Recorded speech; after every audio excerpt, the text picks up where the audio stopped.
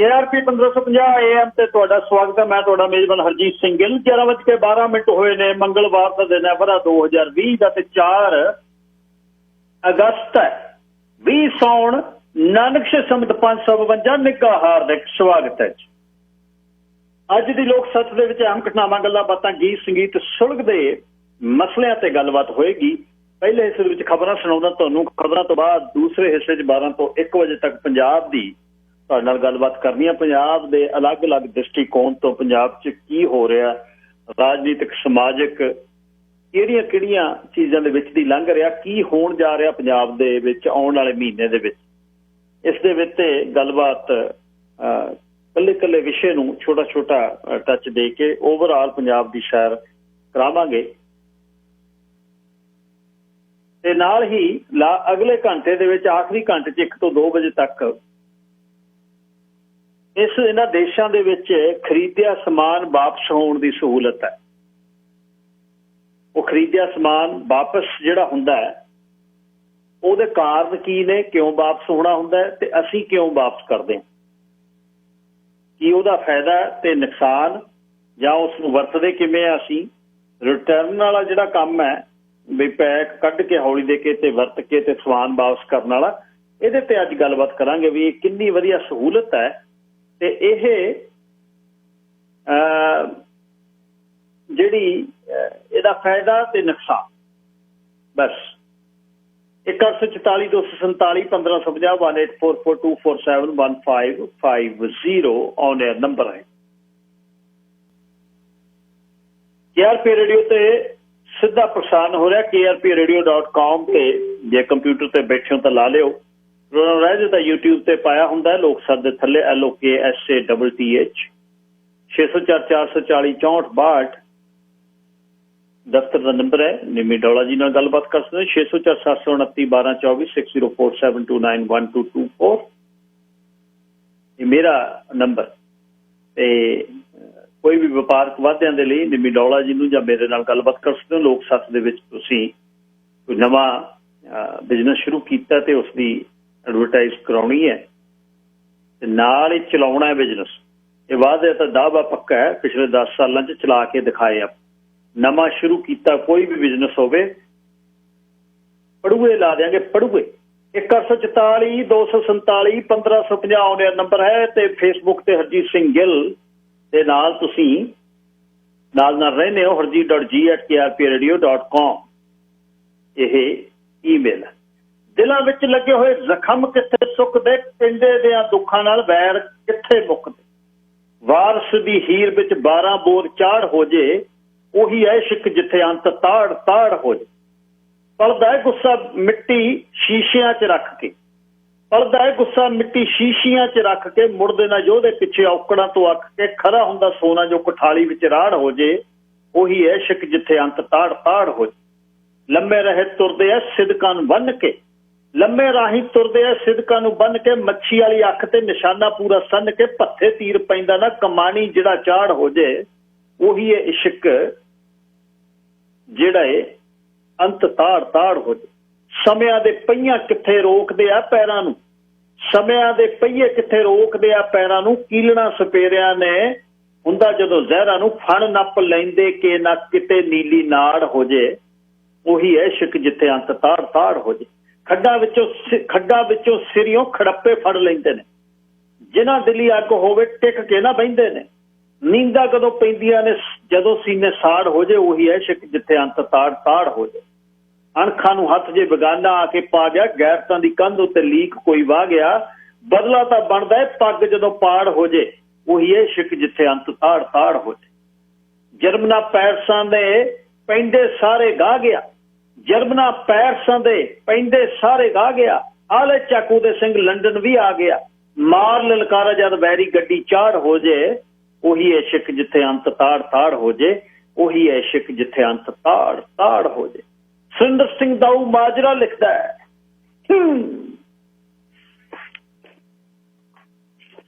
11:23 ਹੋਇਆ ਤੇ ਸਾਰਿਆਂ ਦਾ ਧੰਨਵਾਦ। ਲੌਂਗ ਵੀਕਐਂਡ ਤੋਂ ਬਾਅਦ ਕੱਲ ਫਰਲੋ ਮਾਰ ਲਈ ਆਪਾਂ ਸੋਮਵਾਰ ਨੂੰ।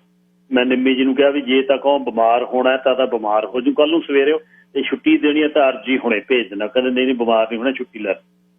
ਕਦੇ ਕਦੇ ਹੋਣਾ ਵੀ ਚਾਹੀਦਾ ਹੈ ਆਰਾਮ। ਮੈਨੂੰ ਪਤਾ ਸੀ ਵੀ ਇੱਕ ਦਿਨ ਮੋਟਰਸਾਈਕਲ ਤੇ ਲੰਘ ਜਾਣਾ ਤੇ ਇੱਕ ਛੁੱਟੀ ਖਰਾਬ ਹੋ ਜਾਣੀ ਹੈ, ਤੇ ਵੀ ਇੱਕ ਦਿਨ ਫਿਰ ਮੰਜਾ ਢਾਹ ਕੇ ਬਾਹਰ ਛੱਤੀ ਦੇ ਉੱਥੇ ਪੈਣਾ। ਬਸ ਅੱਜ ਬੰਦੇ ਦਾ ਮਨ ਹੈ 3 ਦਿਨ ਛੁੱਟੀ ਕਰਨ ਤੋਂ ਬਾਅਦ ਅੱਜ ਸ਼ਬਦ ਹੀ ਨਹੀਂ ਔੜਦੇ ਸੀ ਜਦ ਮੈਂ ਸ਼ੁਰੂ ਹੋਇਆ। ਦੇਖੋ ਤੁਸੀਂ, ਇਹ ਇਨਸਾਨ ਇੱਕ ਅਜਿਹਾ ਇਹਦਾ ਬ੍ਰੇਨ ਹੈ, ਜੇ ਤੇ ਇਹਨੂੰ ਤਾਂ ਲਾਈ ਰੱਖੋ ਜੇ ਔਟਲ ਜੇ ਤੇ ਫਿਰ ਮੁੜ ਕੇ ਸੂਤ ਨਹੀਂ ਆਉਂਦਾ।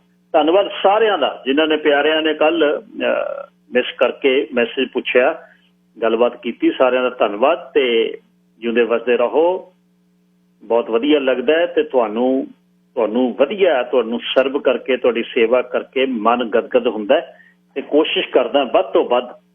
ਤਾਂ ਹੀ ਗੀਤ ਤੁਹਾਨੂੰ ਸੁਣਾਇਆ ਸੀ ਵੀ ਲੀਕੋਂ ਜੇ ਲੰਘ ਜੀਏ ਤਾਂ ਫਿਰ ਮੁੜਨ ਦੀ ਕੋਈ ਕਹਾਣੀ ਨਹੀਂ। ਤੁਹਾਡੀ ਸੇਵਾ ਦੇ ਵਿੱਚ ਕਮੀ ਨਹੀਂ ਕਦੇ ਛੱਡੀ ਦੀ ਤੇ ਤੁਹਾਡੇ ਹੱਕ ਦੇ ਲਈ ਵੀ ਖੜੀ ਦਾ। ਜਿੱਥੇ ਫਿਰ ਕੋਈ ਆਪਣਾ ਹੋ ਜਾਏ, ਪਰਾਇਆ ਹੋ ਜਾਵੇ, ਨੁਕਸਾਨ ਹੋ ਜਾਵੇ, ਫਾਇਦਾ ਹੋ ਜਾਵੇ, ਸੋਚੀਦਾ ਨਹੀਂ, ਪਰ ਕਮਿਊਨਿਟੀ ਭਾਈਚਾਰੇ ਦੇ ਲਈ ਕੋਸ਼ਿਸ਼ ਕਰੀ ਦੀ ਵੱਧ ਤੋਂ ਵੱਧ। ਤੇ ਇਹਦਾ ਮੁੱਲ ਵੀ ਹੈ, ਦੁਸ਼ਮਣੀਆਂ ਵੀ ਨੇ, ਤੇ ਫਿਰ ਦੁਸ਼ਮਣੀਆਂ ਦਾ ਤਾਂ ਨਿੱਤ ਪੈਣੀਆਂ ਹੀ ਨੇ ਜਦ ਤੁਸੀਂ ਸੱਚ ਦੀ ਗੱਲ ਕਰਨੀ ਹੈ। ਪ੍ਰਵਾਹ ਕਿਸੇ ਦਿਨ ਬਿਲਕੁਲ ਲੌਂਗੋ ਵਾਲੀ ਸਾਧ ਵਾਲਾ ਕੰਮ ਹੈ। ਟੌਂਕਰਨ ਵਾਲਿਆਂ ਦੀ ਕਹਾਣੀ ਕੋਈ ਨਹੀਂ, ਬੋਲਣ ਵਾਲਿਆਂ ਦੀ ਕਹਾਣੀ ਕੋਈ ਨਹੀਂ, ਉਹ ਬੋਲ ਹੀ ਸਕਦੇ, ਸਾਹਮਣੇ ਨਹੀਂ ਖੜ ਸਕਦੇ। ਤੇ ਜਿੱਥੇ ਵਫਾ ਕੀਤੀ ਹੈ, ਜਿਹਦੇ ਨਾਲ ਪਿਆਰ ਕਰੋ ਤੇ ਪੂਰਾ ਕਰੋ।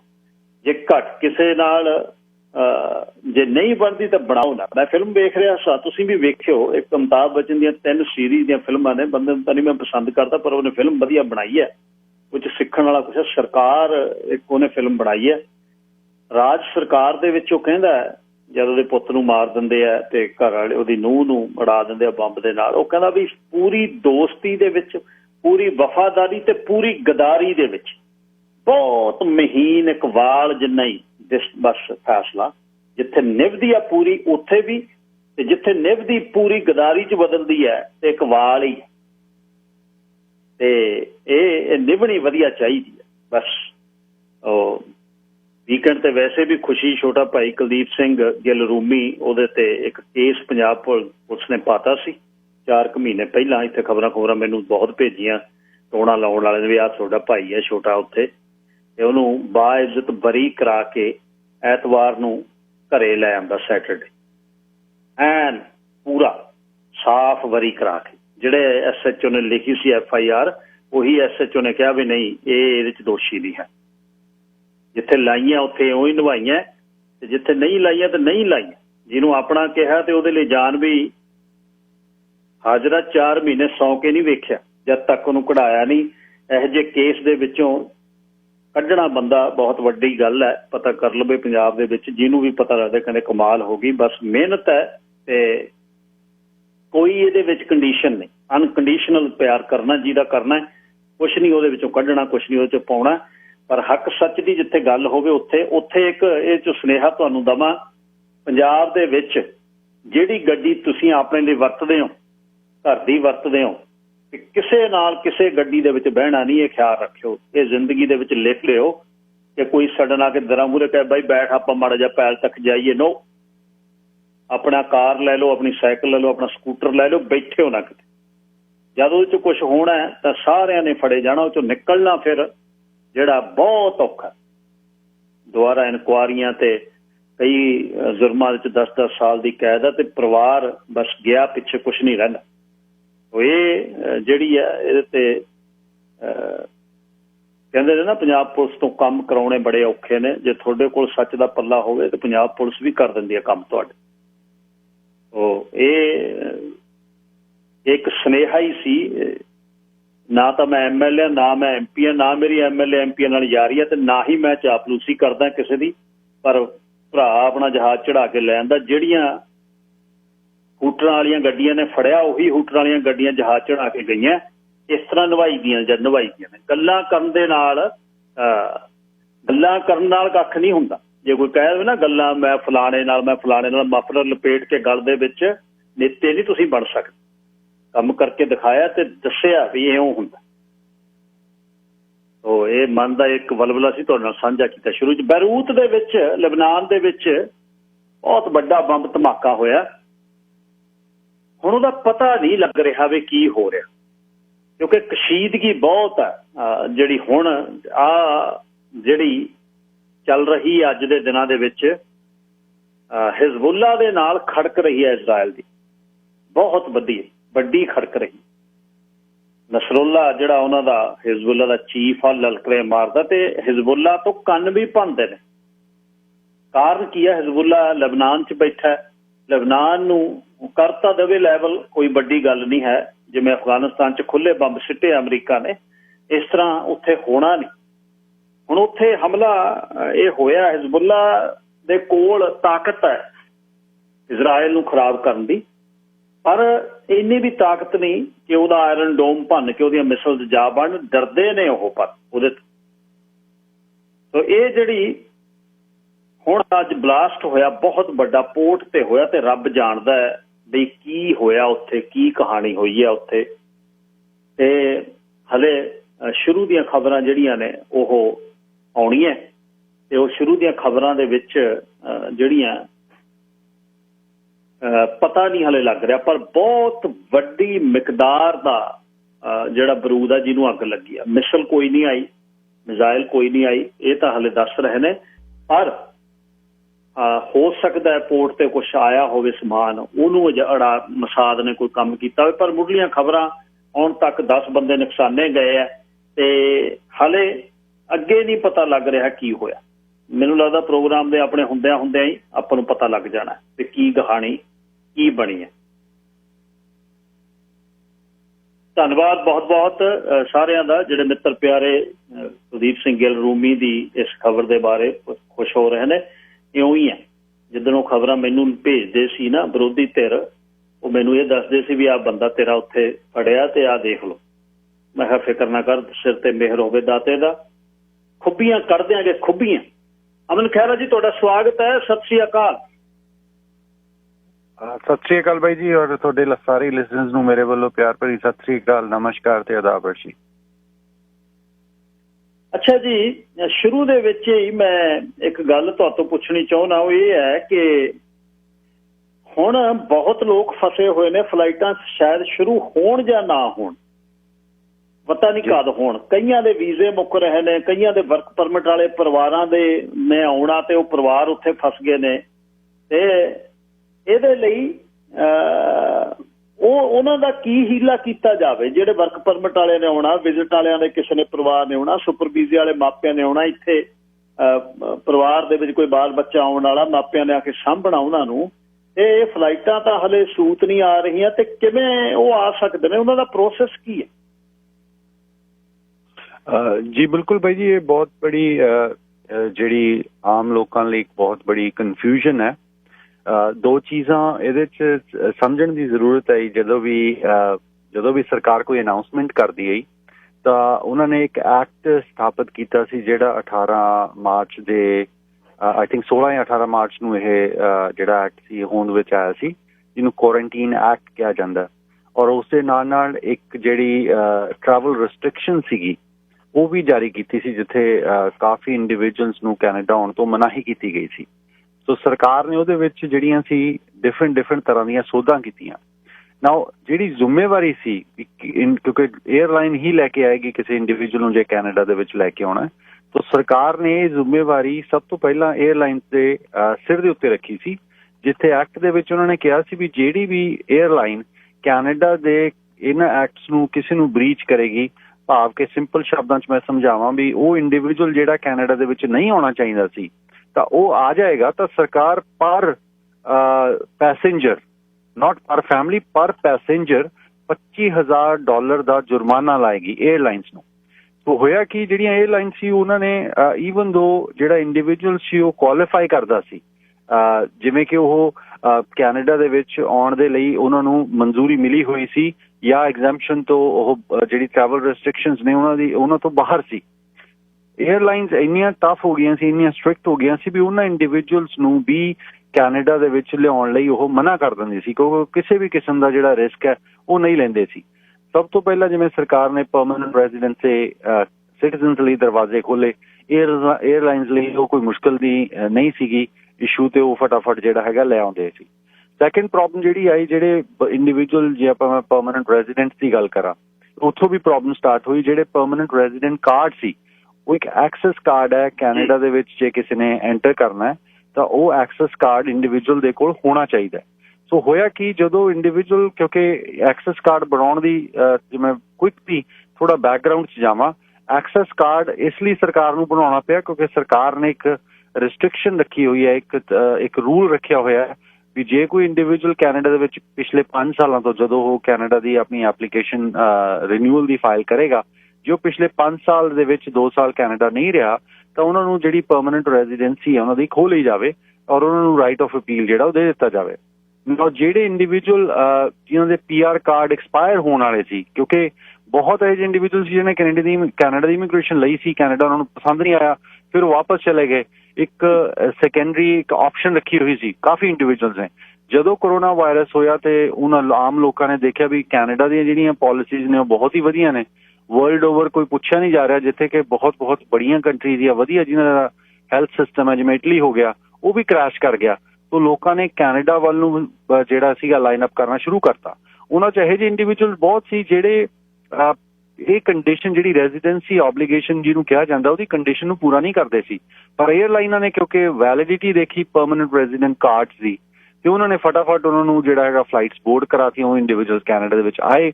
ਨਾਓ ਜਦੋਂ ਵੀ ਇਹ ਸਾਰਾ ਕੁਝ ਸਰਕਾਰ ਨੇ ਹੋਂਦ ਦੇ ਵਿੱਚ ਲਿਆਂਦਾ ਸੀ ਵੀ ਟਰੈਵਲ ਰੈਸਟ੍ਰਿਕਸ਼ਨ ਜਦੋਂ ਹੋਂਦ ਦੇ ਵਿੱਚ ਆਈਆਂ ਸੀ ਵੀ ਕਿਹੜੇ ਇੰਡੀਵਿਜੂਅਲ ਨੂੰ ਕੈਨੇਡਾ 'ਚ ਆਉਣ ਦਿੱਤਾ ਜਾਵੇ, ਤਾਂ ਉਹਨਾਂ ਨੇ ਇੱਕ ਕੁਆਰੰਟੀਨ ਐਕਟ ਫਾਰਮ ਕੀਤਾ। ਤਾਂ ਕੁਝ ਐਕਸਟਰਾ ਜੁਡੀਸ਼ੀਅਲ ਪਾਵਰਸ CBSA ਨੂੰ ਦਿੱਤੀਆਂ, ਜਿਹੜਾ ਕਿ ਬਾਰਡਰਸ ਨੂੰ ਸੇਫਗਾਰਡ ਕਰਦੀਆਂ ਨੇ ਔਰ ਉਹ ਇੰਡੀਵਿਜੂਅਲ ਨੂੰ ਇੰਸਪੈਕਟ ਕਰਦੀਆਂ ਨੇ। ਜਦੋਂ ਕੈਨੇਡਾ ਦੇ ਦਰਵਾਜ਼ੇ ਤੇ ਕੋਈ ਇੰਡੀਵਿਜੂਅਲ ਖੜ ਜਾਂਦਾ ਆ ਕੇ, ਫਿਰ ਉਹ ਦੱਸਦੇ ਨੇ ਵੀ ਅਸੀਂ ਤੁਹਾਡੇ ਲਈ ਦਰਵਾਜ਼ਾ ਖੋਲਣਾ ਜਾਂ ਬੰਦ ਕਰਨਾ। ਸੋ ਇਹੋ ਜਿਹੇ ਇੰਡੀਵਿਜੂਅਲਸ ਬਹੁਤ ਡੈਡਲੌਕ ਦੇ ਵਿੱਚ ਆ ਗਏ, ਜਿੱਥੇ ਕੈਨੇਡਾ ਦੇ ਦਰਵਾਜ਼ੇ ਤੱਕ ਉਹ ਪਹੁੰਚ ਗਏ।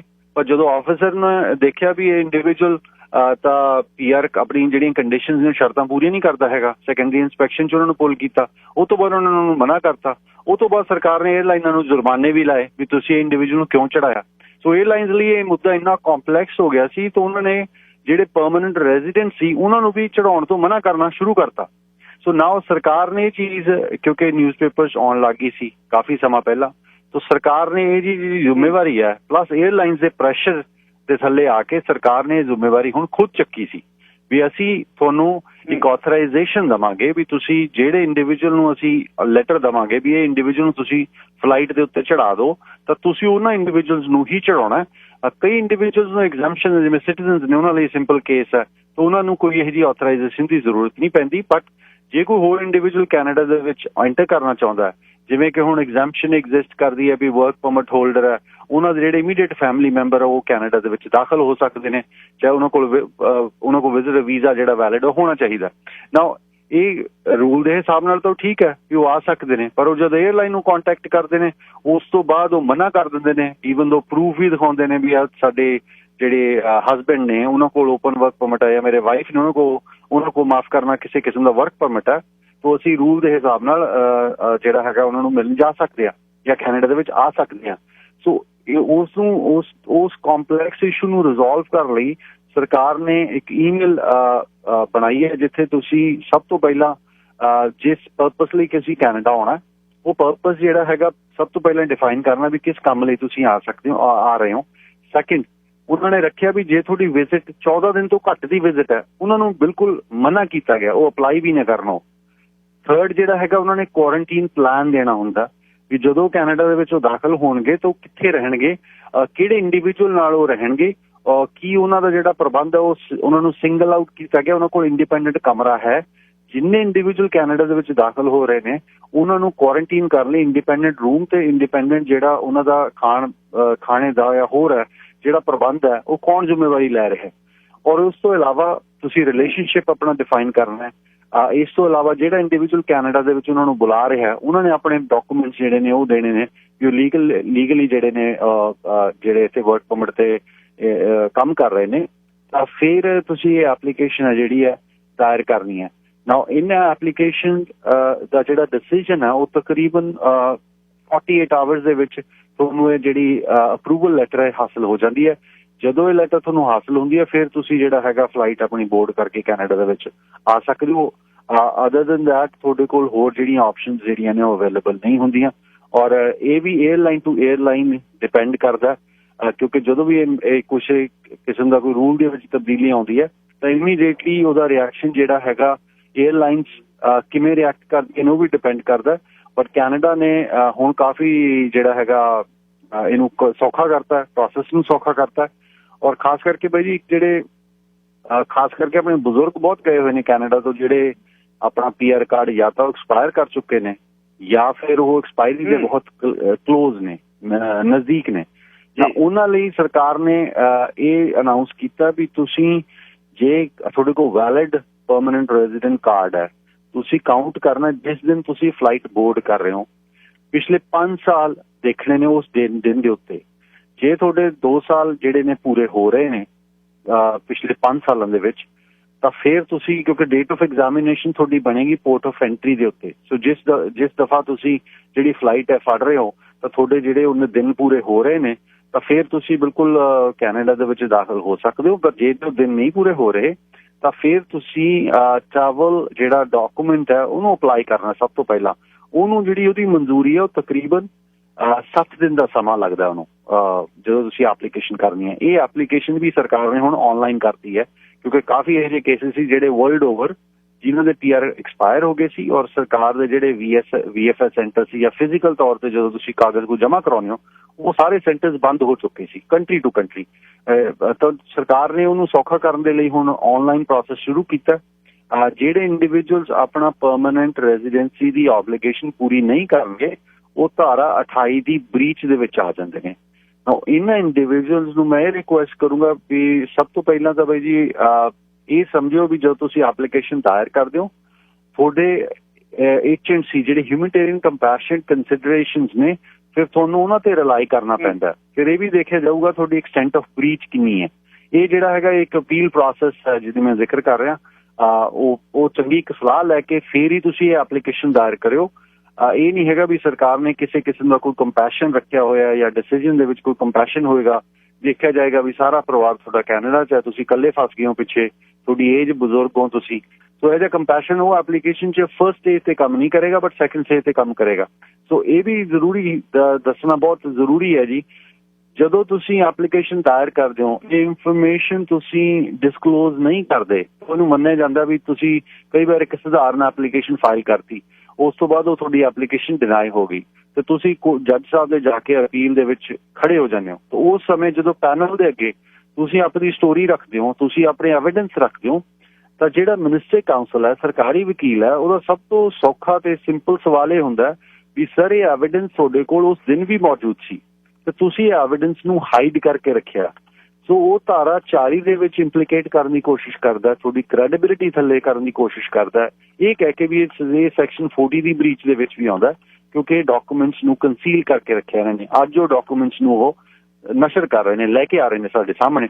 ਸੋ ਇਹ ਚੀਜ਼ਾਂ ਬਿਲਕੁਲ ਜਿਹੜਾ ਆਮ ਸਧਾਰਨ ਵਿਅਕਤੀ ਹੈ ਜਦੋਂ ਉਹ ਅਪੀਲ ਦੇ ਮੈਟਰ ਦੇ ਵਿੱਚ ਆਉਂਦਾ ਹੈ, ਇਮੀਗ੍ਰੇਸ਼ਨ ਜਿਵੇਂ ਮੈਂ ਜ਼ਿਕਰ ਕਰਦਾ ਹੁੰਦਾ ਇੱਕ ਕੰਪਲੈਕਸ ਮੈਟਰ ਹੈ।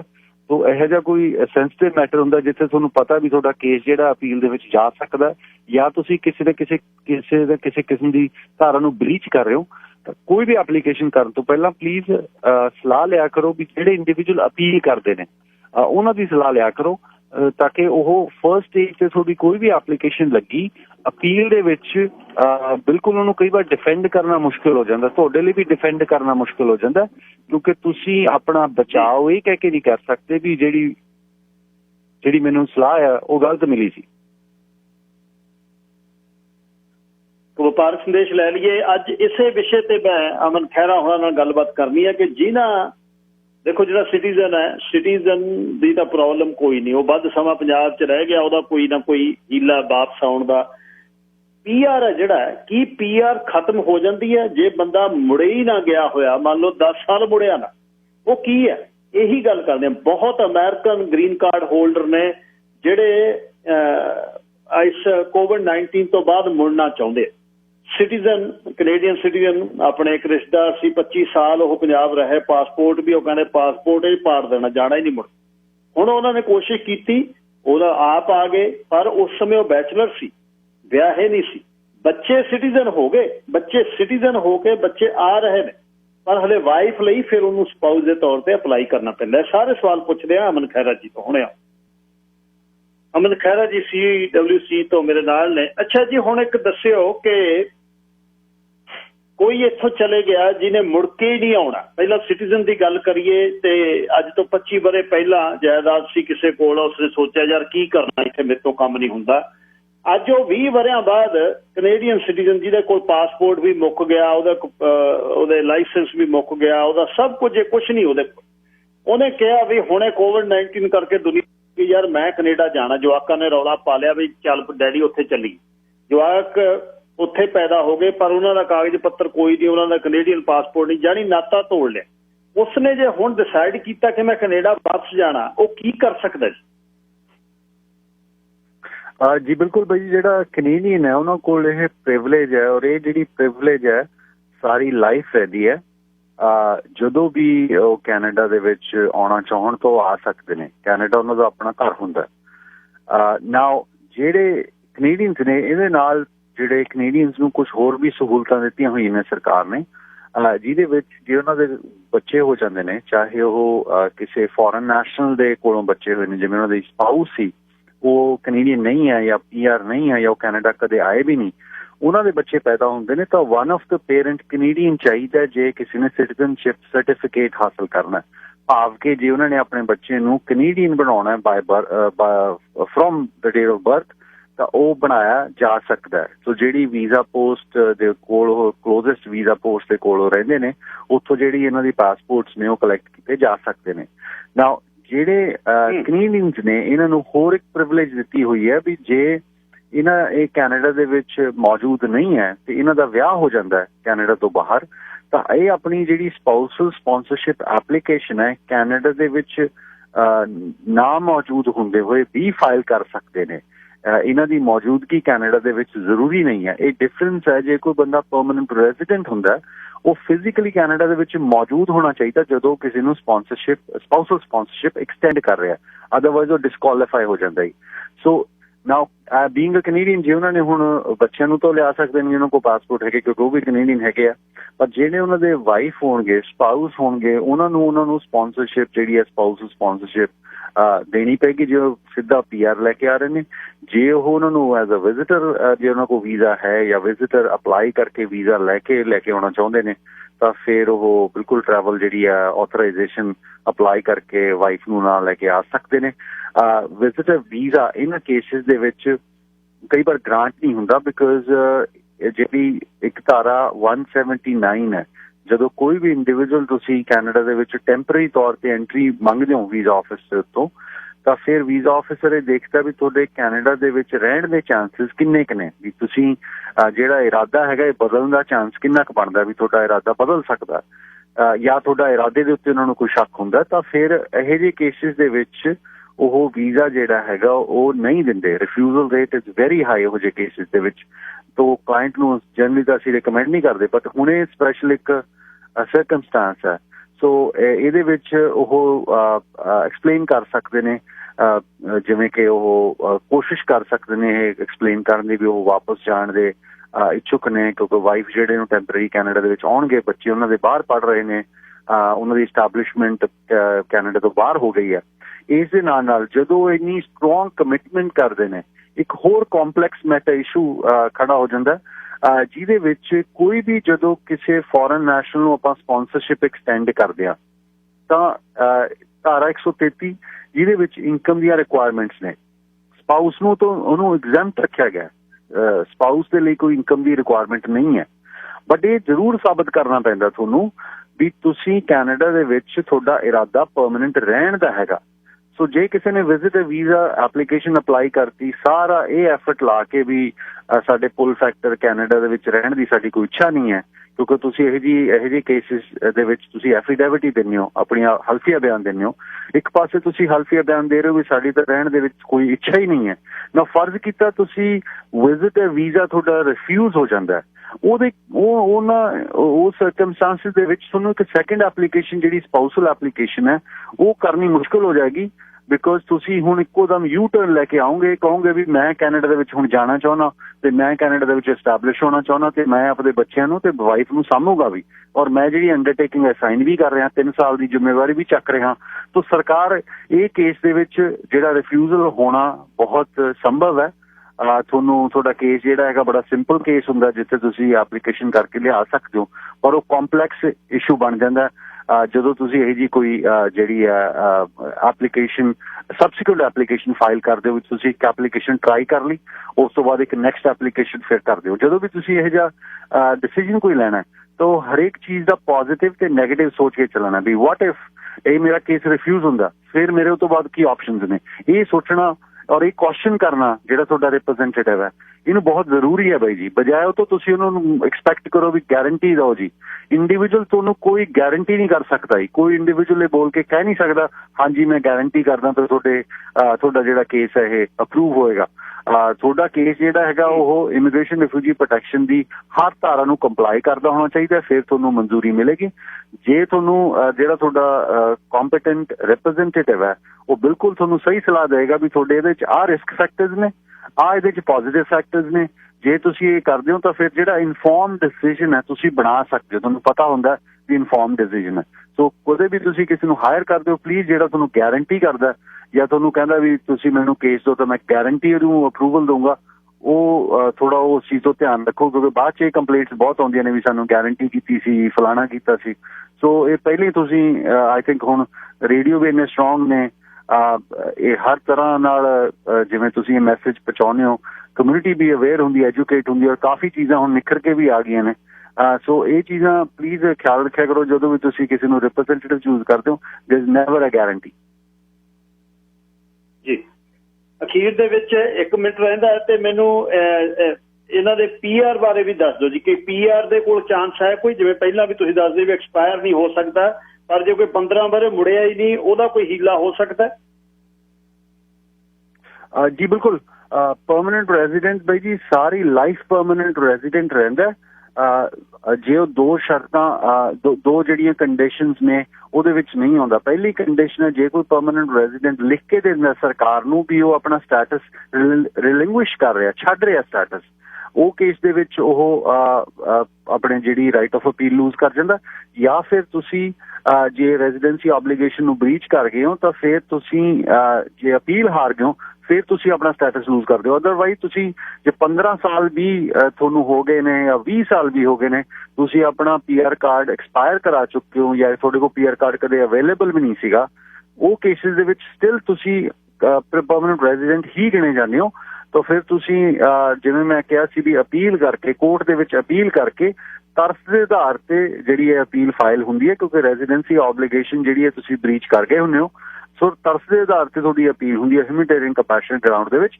ਔਰ ਜੱਜ ਸਾਹਿਬ ਇਹੋ ਜਿਹੇ ਕੇਸਿਸ ਦੇ ਵਿੱਚ ਜੇ ਉਹ ਐਗਜ਼ਿਸਟ ਕਰਦੇ ਨੇ ਤੁਹਾਡੇ ਕੇਸਿਸ ਦੇ ਵਿੱਚ ਸਰਕਮਸਟੈਂਸਿਸ ਦੇਖੇ ਜਾਂਦੇ ਨੇ ਜਿਸ ਦਿਨ ਤੁਹਾਡੀ ਹੀਅਰਿੰਗ ਹੁੰਦੀ ਹੈ, ਔਰ ਉਸ ਸਮੇਂ ਜਿਹੜਾ ਤੁਹਾਡੀ ਜਿਹੜੀ ਸਪੈਸ਼ਲ ਰਿਲੀਫ ਤੁਹਾਨੂੰ ਦਿੱਤਾ ਜਾਂਦਾ ਔਰ ਤੁਹਾਡੀ ਇਮੀਗ੍ਰੇਸ਼ਨ ਜਿਹੜੀ ਉਹ ਬਰਕਰਾਰ ਹੋ ਜਾਂਦੀ ਹੈ, ਵਾਪਸ ਤੁਸੀਂ ਆਪਣੀ ਪਰਮਾਨੈਂਟ ਰੈਜ਼ੀਡੈਂਟ ਸਟੇਟਸ ਅਚੀਵ ਕਰ ਲੈਂਦੇ ਹੋ। ਸੋ ਇਹ ਜੀ ਕਿਸੇ ਵੀ ਸਲਾਹ ਦੇ ਲਈ ਬਾਈ ਜੀ ਸਾਡੇ ਆਫਿਸ ਨੂੰ ਕਾਲ ਕਰ ਸਕਦੇ ਹੋ।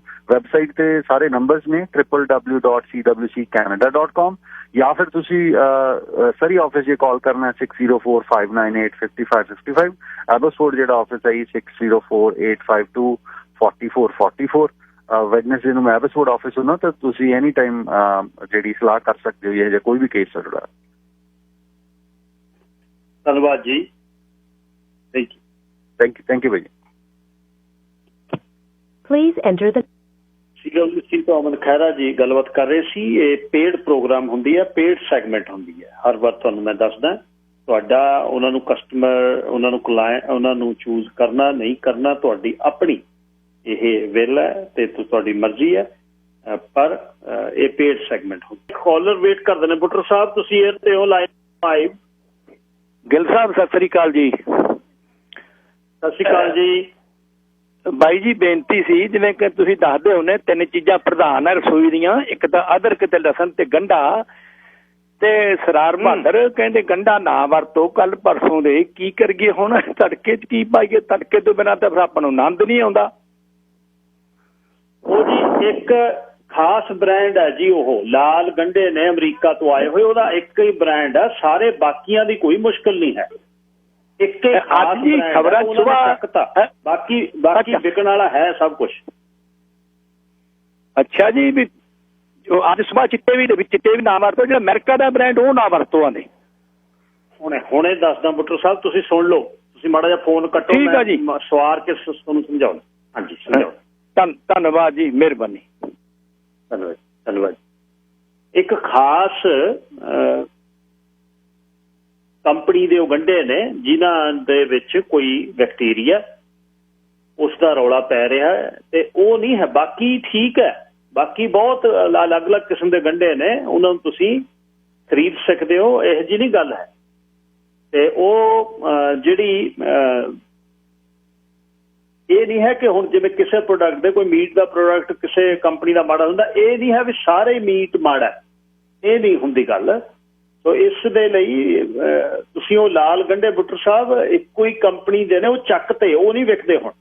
ਤੁਸੀਂ ਬਾਕੀ ਗੰਢੇ ਜਿੱਥੋਂ ਮਰਜ਼ੀ ਲੈ ਆਓ, ਤੇ ਇਸ ਦੇ ਲਈ ਆਪਣੇ ਯਾਦ ਰੱਖਿਓ ਤੁਸੀਂ ਲਾਲ ਗੰਢੇ ਜਿਹੜੇ ਜਿਨ੍ਹਾਂ 'ਚ ਕੋਈ ਨੁਕਸ ਸੀ, ਨੁਕਸ ਵਾਲੇ ਚੱਕ ਤੇ ਉਹਦੇ 'ਚ। ਹੁਣ ਬਿਨਾਂ ਨੁਕਸ ਵਾਲੇ ਲੈ ਆਓ ਬਸ। ਪਿਆਜ਼ਾਂ ਬਿਨਾਂ ਕਾਹਦੀ ਗੱਲ ਹੈ, ਉਹ ਹੈ ਤਾਂ ਤੰਗੀ ਹੈ, ਇਹ ਦਿਨੇ ਖਾ ਕੇ ਬਾਹਰ ਅੰਦਰ ਜਾ ਨਹੀਂ ਹੁੰਦਾ, ਪਰ ਪੰਜਾਬੀ ਬੰਦਾ ਕਿੱਥੇ ਇਹਦੇ ਬਿਨਾਂ ਸਾਰਦਾ। ਪਰ ਉਹ ਕੋਸ਼ਿਸ਼ ਕਰਿਆ ਕਰੋ ਵੀ ਰਾਤ ਨੂੰ ਹੀ ਖਾਧੇ ਜਾਣ, ਦਿਨੇ ਜੇ ਪਬਲਿਕ ਅਸਾਈਨਮੈਂਟ ਤੇ ਤੁਸੀਂ ਕਿਤੇ ਜਾਣਾ। ਜਿਹੜੇ ਵਿਹਲੇ ਆ ਉਹਨਾਂ ਨੂੰ ਫਿਕਰ ਨਹੀਂ ਕੋਈ ਹੈ, ਜਿਨ੍ਹਾਂ ਨੇ ਕਿਤੇ ਲੋਕਾਚਾਰੀ 'ਚ ਜਾਣਾ, ਕਿਸੇ ਨੂੰ ਮਿਲਣਾ, ਕਿਸੇ ਕੋਲ ਬਹਿਣਾ, ਕੋਈ ਮੀਟਿੰਗ ਕਰਨੀ ਹੈ, ਉਹ ਥੋੜ੍ਹਾ ਜਿਹਾ ਖਾਸ। ਹੁਣ ਜਿਵੇਂ ਗਾਰਲਿਕ ਹੈ, ਲਸਣ ਹੈ, ਖਾਸ ਤੌਰ ਤੇ ਰਸ਼ੀਅਨ ਗਾਰਲਿਕ ਆ, ਇਹਦੇ ਵਰਗੀ ਦਵਾਈ ਨਹੀਂ ਹੈ ਕੋਈ। ਮਤਲਬ ਜੇ ਤੁਸੀਂ ਕਹੋ ਕੋਈ ਕੋਲੈਸਟਰੋਲ, ਉਸ ਤੋਂ ਬਾਅਦ ਕੋਈ ਸ਼ੂਗਰ, ਗੱਲ ਕੀ, ਕੋਈ ਬੰਦਾ ਢਿੱਲਾ ਮੱਠਾ ਹੋਵੇ ਤੇ ਬੰਦੇ ਨੂੰ ਪੱਬਾਂ ਤੇ ਕਰਨਾ ਹੋਵੇ, ਤੇ ਇੱਕ ਗੰਢੀ ਉਹਨੂੰ ਕੱਟ ਕੇ ਬਰੀਕ ਚੱਬੋ ਨਾ, ਫਿਰ ਥੋੜੀ ਜਿਹੀ ਉਹਦੀ, ਖੈਰ ਇਹਨੂੰ ਆਪਾਂ ਆਰਡਰ 'ਚ ਲੈ ਗਏ। ਅਸਲ ਤਾਂ ਕਹਾਣੀ, ਇੱਕ ਮੇਰੇ ਦੋਸਤ ਇੱਕ ਆਇਆ ਗੋਰਾ, ਉਹ ਕਹਿੰਦਾ ਯਾਰ ਤੁਸੀਂ ਇਹ ਕੀ ਸ਼ੁਰੂ ਕੀਤਾ ਹੈ ਪੰਜਾਬੀਆਂ ਨੇ, ਵੀ ਇਹ ਸਪਾਈਸੀ ਕਿਚਨ ਹੈ ਸਾਡੀ। ਕੋਈ ਸਪਾਈਸੀ ਕਿਚਨ ਨਹੀਂ। ਕਿਹੜੇ ਤੁਹਾਡੇ ਕਿਹੜੇ ਤੁਹਾਡੀਆਂ ਹਰਬਸ ਨੇ? ਉਹ ਕਹਿੰਦਾ ਹਰਬਸ ਨੇ ਤੁਹਾਡੀਆਂ ਨੂਨਦਾਨੀ 'ਚ, ਜਿਹੜੇ ਤੁਹਾਡੇ ਕੋਲ ਸਮਾਨ, ਜੀਰਾ, ਧਨੀਆ, ਸੁੰਡ, ਉਹਦੇ ਬਾਅਦ ਹਿੰਗ ਤੇ ਮੇਥੀਆਂ ਸੁੱਕੀਆਂ ਹੋਈਆਂ, ਤੇ ਉਸ ਤੋਂ ਬਾਅਦ ਤੇ ਪੁਦੀਨਾ ਸੁਕਾਇਆ ਹੋਇਆ। ਉਹ ਕਹਿੰਦਾ ਇਹ ਤਾਂ ਤੁਸੀਂ ਤਾਂ ਗੁਣਕਾਰੀ ਹੈ ਨਾ, ਇਹਦੀ ਸਮੈਲ ਘਰ 'ਚ ਕਿੱਥੋਂ ਮਾਰੀ ਹੈ ਯਾਰ, ਤੁਸੀਂ ਮਾੜੀ ਮਾੜੀ ਸਮੈਲ ਕਹੀ ਜਾਂਦੇ ਹੋ ਇਹਨੂੰ। ਉਹ ਕਹਿੰਦਾ ਅਸੀਂ ਤਾਂ ਲਾਈਕ ਕਰਦੇ ਹਾਂ ਇਹਨੂੰ, ਓਪਨ ਘਰੇ ਕੁੱਕ ਕਰਦੇ ਹਾਂ, ਵੀ ਆਉਣ ਦੇ ਉੱਪਰ ਕਮਰੇ ਤੁਹਾਡੇ ਬੰਦ ਹੋਣ, ਵੀ ਤੁਹਾਡੇ ਕੱਪੜਿਆਂ 'ਚ ਨਾ ਦੀ ਸਮੈਲ ਜਾਵੇ। ਉਹ ਕਹਿੰਦਾ ਇਹ ਤੁਹਾਡੇ ਮਨ 'ਚ ਕਿਉਂ ਵਹਿਮ ਹੈ? ਮੈਂ ਕਿਹਾ ਤੈਨੂੰ ਪਤਾ ਨਹੀਂ ਨਾ ਵੀ ਸਾਡਾ ਜਦ ਮਕਸੂਦ ਫਿਰਦਾ ਹੈ, ਉਹ ਤੁਹਾਡੇ ਵਾਂਗੂ ਨਹੀਂ ਵੀ ਮਾੜਾ ਜਿਹਾ ਥੋੜਾ ਜਿਹਾ ਰਾੜਾ ਜਿਹਾ ਲਵਾ ਕੇ। ਸਾਡੇ ਤਾਂ ਜਦ ਤੱਕ ਲੰਬ ਨਹੀਂ ਨਿਕਲਦੀ ਵਿੱਚ ਦੀ, ਜਦ ਤੱਕ ਮਕਸੂਦ ਫਿਰਦਾ। ਜਦ ਕਾਲੇ ਲਹੂ ਵਰਗਾ ਕਰ ਲੈਂਦੀਆਂ ਬੀਬੀਆਂ, ਫਿਰ ਸਿੱਟਦੀਆਂ ਉਹਦੇ ਵਿੱਚ ਮੁੱਠ ਭਰ ਕੇ ਲਾਲ ਮਿਰਚਾਂ ਦੀ। ਜਦ ਧੂਣੀ ਆਉਂਦੀ ਆ, ਦਿਮਾਗ ਤਰ ਕਰ ਦਿੰਦਾ ਉਹ ਜੀ, ਧੂਣੀ ਦੇ ਕੇ ਬੰਦਿਆਂ ਦੇ ਦਿਮਾਗ ਸਹੀ ਕਰ ਦਿੰਦੇ। ਘੋਰੀ ਸਾਧ ਪਿੰਡਾਂ 'ਚ। ਸੋ ਇਹ ਆਹ ਸਮਾਂ ਇਸ ਵਾਰ ਸਾਡਾ ਖਰਾਬ ਹੋ ਗਿਆ ਕੰਮ ਸਾਹਿਬ, ਜਿਹੜਾ ਇੱਥੇ ਲੋਕਲ ਕਿਚਨ ਗਾਰਡਨ ਨਹੀਂ ਹੋਇਆ ਬਾਹਲਾ, ਕਿਉਂਕਿ ਠੰਡ ਪਈ ਹੈ, ਮਿਰਚਾਂ ਤੇ ਟਮਾਟਰ ਲੰਬੇ ਹੀ ਹੋਈ ਗਏ, ਉਹਨੂੰ ਲੱਗਦਾ ਹੀ ਕੱਖ ਨਹੀਂ। ਮੇਰੇ ਕਹਿਣ ਦਾ ਮਤਲਬ ਇਹ ਰਸ਼ੀਅਨ ਗਾਰਲਿਕ ਬਹੁਤ ਜ਼ਿਆਦਾ ਵਧੀਆ ਹੈ। ਥੋੜਾ ਜਿਹਾ ਕਿਤੇ ਹਨੀ ਪਾ ਕੇ ਮਰਦਾਂ ਲਈ ਬੜਾ ਚੰਗਾ ਹੈ। ਅੱਧਾ ਗੰਢੀ ਉਹਦੀ ਕੱਟ ਕੇ ਛੋਟੀ ਤੇ ਹਨੀ ਵਿੱਚ ਪਾ ਕੇ ਔਰਗੈਨਿਕ ਸਿੱਟੋ ਗਰਮ ਦੁੱਧ ਦੇ ਨਾਲ। ਜੇ ਉਹਦੇ ਬਾਅਦ ਜਿਹੜੀ ਜਲ ਤੋਰੀ ਵਗੈਰਾ ਖਾਂਦੇ ਹੋ, ਖਾਣ ਦੀ ਲੋੜ ਨਹੀਂ, ਫਿਸ਼ ਫੁਸ਼ ਦੀਆਂ ਤਾਂ ਗੱਲਾਂ ਹੀ ਨੇ। ਰਸ਼ੀਅਨ ਗਾਰਲਿਕ ਬਹੁਤ ਇੱਕ ਦਵਾਈ ਹੈ ਅਸਲ, ਜੇ ਤੁਸੀਂ ਕਹੋ। ਆਪਣੇ ਹੁਣ ਇੱਥੋਂ ਮਿਲਣ ਲੱਗ ਗਿਆ, ਜੇ ਤੁਸੀਂ 264 ਤੇ ਬਰਾੜ ਸਾਹਿਬ ਨੇ, ਹਰਮੀਤ ਸਿੰਘ ਬਰਾੜ, ਵਧੀਆ ਇਨਸਾਨ ਨੇ, 604-825-1310 ਉਹਨਾਂ ਦਾ ਨੰਬਰ ਹੈ। ਦੋਸਤ ਨੇ, ਉਹਨਾਂ ਨੇ ਬੀਜਿਆ ਹੋਇਆ, ਦੱਸਦੇ ਸੀ, ਕਹਿੰਦੇ ਵੀ ਬਹੁਤ ਵਧੀਆ ਹੁੰਦਾ ਹੈ, ਚਾਹੇ ਉਹਨਾਂ ਨੇ ਆਪਣੇ ਜੋਗਾ ਹੀ ਲਾਇਆ ਹੋਵੇ ਸ਼ਾਇਦ, ਪਰ ਫਿਰ ਵੀ ਮਤਲਬ ਉਹਨਾਂ ਨੂੰ ਪੁੱਛਿਓ। ਉਹਨਾਂ ਨੇ ਇੱਕ ਦਿਨ ਵੀਕਐਂਡ ਤੇ ਮੈਨੂੰ ਦੱਸਿਆ ਵੀ ਦਵਾਈਆਂ, ਇਹਦੇ 'ਚ ਦਵਾਈ ਕਿਹੜੀ ਕਿਹੜੀ ਹੈ, ਇਹ ਨਾਲ ਕੀ ਸਹੀ ਹੁੰਦਾ। ਖਾਣਾ ਆਪਣਾ ਸਹੀ ਹੋਵੇ, ਸਿਹਤ ਤੁਹਾਡੀ 9/9 ਰਹਿੰਦੀ ਹੈ। ਇਨਟੇਕ ਹੀ ਹੈ, ਬਾਕੀ ਜਿਹੜੀ ਐਕਸਰਸਾਈਜ਼ ਹੈ, ਵੀ ਮੈਂ ਭੱਜ ਲਿਆ, ਮੈਂ ਨੱਠ ਲਿਆ, ਉਹ ਗੱਲਾਂ ਅਲੱਗ ਨੇ। ਖਾਣਾ ਹੀ ਸਹੀ ਕਰ ਲਓ ਆਪਣਾ, ਬਸ ਇਨਟੇਕ ਤੁਹਾਡੀ ਵਧੀਆ ਹੋਵੇ। ਜਾਂ ਸਿੰਥੈਟਿਕ ਆਇਲ ਪਾਉਣੇ ਆ ਜਾ ਕੇ ਕਾਰਾਂ 'ਚ, ਆਪਣੇ ਆਪ ਵੀ ਵੇਖਣਾ ਚਾਹੀਦਾ ਵੀ ਮੈਂ ਕੀ ਖਾਣਾ। ਇੱਕ ਖਾਣਾ ਓਨਾ ਚਾਹੀਦਾ ਜਿੰਨੇ ਕੁ ਤੁਹਾਨੂੰ ਜ਼ਰੂਰਤ ਹੈ। ਜਿਵੇਂ ਸ਼ਰਾਬ ਵਾਲੇ ਕਹਿੰਦੇ ਨੇ ਨਾ ਵੀ ਇੱਕ ਡਰਿੰਕ ਦਾ ਵੀ ਓਨਾ ਨਸ਼ਾ ਤੇ 30 ਦਾ ਵੀ ਓਨਾ ਨਸ਼ਾ, ਇਸ ਤਰ੍ਹਾਂ ਹੀ ਖਾਣ ਨੂੰ ਵੀ ਇਉਂ ਨਾ ਹੋਵੇ ਵੀ ਤੁਸੀਂ ਢੇੜੀਓ ਚੱਲੋ, ਇਹ ਨਹੀਂ ਗੱਲ। ਕੋਈ ਸਿਸਟਮ ਹੈ ਉਹਦਾ। ਓਬਵੀਅਸਲੀ ਸਟਮਕ ਹੈ ਤੁਹਾਡਾ, ਉਹ ਵੱਧ ਵੀ ਜਾਂਦਾ, ਉਹ ਭੁੱਖ ਵਧਾ ਵੀ ਦਿੰਦਾ, ਉਹ ਸੁੰਗੜ ਵੀ ਜਾਂਦਾ, ਉਹ ਭੁੱਖ ਘਟਾ ਵੀ ਦਿੰਦਾ। ਪਰ ਤੁਸੀਂ ਆਪਣੀ ਊਰਜਾ ਮੁਤਾਬਕ 2200-2400 ਕੈਲਰੀ ਜਿੰਨੀ ਤੁਹਾਨੂੰ ਚਾਹੀਦੀ ਹੈ, 2500 ਉਹਦੇ ਜਿੰਨਾ ਲਮਕ ਦਾ ਮਾਸ ਹੈ ਜਿਹੜਾ, ਮਾਸ ਦੀਆਂ ਤਹਿਆਂ ਦੇ ਵਿੱਚ ਸਫਾਈ ਨਹੀਂ ਫਿਰ ਹੋ ਸਕਦੀ।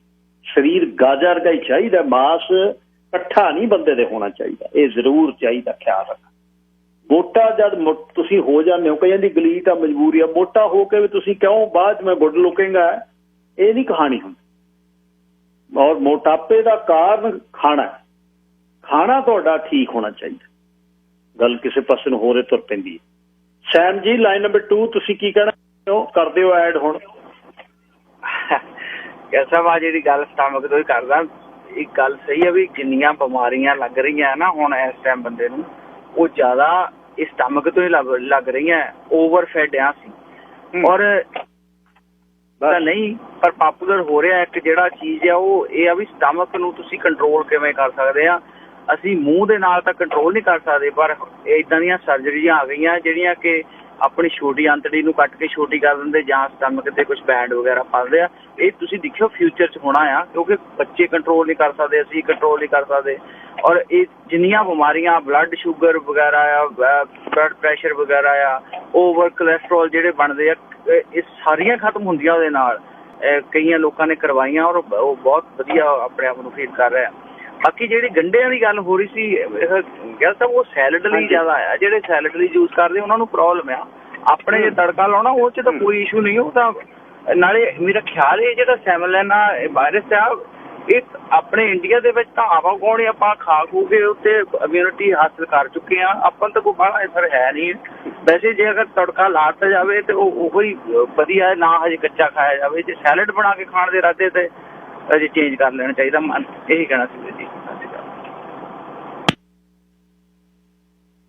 ਧੰਨਵਾਦ ਜੀ। ਬਿਲਕੁਲ ਉਹਨੂੰ ਰਾਹ ਖਾਣ ਵਾਲਿਆਂ ਦੇ ਲਈ ਹੈ, ਪਰ ਫਿਰ ਵੀ ਕੁਛ ਨਾ ਕੁਛ ਇਹਦੇ ਬਾਰੇ ਨਿਊਜ਼ਸ ਆ ਰਹੀਆਂ ਨੇ ਕਿ ਹਰ ਕਿਸਮ ਦੇ ਪਿਆਜ਼ ਜਿਹੜੇ ਰੈੱਡ, ਯੈਲੋ, ਵਾਈਟ, ਹੁਣ ਪਹਿਲਾਂ ਵੀ ਪਏ ਹੀ ਆਪਣੇ ਕੋਲ ਘਰਾਂ 'ਚ। ਆਪਣੇ ਕੋਲ ਜਦ ਬੋਰਾ 50 ਪਾਉਂਡ ਦਾ ਲਿਆ ਕੇ ਖੂੰਜੇ 'ਚ ਹਈਆ ਕਹਿ ਕੇ ਸਿੱਟਦੇ ਆ, ਉਹ ਕਿਤੇ ਜਾਂਦਾ ਕਿਤੇ ਨੂੰ। ਆਪਾਂ ਕਿਹੜਾ ਪਾਉਂਡ ਲਿਆਉਂਦੇ ਆ ਗੋਰਿਆਂ ਵਾਂਗੂ ਵੀ 2 ਲੈ ਆਂਦੇ ਇੱਕ ਪਿਆਜ਼। ਇਹ ਵਾਰ ਸ਼ਾਪਿੰਗ ਕਰਦੇ ਆ ਤੇ ਬੜਾ ਆਨੰਦ ਆਉਂਦਾ ਉਹਦੇ ਨਾਲ ਤੁਰਦੇ ਫਿਰਦੇ। ਇੱਕ ਪਿਆਜ਼ ਚੱਕ ਕੇ ਇਕੱਠਾ ਜਿਹਾ ਕਰ ਲਿਆ, ਇੱਕ ਗਾਰਲਿਕ, ਇੱਕ ਟਮਾਟਰ, 2 ਮਿਰਚਾਂ। ਮੈਂ ਕਿਹਾ ਤਾਂ ਖੀਸੇ 'ਚ ਪਾ ਲਾ ਤੂੰ, ਇੰਨਾ ਵਧੀਆ ਕੰਮ ਹੈ। ਉਹਦੇ ਤੇ ਉੱਪਰ ਪਰਚੀਆਂ ਲਾਉਣੀਆਂ ਨੇ, ਮਤਲਬ ਕੰਮ ਬਹੁਤ ਹੈ। ਸਾਡੇ ਵਾਲੇ ਤਾਂ ਜਦ ਘੁਮਾ ਕੇ ਨਾ ਰੇਂਜ ਰੋਵਰ 'ਚ ਬੀਬੀਆਂ ਕਹਿੰਦੀਆਂ ਨੇ ਤੇ ਪੰਜਾਬੀ ਸਟੋਰ ਵਾਲੇ ਬੋਲਦੇ ਨੇ ਉਹਦੇ 'ਚ ਵਨ ਰੈੱਡ ਓਨੀਅਨ ਇਨ ਰੇਂਜ ਰੋਵਰ। ਸਰਦਾਰਨੀ ਮੂਹਰੇ ਤੁਰੀ ਜਾਂਦੀ ਹੈ ਤੇ ਪਿਆਜ਼ਾਂ ਵਾਲੀ ਕੱਢਦੀ ਹੈ, ਪਿੱਛੇ ਗਡਰੀਆ ਆਉਂਦਾ, ਹਈਆ ਕਹਿ ਕੇ ਜਦ ਸਿੱਟਦੇ ਨੇ ਵਿੱਚ ਤੇ 3 ਬੋਰੀਆਂ ਕਣਕ ਦੇ ਆਟੇ ਦੀਆਂ। ਚੱਲ ਫਿਰ ਉੜਦੀ ਆ ਸੁਪਰ ਚਾਰਜ। ਫਿਰ ਇਉਂ ਕਹਾਣੀਆਂ ਹੁੰਦੀਆਂ ਨੇ। ਜਿਵੇਂ ਜਰਨਲਿਸਟ ਕਹਿੰਦੇ ਹੁੰਦੇ ਨੇ, ਮੈਂ ਤਾਂ ਹੈ ਨਹੀਂ, ਕਨਫਲਿਕਟਿੰਗ ਰਿਪੋਰਟਸ ਆ ਰਹੀਆਂ ਨੇ ਪਿਆਜ਼ਾਂ ਦੇ ਬਾਰੇ। ਪਿੰਡ ਵਾਲੇ ਮੈਨੂੰ ਸਾਡੇ ਡਾਕਟਰ ਗੋਕਲ ਜੀ ਯਾਦ ਆ ਗਏ। ਉਹ ਮਿਲਟਰੀ ਆਰਮੀ ਮੈਡੀਕਲ ਕੋਰ 'ਚੋਂ ਆਏ ਸੀ। ਜੱਜੇ ਦੇ ਪੈਰ 'ਚ ਬਿੱਦੀ ਬਹੁਤ ਲਾਉਂਦੇ ਸੀ ਉਹ। ਤੁਸੀਂ ਪਿਆਜ਼ ਵੀ ਖਾ ਸਕਦੇ ਹੋ, ਤੁਸੀਂ ਲਾਈਸਨ ਵੀ ਖਾ ਸਕਦੇ ਹੋ, ਗਰਮ ਦੁੱਧ ਵੀ ਪੀ ਸਕਦੇ ਹੋ। ਬੇਬੇ ਉਹਨਾਂ ਨੇ ਅੰਦਰ ਬੈਠੇ ਕਹਿਣਾ ਗੋਕਲ ਚੀਜ਼ਾਂ ਦਾ ਦੱਸਦਾ ਖਾਣ ਪੀਣ ਵਾਲੀਆਂ, ਟਾਈਮ ਬਾਹਲਾ ਲਾਉਂਦਾ ਇਹ ਦੱਸਣ ਨੂੰ। ਨਾਲੇ ਇਹਦੀਆਂ ਕਹੀਆਂ ਸਮਝ ਨਹੀਂ ਆਉਂਦੀਆਂ ਮੈਨੂੰ ਕਿੱਥੇ ਸਮਝ ਆਉਂਦੀ। ਇਹਨੂੰ ਐ ਪੁੱਛ ਵੀ ਗੰਢਾ ਨਹੀਂ ਖਾ ਸਕਦਾ, ਲਸਣ ਨਹੀਂ ਖਾ ਸਕਦਾ, ਇਹਦੇ ਨਾਲ ਕੀ ਮਤਲਬ ਆ? ਤਾਪ ਦਾ ਤੇਈਆ ਤਾਪ ਚੱਲਦਾ, ਤੂੰ ਕਨੀਨ ਦੀਆਂ 2 ਗੋਲੀਆਂ ਦੇ ਕੇ ਗਾਂਹ ਜਾ, ਮੈਂ ਲੈ ਕੇ ਦੁੱਧ ਨਾਲ ਪਵਾਂ ਉੱਪਰ ਲੈ ਕੇ ਰਜਾਈ, ਬੁਖਾਰਾ ਆ ਗਿਆ, ਗਰਮੀ ਆ ਗਈ ਮਹਿਸੂਸ। ਗੋਕਲ ਜੀ ਨੇ ਫਿਰ ਇਕੱਠਾ ਕਰਕੇ ਆਪਣਾ ਜਿਹੜਾ ਉਹਨਾਂ ਦਾ ਸਮਾਨ ਹੁੰਦਾ ਸੀ ਉਹਨਾਂ ਨੇ ਆਪਣੇ ਕੱਛ ਦੇ ਵਿੱਚ ਲੈਣਾ। ਉਹਨੇ ਕਹਿਣਾ ਤੁਰਦੇ ਬਹਿਣੇ, ਇਹਨਾਂ ਜੱਟਾਂ ਦਾ ਕੁਛ ਨਹੀਂ ਹੋ ਸਕਦਾ, ਢੋਰ ਨੇ ਸਾਰੇ, ਅਸੀਂ ਗੋਰਿਆਂ ਦੇ ਨਾਲ ਕੰਮ ਕੀਤਾ, ਇਹਦੇ ਹਿਸਾਬ ਨਾਲ ਗੱਲ ਕਰਨੀ ਚਾਹੀਦੀ। ਅੱਗੇ ਤੋਂ ਮੈਂ ਤੁਹਾਨੂੰ ਦਵਾਈ ਨਹੀਂ ਦੇਣੀ। ਉਹ ਕਹਿ ਰਹਿਣ ਦੇ, ਨਾ ਦੇਈ। ਫਿਰ ਇੰਨੀ ਉਹ ਗੱਲ ਹੁੰਦੀ ਸੀ। ਇੱਕ ਹੋਰ ਪਿੰਡਾਂ 'ਚ ਹੋਈ ਕਹਾਣੀ ਬਹੁਤ ਮੈਨੂੰ ਯਾਦ ਆਉਂਦੀ ਹੈ। ਜਦ ਸੂਈਆਂ ਉਬਲਣੀਆਂ ਨਾ ਪਿੰਡ 'ਚ, ਜਦ ਉਹਨੇ ਸਿਲਵਟੇ ਕਹਿੰਦੇ ਹੁੰਦੇ ਸੀ ਉਹਨੂੰ, ਪਤਾ ਨਹੀਂ ਉਹ ਕਿਹੜੀ ਧਾਤੀ, ਐਲੂਮੀਨੀਅਮ ਤਾਂ ਹੈ ਨਹੀਂ ਸੀ ਤੇ ਚਾਂਦੀ ਵੀ ਹੈ ਨਹੀਂ ਸੀ, ਵਿੱਚ ਪਟਾ ਜਿਹਾ ਹੁੰਦਾ ਸੀ, ਜਹਾਜ਼ਾਂ ਦਾ ਲੋਹਾ ਵੀ ਕਹਿੰਦੇ ਹੁੰਦੇ ਸੀ। ਮਾੜਾ ਜਿੱਦਣ ਸਾਨੂੰ ਦੁਸ਼ਮਣ ਨੇ ਮਾਰਿਆ, ਕੱਢ ਕੇ ਨਾ ਸਾਨੂੰ ਕੱਚਿਆਂ ਭਾਂਡਿਆਂ ਦੇ ਵਿੱਚ ਜਾਂ ਐਲੂਮੀਨੀਅਮ ਤੇ ਲਾਇਆ ਵੀ ਇਹਦੇ 'ਚ ਸਾਗ ਬਣਦਾ। ਸਾਡੀਆਂ ਚਾਟੀਆਂ ਮਧਾਣੀਆਂ ਖੋਹ ਕੇ ਉਹਦੇ ਤੇ ਇਲੈਕਟ੍ਰਿਕ ਲਾ ਦਿੱਤੀ ਤੇ ਦਧੌੜੀਆਂ ਖੋਹ ਲੀਆਂ ਸਾਡੇ ਤੋਂ। ਬਸ ਸੱਤਿਆਨਾਸ਼ ਸਾਡਾ, ਜਿਹੜਾ ਨਾ ਗ੍ਰੀਨ ਰੈਵੋਲੂਸ਼ਨ ਨੇ ਸਾਡਾ ਸੱਤਿਆਨਾਸ਼ ਕੀਤਾ, ਕਿਸੇ ਚੀਜ਼ ਦੇ ਨਹੀਂ ਕੀਤਾ। ਸ਼ਾਲਾ ਰਿਵਾਈਵ ਹੋ ਜਾਵੇ, ਕੱਚੇ ਘਰ ਪੈ ਜਾਣ ਉੱਥੇ ਦੁਆਰਾ, ਲੋਕ ਉਹ ਉਹਨਾਂ ਘਰਾਂ 'ਚ ਮੁੜ ਜਾਣ ਤੇ ਬਚ ਜਾਣਗੇ, ਜੇ ਪੰਜਾਬ ਬਚਿਆ। ਲੱਗਦਾ ਨਹੀਂ। ਸੋ ਜਦ ਉੱਥੇ ਸੂਈਆਂ ਉਬਲਣੀਆਂ ਤਾਂ ਸੂਈਆਂ ਉਬਲਣ, ਕਹਿੰਦੇ ਹੁਣ ਸੂਈਆਂ ਉਬਲੀਆਂ ਨੇ, ਉਹ ਕਹਿੰਦੇ ਵੀ ਹੋਰ ਤਾਂ ਨਹੀਂ ਢਿੱਲਾ ਕੋਈ, ਉਹ ਕਹਿੰਦੇ ਮੇਰੇ ਵੀ ਤਾਕਤ ਦਾ ਲਾ ਦੇ B12 ਲਾਲ ਜਾਂ ਠੋਕਣਾ। ਉਹ ਲਾਲ ਉਹ ਸੋਚ ਦਿੰਦੇ ਵੀ ਜਿਵੇਂ ਖੂਨ ਵਾਲਾ ਹੀ ਹੈ, ਤੇ ਸਾਰੇ ਟੱਬਰ ਨੇ ਪੁੜੇ ਸਿੱਧੇ ਕਰੀ ਜਾ ਰਹੇ। ਜੇ ਦੇਖ ਲਾ ਟੀਕੇ ਪੱਕ ਗਏ, ਆਥਣ ਜਾਂ ਰੋੜਾ ਗਰਮ ਹੋਣਾ, ਸਾਰਿਆਂ ਦੀ ਲਾ ਦੇਣਾ। ਵੈਸੇ ਸਾਰਿਆਂ ਦੀ ਦੇ ਦਿਓ ਸੇਕਾ, ਚੁੱਲ੍ਹੇ 'ਚ ਸਿੱਟ ਕੇ ਪੌਣੇ 'ਚ ਲਪੇਟ ਕੇ ਸਾਰਿਆਂ ਦੇ ਫੇਰ ਦੇਣਾ।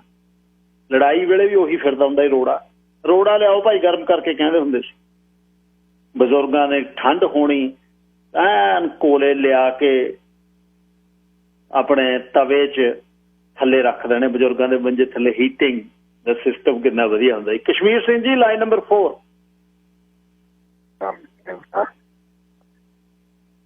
ਸਤਿ ਸ਼੍ਰੀ ਅਕਾਲ ਬਾਈ ਜੀ। ਸਤਿ ਸ਼੍ਰੀ ਅਕਾਲ ਸਰ। ਇਹ ਤਾਂ ਜਿਹੜੀ ਆਪਾਂ ਪੂਰੀ ਗੱਲ ਕਰਦੇ ਆ ਜਿਹੜਾ ਰਸ਼ੀਅਨ ਨਸਲ ਆ, ਇਹ ਸਾਡੇ ਰਿਸ਼ਤੇਦਾਰ ਦੇ ਵਿੱਚ ਇੱਕ ਬੰਦਾ ਆ, ਪਰ ਉਹ ਥੋੜਾ ਜਿਹਾ ਲਾਉਂਦਾ ਹੁੰਦਾ ਐਵੇਂ ਅੱਧਾ ਕਿੱਕਰ ਹੁੰਦਾ, ਤੇ ਉਹ ਤਕਰੀਬਨ ਜਿੱਦਾਂ ਤੁਸੀਂ ਇਹ ਗੱਲ ਕਰਦੇ ਨਾ, ਉਹਨੇ ਬਣਾ ਕੇ ਰੱਖਿਆ ਸੀ ਆਪਣੇ ਜਿੱਥੇ ਫਾਰਮ ਹੁੰਦਾ 2 ਕਿੱਕਰਾਂ ਦਾ, ਤੇ ਉਹ ਮੈਂ ਵੀ ਲਿਆ ਕੇ ਉਹਨੂੰ ਮਗਰ ਲਾ ਕੇ, ਮੈਂ ਵੀ ਬਣਾ ਕੇ ਜਿਹੜਾ ਸ਼ਹਿਰ ਤੋਂ ਪਾ ਕੇ ਵਿੱਚ ਕੱਟ ਕੇ ਨਿੱਕੇ ਨਿੱਕਾ ਬਰੀਕ ਗ੍ਰੈਂਡ ਕਰਕੇ ਦਿੱਤੇ ਆ, ਤੇ ਵਿੱਚੋਂ ਜਿਹੜਾ ਹੁੰਦਾ ਨਹੀਂ ਤੇ ਅਦਰਕ ਉਹ ਜਿਹੜਾ ਦੇਸੀ ਅਦਰਕ, ਉਹ ਚਲੋ ਇਹ ਗੱਲ ਵਾਕਿਆ ਬੜੀ ਵਧੀਆ ਜਿਹੜੀ ਤੁਸੀਂ ਦੱਸ ਕੇ ਤੇ ਸ਼ਹਿਰ ਪਾ ਕੇ ਵਿੱਚ ਇਹਨੂੰ ਸਵੇਰੇ ਜਿਹੜੇ ਆਪਾਂ ਉੱਠਦੇ ਹਾਂ ਨਾ ਜੀ, ਇਹਦਾ ਚਮਚਾ ਤੁਸੀਂ ਇੱਕ ਆਪਣਾ ਚਲੋ ਖਾ ਦਾ ਔਖਾ ਹੁੰਦਾ, ਮੈਂ ਇੱਕ ਚਮਚਾ ਤੁਸੀਂ ਖਾ ਲਓ, ਹੈ ਬਹੁਤ ਵਧੀਆ ਚੀਜ਼ ਹੈ। ਹੁਣ ਮੈਨੂੰ ਘੱਟੋ ਘੱਟ। ਠੀਕ ਹੈ ਬਾਈ ਜੀ, ਠੀਕ ਹੈ ਕਸ਼ਮੀਰ ਸਿੰਘ ਜੀ। ਗੱਲ ਕਰਦੇ ਇੰਡੀਆ ਦੀ। ਹੈਲੋ ਬਾਈ ਜੀ, ਇੱਕ ਤਾਂ ਤੁਹਾਡੀ ਗੱਲ ਨਹੀਂ ਸੁਣਦੀ ਹੁੰਦੀ ਕਸ਼ਮੀਰ ਸਿੰਘ ਜੀ, ਜਦ ਤੁਸੀਂ ਫੋਨ ਕਰਦੇ ਹੋ ਨਾ ਜੀ, ਗੱਲ ਨਹੀਂ ਭੋਰਾ ਵੀ ਸੁਣਦੀ। ਤੁਹਾਡੇ ਮਾਨ 'ਚ ਮੈਂ ਹਾਂਜੀ ਹਾਂਜੀ ਕਹੀ ਜਾ, ਭੋਰਾ ਨਹੀਂ ਮੇਰੇ ਪੱਲੇ ਪੈਂਦਾ। ਤੁਸੀਂ ਕੀ ਕਹਿੰਦੇ ਹੋ, ਉੱਚੀ ਬੋਲਿਆ ਕਰੋ ਤੇ ਬਲੂਟੁੱਥ ਲਾ ਕੇ ਗੱਲ ਕਰਿਆ ਕਰੋ, ਖੜ ਕੇ ਪਲੀਜ਼। Thank you. ਆਵਾਜ਼ ਨਹੀਂ ਸੁਣਦੀ ਤੁਹਾਡੀ। ਮੈਂ ਤਾਂ ਮਾਣ ਦੇ ਨਾਲ ਹੀ ਕਹੀ ਜਾਂਦਾ ਨਾ, ਜਿਵੇਂ ਟੋਕਾ ਲਾਉਂਦੇ ਨਾ, ਜਦ ਰੁੱਗ ਲਾਉਂਦੇ ਜਵਾਕ ਕੋਲ ਆ ਜਾਂਦੇ, ਪਟੇ ਦੇ ਕੋਲ ਚਾਚਾ ਜਾਂ ਟੋਕਾ ਲਾਉਂਦੇ, ਇੰਜਨ ਪੀਟਰ 'ਚ ਗਾਲਾਂ ਕੱਢ ਦਿੰਦਾ, ਜਵਾਕ ਨੂੰ ਨਹੀਂ ਸੁਣਦੀਆਂ ਆਉਂਦੀਆਂ। ਮੈਨੂੰ ਸੁਣਦਾ ਨਹੀਂ, ਮੈਂ ਹਾਂਜੀ ਹਾਂਜੀ ਮਾਣ ਨਾਲ ਹੀ ਕਹੀ ਜਾਂਦਾ। ਤੁਹਾਨੂੰ ਪੁਰਾਣੀ ਤਰਜ਼ ਤੇ ਨਵੇਂ ਗਾਇਕਾਂ ਦਾ ਇੱਕ ਗੀਤ ਤੁਹਾਨੂੰ ਸੁਣਾਉਣਾ। ਬਾਈ ਜਸਵਿੰਦਰ ਨੇ ਕਿਹਾ ਜੇਤਪੁਰੀਆ ਨੇ ਲਾਉਣ ਨੂੰ, ਕਹਿੰਦੇ ਕੱਲ ਤੁਹਾਡੀ ਗੈਰ ਹਾਜ਼ਰੀ ਦਾ ਗਿਆ, ਗੀਤ ਲਾਓ ਤਾਂ ਮਾਫੀ ਕਰੂ ਟਰੱਕ ਯੂਨੀਅਨ ਸਾਰੀ, ਨਹੀਂ ਤੀਰਾ ਕੱਲ ਤੁਹਾਡਾ ਬਹੁਤ ਹੋਇਆ। ਮੈਂ ਲੈ ਜੀ ਹੁਣੇ ਲਾਉਣਾ। ਇਸੇ ਹਿੱਸੇ ਦੇ ਵਿੱਚ ਪੰਜਾਬ ਦੀ ਮੈਂ ਤੁਹਾਡੇ ਨਾਲ ਗੱਲ ਕਰਨੀ ਚਾਹੁੰਦਾ। ਪੰਜਾਬ ਦੇ ਵਿੱਚ ਇਹਨਾਂ ਦਿਨਾਂ 'ਚ ਹੋ ਕੀ ਰਿਹਾ, ਬਹੁਤ ਕੁਝ ਇਕੱਠਾ ਹੋ ਰਿਹਾ, ਅਲੱਗ-ਅਲੱਗ ਫਰੰਟਾਂ ਤੋਂ ਹੋ ਰਿਹਾ। ਸਿਰਫ 2022 ਦਾ ਜਿਹੜਾ ਇਲੈਕਸ਼ਨ ਦੀ ਸ਼ੁਰੂਆਤ ਹੋ ਰਹੀ ਹੈ, ਪਰ ਜਿਹੜਾ ਝਕਾਣ ਹੋ ਰਿਹਾ ਉਹ ਘਾਣ ਇਹ ਆ ਵੀ ਆਮ ਅਸਲ ਤਾਂ 100 ਕਰੋੜ ਦੇ ਕਰੀਬ 20 ਕਰੋੜ ਬੰਦਾ ਹੋਣਾ ਸਾਰੇ ਭਾਰਤ 'ਚ, ਜਿਹੜਾ ਜਿਹਨੂੰ ਤੁਸੀਂ ਲਿਵੇਬਲ ਕੰਡੀਸ਼ਨ 'ਚ ਕਹਿ ਸਕਦੇ ਹੋ। ਉਹ 'ਚੋਂ ਕਰੋੜ ਕੁ ਬੰਦਾ ਹੋਣਾ ਜਿਹੜੇ ਐਲੀਟ ਹੋਣਗੇ ਸਾਰੇ ਭਾਰਤ 'ਚ। ਬਾਕੀ 100 ਕਰੋੜ ਤਾਂ ਉਹਨਾਂ ਦੀ ਪਰਜਾ ਤੇ ਉਹਨੂੰ ਜਿੱਥੇ ਮਰਜ਼ੀ ਲਾ ਲੈਣ। ਕਾਹਦੀ ਉੱਥੇ ਜੂਨ ਨਹੀਂ ਹੈ, ਹੁਣ ਇਹਨੂੰ ਮੰਨਣਾ ਨਹੀਂ ਹੈ। ਉਸ ਦੇਸ਼ ਨੂੰ ਪਿਆਰ ਕਰਨ ਵਾਲੇ ਜਿਹੜੇ ਨੇ, ਉਹ ਦੇਸ਼ ਇਹ ਨਹੀਂ ਹੈ ਵੀ ਕਿਸੇ ਖਾਸ ਵਰਗ ਦਾ, ਦੇਸ਼ ਸਾਰਿਆਂ ਦਾ। ਅਸੀਂ ਵੀ ਉਹਨੂੰ ਪਿਆਰ ਕਰਦੇ ਹਾਂ, ਅਸੀਂ ਉਹਦੇ 'ਚੋਂ ਆਏ ਹਾਂ। ਪਰ ਸੱਚ ਇਹ ਹੈ ਕਿ ਹਾਲ ਇਹੀ ਹੈ। ਹੁਣ ਪੰਜਾਬ 'ਚ ਮੈਨੂੰ ਨਹੀਂ ਲੱਗਦਾ ਕਿ 47 ਤੋਂ ਬਾਅਦ ਕਿਸੇ ਦਿਨ ਇਸ ਤਰ੍ਹਾਂ ਦੀ ਗੱਲ ਹੋ ਵੀ 100 ਸਵਾ 100 ਇਹ ਕੌਣ ਨੇ ਲੋਕ, ਵਿਚਾਰੇ ਗਰੀਬ ਲੋਕ ਨੇ, ਕਰਦੇ ਕੀ ਨੇ। ਜਿਹੜੀਆਂ ਮੈਂ ਖਬਰਾਂ ਲਈਆਂ ਕਿ ਖਾਲੀ ਬੋਤਲਾਂ ਇਕੱਠੀਆਂ ਕਰ ਲੈਂਦੇ ਆ, ਖਾਲੀ ਬੋਤਲਾਂ ਦੇ ਵਿੱਚ ਅੱਧੀ ਕੁ ਸ਼ਰਾਬ ਪਾ ਕੇ, ਅੱਧਾ ਕੁ ਉਹਦੇ 'ਚ ਹੋਰ ਕੁਛ ਮਿਕਸ ਕਰਕੇ ਉਹਦੀ ਸੀਲ ਸੂਲ ਲਾ ਕੇ। ਆਹ ਕੋਵਿਡ-19 ਨੇ। ਅੱਜ ਮੈਂ ਸਵੇਰੇ ਗੱਲ ਕਰ ਰਿਹਾ ਵੀ ਮੋਹਾਲੀ ਦੇ ਵਿੱਚ ਨਵਿਆਂ ਘਰਾਂ ਤੇ ਨਵਿਆਂ ਪਲਾਟਾਂ ਦੀ ਤੇਜ਼ੀ ਹੋ ਗਈ ਆ ਦਿਨਾਂ ਦੇ ਵਿੱਚ, ਕਿਉਂਕਿ ਬਲੈਕ ਮਨੀ ਕਮਾਈ ਬਹੁਤ ਹੈ। ਕਰਿਆਨੇ ਵਾਲੇ ਹੋ ਗਏ, ਡਾਕਟਰ ਹੋ ਗਏ, ਹੋਰ ਮਿਨਿਸਟਰ ਹੋ ਗਏ ਜਿਨ੍ਹਾਂ ਦੇ ਕੋਲ ਫੰਡ ਸੀ। ਆ ਕਰੋਨਾ ਵਾਇਰਸ ਦੇ ਵਿੱਚ ਕਮਾਈ ਹੋ, ਕੀਮਤਾਂ ਦੇ ਵਿੱਚ, ਕੀਮਤਾਂ ਨਹੀਂ ਮਾਰਕੀਟ ਦੇ ਵਿੱਚ 20% ਵਾਧਾ ਹੋ ਗਿਆ। ਜਿੱਥੇ 60 ਘਰ ਵਿਕਦੇ ਸੀ ਉਹਦੇ ਵਿੱਚ ਹੁਣ 80 ਵਿਕਣ ਲੱਗ। ਤੇ ਹੁਣ ਜਿਹੜਾ ਪੰਜਾਬ ਦੇ ਹਾਲਾਤ ਨੇ, ਜਿਹੜਾ ਕੁਛ ਲੱਗ ਰਿਹਾ ਹੁਣ ਉਹ ਇਹ ਆ ਵੀ 2.5 ਲੱਖ ਕਰੋੜ ਦਾ ਕਰਜ਼ਾ।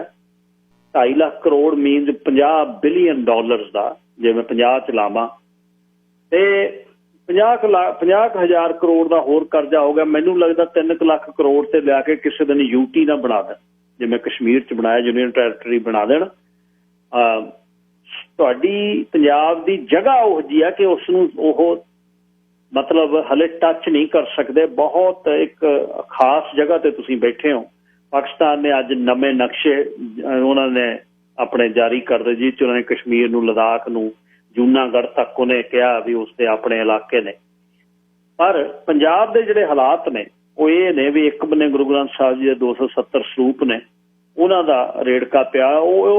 ਉਹਦੇ ਤੇ ਇਹ ਹੋ ਸਕਦਾ ਹੈ ਕਿ ਉਹ ਇਕੱਠੇ ਸ਼ਾਇਦ ਨਾ ਗਏ ਹੋਣ, ਬਿਨਾਂ ਲਿਖਤ ਇੱਕ 2 ਪ੍ਰਧਾਨਾਂ ਦੇ, ਸੈਕਟਰੀਆਂ ਦੇ, ਮਿਨਿਸਟਰਾਂ ਦੇ ਕਹਿਣ ਤੇ ਗਏ ਹੋਣ ਤੇ ਉਹ ਅਖੀਰ 'ਚ ਆ ਕੇ ਹੁਣ ਇਕੱਠੇ ਹੋ ਗਏ ਹੁਣ ਤਾਂ ਇਹ ਰੌਲਾ ਪਿਆ ਹੋ।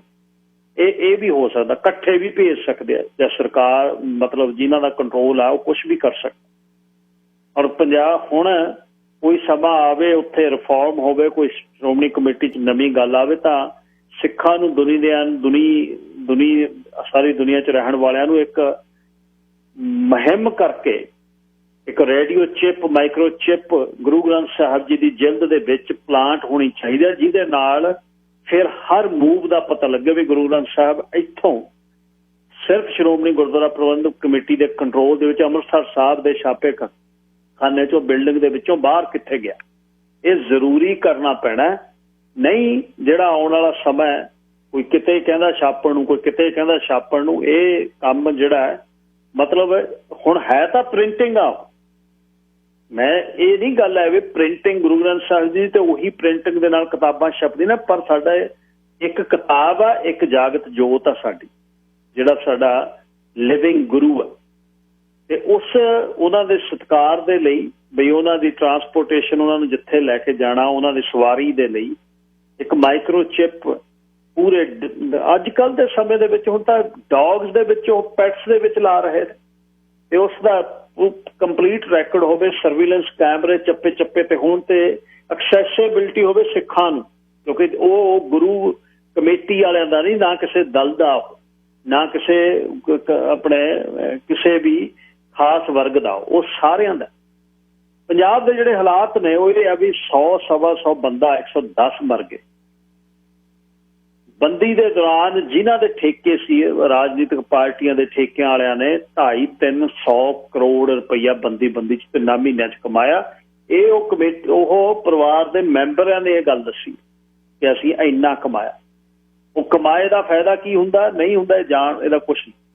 ਪੰਜਾਬ ਦੇ ਵਿੱਚ ਜਿਹੜਾ ਪਾਣੀਆਂ ਦਾ ਸਭ ਤੋਂ ਵੱਡਾ ਇਸ਼ੂ ਆ ਉਹ ਇਹ ਹੈ ਕਿ ਸਾਨੂੰ ਨਹੀਂ ਪਤਾ, ਆਮ ਤੌਰ ਤੇ ਪੰਜਾਬ ਦਿਆਂ ਨੂੰ, ਲੋਕਾਂ ਨੂੰ ਨਹੀਂ ਪਤਾ ਕਿ ਤੁਹਾਡੇ ਜਿਹੜੇ ਦਰਿਆ ਨੇ 3 ਉੱਪਰਲੇ, ਉਹ ਜਿਹੜੇ ਨੇ ਆਲਰੇਡੀ ਉਹਨਾਂ ਨੇ ਜੋੜ ਦਿੱਤੇ। ਰਾਵੀ ਦਾ ਪਾਣੀ ਬਿਆਸ ਦੇ ਵਿੱਚ ਤੇ ਬਿਆਸ ਦਾ ਪਾਣੀ ਉਹਨਾਂ ਨੇ ਲਿਆ ਕੇ ਜਿਹੜਾ ਉਹ ਸਲਾਪੜ ਦੀ ਜਗ੍ਹਾ ਆ ਕੇ ਉਹਨਾਂ ਨੇ ਗੋਬਿੰਦ ਸਾਗਰ 'ਚ ਪਾ ਦਿੱਤਾ।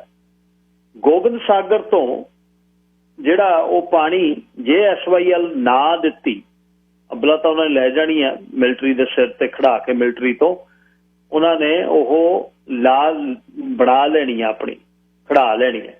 ਜੇ ਤੁਸੀਂ ਇਹ ਕਹੋ ਵੀ ਅਸੀਂ ਨਹੀਂ ਉਹਨੂੰ ਖੋਦਣ ਦੇਣਾ ਤਾਂ ਉਹਨੂੰ ਉੱਪਰਲੇ ਪਾਸਿਓਂ ਜੇ ਤੁਸੀਂ ਵੇਖੋ ਬਈ ਟਨਲ ਲਿਆ ਕੇ ਪੌਂਟਾ ਸਾਹਿਬ ਦੇ ਨੇੜੇ, ਦੇਹਰਾਦੂਨ ਦੇ ਨੇੜੇ, ਇੱਕ ਸਰਸਵਤੀ ਨੂੰ ਉਹ ਲਿਆ ਰਹੇ ਨੇ ਹਰਿਆਣੇ 'ਚੋਂ ਸਰਸਵਤੀ ਦੁਆਰਾ ਖੋਦ ਕੇ ਲੈ ਕੇ ਆ ਰਹੇ।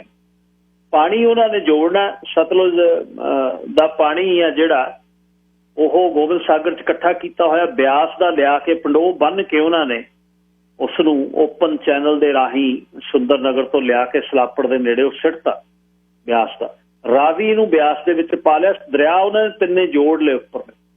ਹੁਣ ਉਹਨੂੰ ਟਨਲ ਦੇ ਰਾਹੀਂ ਹਰਿਆਣੇ 'ਚ ਆ ਕੇ ਕਿਤੇ ਕਿਸੇ ਜਗ੍ਹਾ ਵੀ ਉਹ ਆ ਕੇ ਸਰਸਵਤੀ ਜਿਹੜੀ ਉਹ ਖੋਦ ਰਹੇ ਨੇ ਇੱਕ ਉਹਦੇ 'ਚ ਪਾ ਦੇਣਗੇ ਲਿਆ ਕੇ। ਦੇਖਿਓ YouTube ਤੇ ਜਾ ਕੇ ਵੀ ਸਰਸਵਤੀ ਜਿਹੜੀ ਉਹ ਪਤਾ ਨਹੀਂ ਕਿੱਥੇ ਪਹਿਲਾਂ ਵਗਦੀ ਸੀ, ਉਹਨੂੰ ਕਿੱਥੇ ਵਗਣ ਲਾਉਣੀ ਆ ਉਹਦਾ। ਸੋ ਹਿਮਾਚਲ ਦੇ ਵਿੱਚੋਂ ਉਹਨੂੰ ਕਿਤੇ ਵੀ ਆ ਕੇ ਉਹ ਨਾਲ, ਜੇ ਤੁਸੀਂ ਦੇਖਦੇ ਹੋ ਜੀਰਕਪੁਰ ਤੋਂ ਉੱਪਰਲੇ ਬੰਨੇ ਸ਼ੁਰੂ ਹੋ ਜਾਂਦਾ ਤੁਹਾਡਾ ਹਰਿਆਣਾ, ਸੋ ਉੱਥੇ ਆ ਕੇ ਉਹਨੂੰ ਪਾ ਸਕਦੇ ਨੇ। ਤੇ SYL ਦਾ ਪਾਣੀ ਆਲਰੇਡੀ ਉਹ ਭਾਖੜਾ 'ਚ ਜਾ ਰਿਹਾ ਤੇ SYL ਖੋਦਣੀ ਉਹਨਾਂ ਨੂੰ, ਇਹ ਤਾਂ ਪਾਣੀਆਂ ਦੇ ਰਾਖਿਆ ਨਹੀਂ SYL ਖੋਦਣੀ ਰੋਕੀ। ਜਾਂ ਸੇਖੜੀ ਉਹਨਾਂ ਨੂੰ ਜਾ ਕੇ ਕਿਹਾ, ਪਹਿਲਾਂ ਮਿੰਨਤਾਂ ਕਰਦੇ ਰਹੇ, ਜਾਂ ਨਹੀਂ ਮੰਨੇ ਤਾਂ ਫਿਰ ਸੇਖੜੀ ਉਹਨਾਂ ਤੇ ਔਲਖ ਵਰਗਿਆਂ ਨੂੰ ਜਾ ਕੇ ਉੱਥੇ ਸਮਝਾਇਆ ਚੰਡੀਗੜ੍ਹ ਵੀ ਫਿਰ ਨਹੀਂ ਰੋਕਦੇ ਤਾਂ ਅਸੀਂ ਇਉਂ ਰੋਕਦੇ ਨਹੀਂ। ਤਾਂ ਮਤਲਬ ਕੁਛ ਵੀ ਨਹੀਂ ਹੈ। ਜੇ ਤੁਸੀਂ ਉੱਪਰੋਂ ਦੇਖਦੇ ਹੋ ਬਈ ਹਿਮਾਚਲ ਦੇ ਵਿੱਚ ਦੀ ਲਿਆ ਕੇ ਜਾਂ ਉਹਨਾਂ ਨੇ ਹਰਿਆਣੇ 'ਚ ਉਹਨੂੰ ਬਾੜਨਾ ਹੋਵੇ ਤਾਂ ਉਹ ਕੋਈ ਵੀ ਉਹਨਾਂ ਲਈ ਇਸ਼ੂ ਨਹੀਂ ਹੈ। ਔਰ ਪੰਜਾਬ ਦੀ ਹੋਣੀ ਲਗਭਗ ਤੈਅ ਜਿੱਦਣ ਪਾਣੀ ਮੁੱਕ ਗਿਆ। ਜਿਹੜਾ UT ਦਾ ਮੈਨੂੰ ਇੱਕ ਬਹੁਤ ਚਿੰਤਕ ਬੰਦੇ ਨੇ ਦੱਸਿਆ ਵੀ ਯੂਨੀਅਨ ਟੈਰੀਟਰੀ ਬਣਾਉਣ ਦੇ ਲਈ ਇਹ ਹੁਣ ਪਾਰਟੀਆਂ ਕੋਈ ਹੋਣ, ਪਾਰਟੀਆਂ ਦੀ ਨਹੀਂ ਕੋਈ ਗੱਲ ਹੈ, ਪਾਰਟੀ ਨਹਿਰੂ ਦੀ ਹੋਵੇ, ਪਾਰਟੀ ਮੋਦੀ ਦੀ ਹੋਵੇ, ਜਿਹੜਾ ਉਹ ਸੋਚਦੇ ਨੇ ਉਹ ਸੋਚਦੇ ਨੇ। ਪ੍ਰਿਅੰਕਾ ਹੁਣ ਗਈ ਹੋਈ ਆ, ਅੱਜ ਉਹਨੇ ਬਿਆਨ ਦਿੱਤਾ, ਜਿਹੜੀ ਸੈਕੂਲਰ ਪਾਰਟੀ ਸੀ ਉਹ ਕਹਿੰਦਾ ਮੰਦਿਰ ਇਹ ਬਣਨਾ ਚਾਹੀਦਾ ਸੀ, ਰਾਮ ਮੰਦਿਰ ਕਿਉਂ ਨਹੀਂ ਬਣਿਆ ਹੁਣ ਤੱਕ। ਤੇ ਜਥੇਦਾਰਾਂ ਨੂੰ ਕਹਿਤਾ ਵੀ ਪਾਣੀ ਦੀਆਂ ਲਿਆਓ ਗਾਗਰਾਂ ਤੇ ਮਿੱਟੀ ਲਿਆਓ। ਤੇ ਇਹ ਚੱਲੀ ਕਿੱਧਰੋਂ? ਉਧਰੋਂ ਪੰਜਾਬ ਦੇ ਵਿੱਚ ਜਿਹੜਾ ਰਵਿਦਾਸੀਆ ਭਾਈਚਾਰਾ ਉਹ ਕਹਿੰਦਾ ਵੀ ਧਰਮ ਸਾਡਾ ਅੱਡ ਹੋਣਾ ਚਾਹੀਦਾ। ਅਧਰਮੀਆਂ ਨੂੰ, ਅਧਰਮੀ ਜਿਨ੍ਹਾਂ ਨੂੰ ਕਹਿੰਦੇ ਨੇ ਉਹ ਕਹਿੰਦੇ ਸਾਡਾ ਅੱਡ ਚਾਹੀਦਾ। ਦਲਿਤ ਕਹਿੰਦੇ ਸਾਡਾ ਅੱਡ ਧਰਮ ਚਾਹੀਦਾ। ਇਹ ਵੀ ਇੱਕ ਗੱਲ ਚੱਲ ਰਹੀ ਆ ਜ਼ੋਰ ਨਾਲ। ਇੰਗਲੈਂਡ ਤੋਂ ਇੱਕ ਇਸ ਦੀ ਗੱਲ ਤੋਰੀ ਆ। ਰਵਿਦਾਸੀਆ ਜਿਹੜਾ ਭਾਈਚਾਰਾ ਉਹ ਕਹਿ ਰਿਹਾ ਵੀ ਸਾਡਾ ਧਰਮ ਅਲੱਗ ਹੋਵੇ, ਅਸੀਂ ਆਪਣਾ ਧਰਮ ਨਿਭਾਉਣਾ। ਜੇ ਮਰਦਮਸ਼ੁਮਾਰੀ 'ਚ ਅਦਰਸ ਤੇ ਤੁਸੀਂ ਕਰ ਦਿੰਦੇ ਹੋ ਟਿਕ, ਅਦਰਸ ਦੀ ਦਾ ਮਤਲਬ ਇਹ ਆ ਵੀ ਤੁਹਾਡੀ ਗਿਣਤੀ ਹਿੰਦੂ ਧਰਮ ਦੇ ਵਿੱਚ ਗਿਣੀ ਜਾਏਗੀ। ਸੋ ਪੰਜਾਬ ਦਾ ਜਿਹੜਾ ਭਵਿੱਖ ਹੈ ਉਹ ਜਿਹੜਾ ਅੱਜ ਦਿਖਦਾ ਉਹ ਕਲੀਅਰ ਦਿਖਦਾ ਆਪਾਂ ਨੂੰ, ਇਹ 'ਚ ਕੋਈ ਸ਼ੱਕ ਨਹੀਂ ਹੈ ਕਿ ਸਾਨੂੰ ਕੀ ਦਿਖਦਾ ਨਹੀਂ ਹੈ।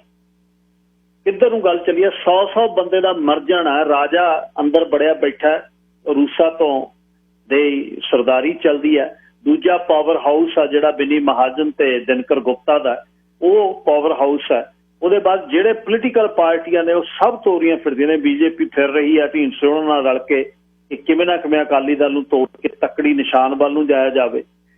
ਮੈਂ ਸੁਣੀ ਆਪਣਾ ਪਰ ਤੋਲਦਿਆਂ ਨਵਜੋਤ ਸਿੱਧੂ ਟਿਕਿਆ ਬੈਠਾ, ਉਹ ਇਵੈਂਚੁਅਲੀ ਉਸਨੇ BJP 'ਚ ਆਊ ਜਾਂ ਉਹ ਜਾਊਗਾ ਆਪਣੇ ਢੀਂਡਸਿਆਂ ਦੇ ਨਾਲ।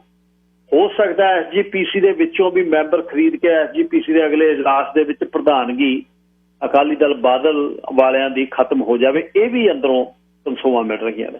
ਪ੍ਰਭਜੋਤਪਾਲ ਸਿੰਘ ਜੀ, ਲਾਈਨ ਨੰਬਰ 3। ਵਾਹਿਗੁਰੂ ਜੀ ਕਾ ਖਾਲਸਾ, ਵਾਹਿਗੁਰੂ ਜੀ ਕੀ ਫਤਿਹ ਜੀ। ਵਾਹਿਗੁਰੂ ਜੀ ਕਾ ਖਾਲਸਾ, ਵਾਹਿਗੁਰੂ ਜੀ ਫਤਿਹ। ਵੀਰ ਜੀ ਸਾਹਿਬ, ਜਿਹੜੀ ਤੁਸੀਂ ਸ੍ਰੀ ਗੁਰੂ ਗ੍ਰੰਥ ਸਾਹਿਬ ਦੀ ਬੇਅਦਬੀ ਦੀ ਗੱਲ ਕੀਤੀ ਤੇ ਤੁਸੀਂ ਗੱਲ ਕਰਦੇ ਸੀ ਕਿ ਉਹ ਆਪਾਂ ਨੂੰ ਚਿੱਪ ਪਾ ਲੈਣਾ ਚਾਹੀਦਾ ਜਾਂ ਕਿੱਦਾਂ। ਦੇਖੋ ਬਿਲਕੁਲ ਜਿਹੜਾ ਚਿੰਤਾ ਜਿਸ ਬੰਦੇ ਨੂੰ ਉਹ 100 ਗੱਲ ਸੋਚਦਾ ਹੈਗਾ ਵੀ ਏਦਾਂ ਕਰ ਲਈਏ, ਅਸੀਂ ਆਹ ਕਰ ਲਈਏ, ਆਹ ਕਰ ਲਈਏ। ਪਰ ਜਾਣੀ ਕਿ ਹੁਣ ਜਿੱਦਾਂ ਤੁਸੀਂ ਬਾਅਦ 'ਚ ਜਿਹੜੀ ਗੱਲ ਕੀਤੀ ਆ ਵੀ ਉਹ ਇੱਕ ਗੱਲ ਜਿਹੜਾ ਇੱਕ ਨੁਕਤਾ ਜਿਹੜਾ ਆ, ਹੁਣ ਜੇ ਅਸੀਂ ਜਦੋਂ ਆਪਾਂ ਗੱਲ ਕਰਦੇ ਸਾਡੇ ਕੋਲ ਇੱਕ ਨੁਕਤਾ ਹੁੰਦਾ, ਉਹੀ ਨੁਕਤਾ ਹੈ ਕਿ ਜਿਹੜਾ ਸਾਰਿਆਂ ਨੇ ਤਾਂ ਇਹੋ ਜਿਹਾ 1000 ਨੁਕਤੇ, ਕਿਤੇ ਸਾਡਾ ਪਾਣੀ ਲੁੱਟਿਆ ਜਾ ਰਿਹਾ ਆ, ਕਿਤੇ ਸਾਡੇ ਸ੍ਰੀ ਗੁਰੂ ਗ੍ਰੰਥ ਸਾਹਿਬ ਦੀ ਬੇਅਦਬੀ ਕੀਤੀ ਜਾ ਰਹੀ ਆ, ਕਿਤੇ ਸਾਡੀ ਜਿਹੜੀ ਆ ਬੋਲੀ ਤੇ ਹਮਲੇ ਕੀਤੇ ਜਾ ਰਹੇ ਆ, ਕਿਤੇ ਸਾਡੇ ਪੰਜਾਬ ਆ ਉੱਥੇ ਦਾ ਜਿਹੜਾ ਯੂਥ ਆ ਉਹਨੂੰ ਨਸ਼ਿਆਂ 'ਚ ਉਜਾੜਿਆ ਜਾ ਰਿਹਾ ਆ। ਅੱਜ ਉੱਥੇ ਜਿਹੜੀਆਂ ਜਾਂ ਜਿਹੜੇ ਨਸ਼ੇ ਆ ਉਹ ਵੀ ਜ਼ਹਿਰੀਲੇ ਕਰ ਦਿੱਤੇ ਗਏ ਆ, ਉੱਥੇ ਉਹ ਮਾਰਦੇ ਆ। ਤੇ ਜਾਣ ਕੇ ਉੱਥੇ ਜਿਹੜਾ ਪਹਿਲਾਂ ਕਹਿੰਦੇ ਸੀ ਵੀ ਪੰਜਾਬ ਨੂੰ ਜਿਹੜਾ ਆ ਚਿੱਟੇ ਨਾਲ ਮਾਰਿਆ ਜਾ ਰਿਹਾ, ਨਾ ਮਾਰਿਆ ਜਾ ਰਿਹਾ। ਮੈਂ ਤਾਂ ਹੈ ਹੀ ਖਾਲਸਤਾਨੀ ਆ, ਮੈਂ ਤਾਂ ਇਹੋ ਗੱਲ ਕਰਦਾ। ਪਰ ਜਿਹੜੇ ਦੂਜਾ ਕਿਵੇਂ ਉੱਥੇ ਉਹਨਾਂ 'ਚ ਵਿਸ਼ਵਾਸ ਰੱਖਦੇ ਆ, ਉਹ ਤਾਂ ਉਹਨਾਂ ਨੂੰ ਵੀ ਮਾਰਨਾ ਚਾਹੁੰਦੇ ਆ ਵੀ ਉੱਥੋਂ ਖਤਮ ਹੋ ਜਾਣ। ਕਿ ਪੰਜਾਬ ਦਾ ਪਾਣੀ ਮੁੱਕ ਗਿਆ। ਬਿਲਕੁਲ ਜਿੱਦਾਂ ਤੁਸੀਂ ਗੱਲ ਕਹੀ ਵੀ ਉਹ ਤੋਂ ਉੱਤੇ ਜੇ ਬਾਹਰ ਨੂੰ ਉੱਧਰ ਹਿਮਾਚਲ ਚੋਂ ਪਰੇ ਨੂੰ ਹਰਿਆਣੇ ਵੱਲ ਨੂੰ ਪਾਣੀ ਲਿਜਾਣਾ ਚਾਹੁਣ ਤਾਂ ਉਹ ਆਲਰੇਡੀ ਉਹ ਤਾਂ ਟਨਲਾਂ ਵਗੈਰਾ ਜਿੱਦਾਂ ਜਿਹੜਾ ਹੈਗਾ ਆਖਰੀ ਹਮਲਾ ਉਹਦੇ ਵਿੱਚ ਉਹ ਦੱਸਦੇ ਆ ਵੀ ਉਹਨੇ ਆਲਰੇਡੀ ਉਹਦੀ ਤਿਆਰੀ ਕੀਤੀ ਉਹ ਹੈਗੀ ਆ। ਸੋ ਜਿਹੜਾ ਪੰਜਾਬ ਨੂੰ ਉਜਾੜਨ ਦੀ ਤਾਂ ਜਿਹੜਾ ਆ ਉੱਥੇ ਉਪਰਾਲੇ ਕੀਤੇ ਹੀ ਜਾ ਰਹੇ ਆ। ਅੱਜ ਜੇ ਅਸੀਂ ਇਸ ਗੱਲ ਨੂੰ ਸੋਚ ਕੇ ਸਮਝ ਕੇ ਨਹੀਂ ਚੱਲਦੇ ਵੀ ਉੱਥੇ ਜੋ ਸਾਡੇ ਨਾਲ ਹੋ ਰਿਹਾ ਹੈਗਾ ਆ, ਉੱਥੇ ਕੋਈ ਉਹ ਸਿੱਖ ਤਾਂ ਹਿੰਦੂ ਦੀ ਲੜਾਈ ਨਹੀਂ ਹੈਗੀ, ਉੱਥੇ ਕਿਸੇ ਧਰਮ ਦੀ ਲੜਾਈ ਨਹੀਂ। ਜੇ ਸਿੱਖ ਕਹਿ ਦੇਵੇ ਪੰਜਾਬੀ ਤੇ ਕਹਿੰਦੇ ਜੀ ਇਹ ਸਿੱਖ ਦਾ ਮਸਲਾ, ਜੇ ਕਹਿ ਦੇਵੇ ਪਾਣੀ ਤੇ ਜੀ ਇਹ ਸਿੱਖ ਦਾ ਮਸਲਾ, ਜੇ ਕਹਿ ਦੇਵੇ ਵੱਧ ਅਧਿਕਾਰ ਤੇ ਜੀ ਇਹ ਸਿੱਖ ਦਾ ਮਸਲਾ। ਇਹ ਜਿਹੜਾ ਇਸ ਤਰ੍ਹਾਂ ਜਿਹੜਾ ਆ ਹਰ ਇੱਕ ਗੱਲ ਨੂੰ ਸਾਡੇ ਮੂੰਹ ਵਿੱਚ ਪਾਇਆ ਜਾਂਦਾ ਵੀ ਇਹ ਸਿਰਫ ਉੱਥੇ ਜਿਹੜਾ ਸਿੱਖਾਂ ਦਾ ਇਹ ਮਸਲਾ ਆ, ਹੋਰ ਕਿਸੇ ਦਾ ਨਹੀਂ। ਜਦ ਕਿ ਇਹੋ ਜਿਹੜੀ ਜੇ ਬੋਲੀ ਆ ਪੰਜਾਬੀ ਤਾਂ ਇਹ ਉੱਥੇ ਦੇ ਬਸਦਿਆਂ ਦੀ ਬੋਲੀ ਆ, ਭਾਵੇਂ ਉਹ ਕਿਸੇ ਧਰਮ ਨਾਲ ਆ। ਤੇ ਜੇ ਉਹ ਪਾਣੀ ਆ ਉੱਥੇ ਬਸਦਿਆਂ ਦਾ ਪਾਣੀ ਆ, ਉਹ ਕਿਸੇ ਧਰਮ ਨਾਲ ਵੀ ਸੰਬੰਧਿਤ ਹੈਗਾ ਆ। ਜਿੰਨੀ ਦੇਰ ਇਸ ਗੱਲ ਨੂੰ ਅਸੀਂ ਨਹੀਂ ਸਮਝਦੇ, ਜਿੰਨੀ ਦੇਰ ਅਸੀਂ ਦਬਾਇਸ਼ ਕਰਕੇ ਸਿਰਫ ਹੁਣ ਜੇ ਮਾੜੀ ਜੀ ਕੋਈ ਗੱਲ ਵੀ ਕਰਦਾ ਤੇ ਆ ਕੇ ਦੂਜਾ ਕਈਆਂ ਨੂੰ ਇਸ ਤਰ੍ਹਾਂ ਲੱਗਦਾ ਜੀ ਇਹ ਤਾਂ ਜੀ ਸਿੱਖ ਧਰਮ ਦੇ ਲਾਗੇ ਹੋ ਗਿਆ, ਇਸ ਕਰਕੇ ਇਸ ਤਰ੍ਹਾਂ ਦੀ ਗੱਲ ਕਰਦਾ। ਤੇ ਕੀ ਜਿਹੜਾ ਕਾਮਰੇਡ ਆ, ਕਾਮਰੇਡਾਂ ਲਈ ਕੋਈ ਉੱਥੇ ਸਪੈਸ਼ਲ ਖਿੱਤਾ ਉਹ ਨਹੀਂ ਰੱਖ ਦੇਣਾ ਹੈਗਾ, ਜਿਹੜਾ ਹਿੰਦੂ ਆ ਉਹਨਾਂ ਲਈ ਕੋਈ ਸਪੈਸ਼ਲ ਖਿੱਤਾ ਰੱਖ ਦੇਣਾ।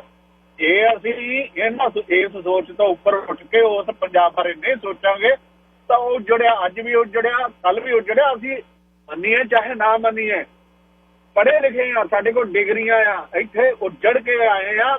ਹਾਂ, ਇਸ ਦੇਸ਼ ਨੇ ਸਾਨੂੰ ਵਧੀਆ ਸਾਂਭਿਆ, ਇਹਨੂੰ ਅਸੀਂ ਐਪਰੀਸ਼ੀਏਟ ਕਰਦੇ ਹਾਂ। ਪਰ ਜੇ ਇਸੇ ਤਰ੍ਹਾਂ ਹੀ ਰਿਹਾ ਤੇ ਅੱਜ ਉਹ ਜਿਹੜਾ ਉਹ ਪੰਜਾਬ 'ਚ ਜਿੰਨੇ ਵੱਸਦੇ ਹੈਗੇ ਆ, ਮਾੜਾ ਮੋਟਾ ਸਾਡਾ ਨਾਲ ਤੇ ਪਿਆਰ ਜਿਹੜਾ ਹੈਗਾ ਆ ਉਹ ਉਜੜ ਜਾਣਾ ਆ, ਉਹ ਨਹੀਂ ਰਹਿਣਾ। ਉੱਥੇ ਉਹ ਬਾਹਰਲੇ ਵੀ ਆ ਕੇ ਜਿਹੜੇ ਉੱਥੇ ਬਸਾਉਂਦੇ ਆ ਉਹਨਾਂ ਦਾ ਵੀ ਬਸੇਮਾ ਨਹੀਂ ਰਹਿਣ ਬਸਣ ਜੋਗਾ ਉਹ ਨਹੀਂ ਰਹਿਣਾ। ਇਸ ਗੱਲ ਦਾ ਖਿਆਲ ਕਰਕੇ ਜੇ ਅਸੀਂ ਕੋਈ ਗੱਲ ਇਹਦੇ ਵਿੱਚੋਂ ਕੁਛ ਨਿਕਲਣਾ ਹੈਗਾ ਆ, ਜੇ ਸਿਰਫ ਵੀ ਹਾਂ ਵੀ ਇਹ ਦੂਜਾ ਪ੍ਰਭਜੋਤਪਾਲ ਸਿੰਘ ਨੇ ਗੱਲ ਕਰਤੀ ਤਾਂ ਹੁਣ ਮੈਂ ਜਾ ਕੇ ਵਿਰੋਧ ਕਰਨਾ, ਇਹ ਗੱਲ ਸਹੀ ਨਹੀਂ ਹੋਣੀ। ਸਾਨੂੰ ਇਕੱਠੇ ਹੋਣਾ ਪੈਣਾ। ਵਾਹਿਗੁਰੂ ਜੀ ਖਾਲਸਾ, ਵਾਹਿਗੁਰੂ ਜੀ ਫਤਿਹ ਜੀ। ਵਾਹਿਗੁਰੂ ਜੀ ਖਾਲਸਾ, ਵਾਹਿਗੁਰੂ ਜੀ ਫਤਿਹ। ਵਪਾਰਕ ਸੰਦੇਸ਼ ਮੁੜ ਕੇ ਆਉਣਾ ਜੀ। ਪੰਜਾਬ 'ਚ ਜਿਹੜੇ ਕੁਛ ਹੋ ਰਿਹਾ, ਜਿਹੜੇ ਹਾਲਾਤ ਨੇ ਉਹਦਾ ਬਾਰੇ ਤੁਸੀਂ ਕੀ ਸੋਚਦੇ ਹੋ ਕਿ ਅਸੀਂ ਕਿੱਧਰ ਨੂੰ ਚੱਲੇ ਹਾਂ, ਕੀ ਹੋ ਰਿਹਾ? 100 ਬੰਦੇ ਦਾ ਮਰ ਜਾਣਾ, ਇਹ ਪੋਲੀਟੀਕਲ ਪਾਰਟੀਆਂ ਦੇ ਕੋਲ ਕੋਈ ਸੋਲਿਊਸ਼ਨ ਹੈ ਜਾਂ ਪੰਜਾਬ ਦਾ ਪਾਣੀ ਜਿਹੜਾ ਜ਼ਮੀਨ ਦੋਜ਼ ਪਾਣੀ ਖਤਮ ਹੋ ਗਿਆ, ਪੰਜਾਬ ਦਾ ਪਾਣੀ ਜਿਹੜਾ ਉੱਪਰਲੇ ਬੰਨੇ ਬਿਆਸ ਨੂੰ ਲਿਆ ਕੇ ਸਿੱਟ ਕੇ ਗੋਬਿੰਦ ਸਾਗਰ ਜ਼ਰੂਰਤ ਹੈ, ਗੋਬਿੰਦ ਸਾਗਰ ਤੋਂ ਟਨਲ ਕਰਕੇ ਲਿਆ ਕੇ ਜੇ ਉੱਪਰੋਂ ਕਿਤੇ ਵੀ ਸਰਸਵਤੀ ਦੇ ਨੇੜੇ ਉਹਨੂੰ ਪਾਉਣਾ। ਹੁਣ ਉਹਨਾਂ ਦੇ ਕੁਛ ਨਹੀਂ ਹੈ, ਪਾਣੀ ਸਾਰਾ ਹਿਮਾਚਲ, ਨਾਥਵਾ, ਝਾਖੜੀ, ਸਤਲੁਜ ਉਹਨਾਂ ਨੂੰ ਬੰਨਿਆ ਹੋਇਆ ਉਹਨਾਂ ਸਾਰਾ ਕੁਛ ਉਹਨਾਂ ਦੀ। ਔਰ ਪਾਣੀ ਤੁਹਾਡਾ ਰੋਪੜ ਹੈੱਡ ਤੋਂ ਸਤਲੁਜ ਦੇ ਵਿੱਚ ਬਿਲਕੁਲ ਕੁਛ ਨਹੀਂ ਆਉਂਦਾ। ਜਿੰਨਾ ਪਾਣੀ ਉੱਥੇ ਹੈੱਡ ਤੇ ਖੜਾ ਹੈ, ਅਬਲਾ ਤਾਂ ਗਾਰ ਹੀ ਆ ਉਹ ਹੈੱਡ ਦੇ ਵਿੱਚ, ਉਹਦੇ 'ਚ ਕੋਈ ਪਾਣੀ ਨਹੀਂ। ਪਾਣੀ ਸਿੱਧਾ ਲੰਘ ਰਿਹਾ, ਜਿਹੜਾ ਭਾਖੜਾ 'ਚ ਲੰਘ ਰਿਹਾ, ਤੇ ਜਿਹੜਾ ਦੂਜਾ ਪਾਣੀ ਆ ਉਹ ਸਰਹੰਦ ਦੇ ਨਹਿਰ ਦੇ ਵਿੱਚ ਤੇ ਦੁਆਬ ਜਿਹੜੀ ਨਹਿਰ ਆ ਉਹਦੇ ਵਿੱਚ ਜਾ ਕੇ ਤੇ ਸਤਲੁਜ 'ਚ ਕੁਛ ਨਹੀਂ ਬਚ। ਸਤਲੁਜ ਤਾਂ ਪ੍ਰਦੂਸ਼ਿਤ ਪਾਣੀ, ਉਹ ਜਿਹੜਾ ਗੰਦਾ ਪਾਣੀ ਆ ਲੁਧਿਆਣੇ ਦਾ, ਉਹੀ ਪੈ ਕੇ ਉਹੀ ਹਰੀ ਕੇ ਆਉਂਦਾ। ਪਾਲ ਜੀ, ਲਾਈਨ ਨੰਬਰ 2 ਤੁਸੀਂ ਏਅਰ ਤੇ ਹੋ। ਹੈਲੋ, ਸਤਿ ਸ਼੍ਰੀ ਅਕਾਲ। ਸਤਿ ਸ਼੍ਰੀ ਅਕਾਲ ਜੀ। ਹਾਂਜੀ ਭਾਜੀ, ਮੈਂ ਕਹਿੰਦਾ ਜਿਹੜਾ ਆਪਣੇ ਸ਼ਰਾਬ ਦਾ ਹੋਇਆ ਇੰਸੀਡੈਂਟ, ਵੀ ਜੇ ਤਾਂ ਉੱਥੇ ਕੋਈ ਚਾਹੇ ਕੋਈ ਕਿਸੇ ਵੀ ਰਿਲੀਜਨ ਨਾਲ ਕੋਈ ਬਿਲੋਂਗ ਕਰਦਾ, ਚਾਹੇ ਹਿੰਦੂ ਨਾਲ, ਚਾਹੇ ਸਿੱਖਾਂ ਨਾਲ, ਚਾਹੇ ਕੋਈ ਮੁਸਲਿਮ ਨਾਲ, ਜੇ ਆਪਦੀ ਕੋਈ ਫੈਮਿਲੀ ਸੋਸ਼ਲ ਰਿਲੀਜੀਅਸ ਸੈਂਸ ਦੀ ਗੱਲ ਕਰਦਾ, ਉਹਨੂੰ ਇਨਸਲਟ ਕੀਤਾ ਜਾਂਦਾ। ਫਿਰ ਉਹਨੂੰ ਇਨਸਲਟ ਤੋਂ ਲੈ ਕੇ ਫਿਰ ਉਹਨੂੰ ਟੈਰਰਿਸਟ ਤੱਕ ਉਹਨੂੰ ਜਾਣ ਲਈ ਲਿਜਾਇਆ ਜਾਂਦਾ। ਉਹ ਫਿਰ ਉਹ ਲੋਕ ਉਧਰ ਮਰਦੇ ਹੈਗੇ, ਉਹਨੂੰ ਟੈਰਰਿਸਟ ਬਣਾ ਕੇ ਮਾਰਿਆ ਜਾਂਦਾ। ਜੇ ਉਹ ਲੋਕ ਟੁੱਟਦੇ ਹੈਗੇ ਆਪਣੀ ਫੈਮਿਲੀ ਸੋਸ਼ਲ ਰਿਲੀਜੀਅਸ ਸੈਂਸ ਤੋਂ, ਫਿਰ ਇੱਦਾਂ ਦੀ ਜਿਹੜਾ ਕੇਓਸ ਪੈਦਾ ਹੋ ਰਿਹਾ ਆਪਣੀ ਮਨੁੱਖਤਾ ਵਾਸਤੇ। ਇਹ ਹੁਣ ਪਤਾ ਨਹੀਂ ਵੀ ਆਪਣੇ ਕੀ ਇਹਦਾ ਕੋਈ ਇਲਾਜ ਹੋਊਗਾ। ਮੈਂ ਇਹੀ ਕਹਿਣਾ ਚਾਹੁੰਦਾ। ਥੈਂਕ ਯੂ ਜੀ। ਸੈਮ ਜੀ, ਲਾਈਨ ਨੰਬਰ 3, ਕੀ ਪੰਜਾਬ ਅਸੀਂ ਕਿੱਧਰ ਨੂੰ ਚੱਲੇ?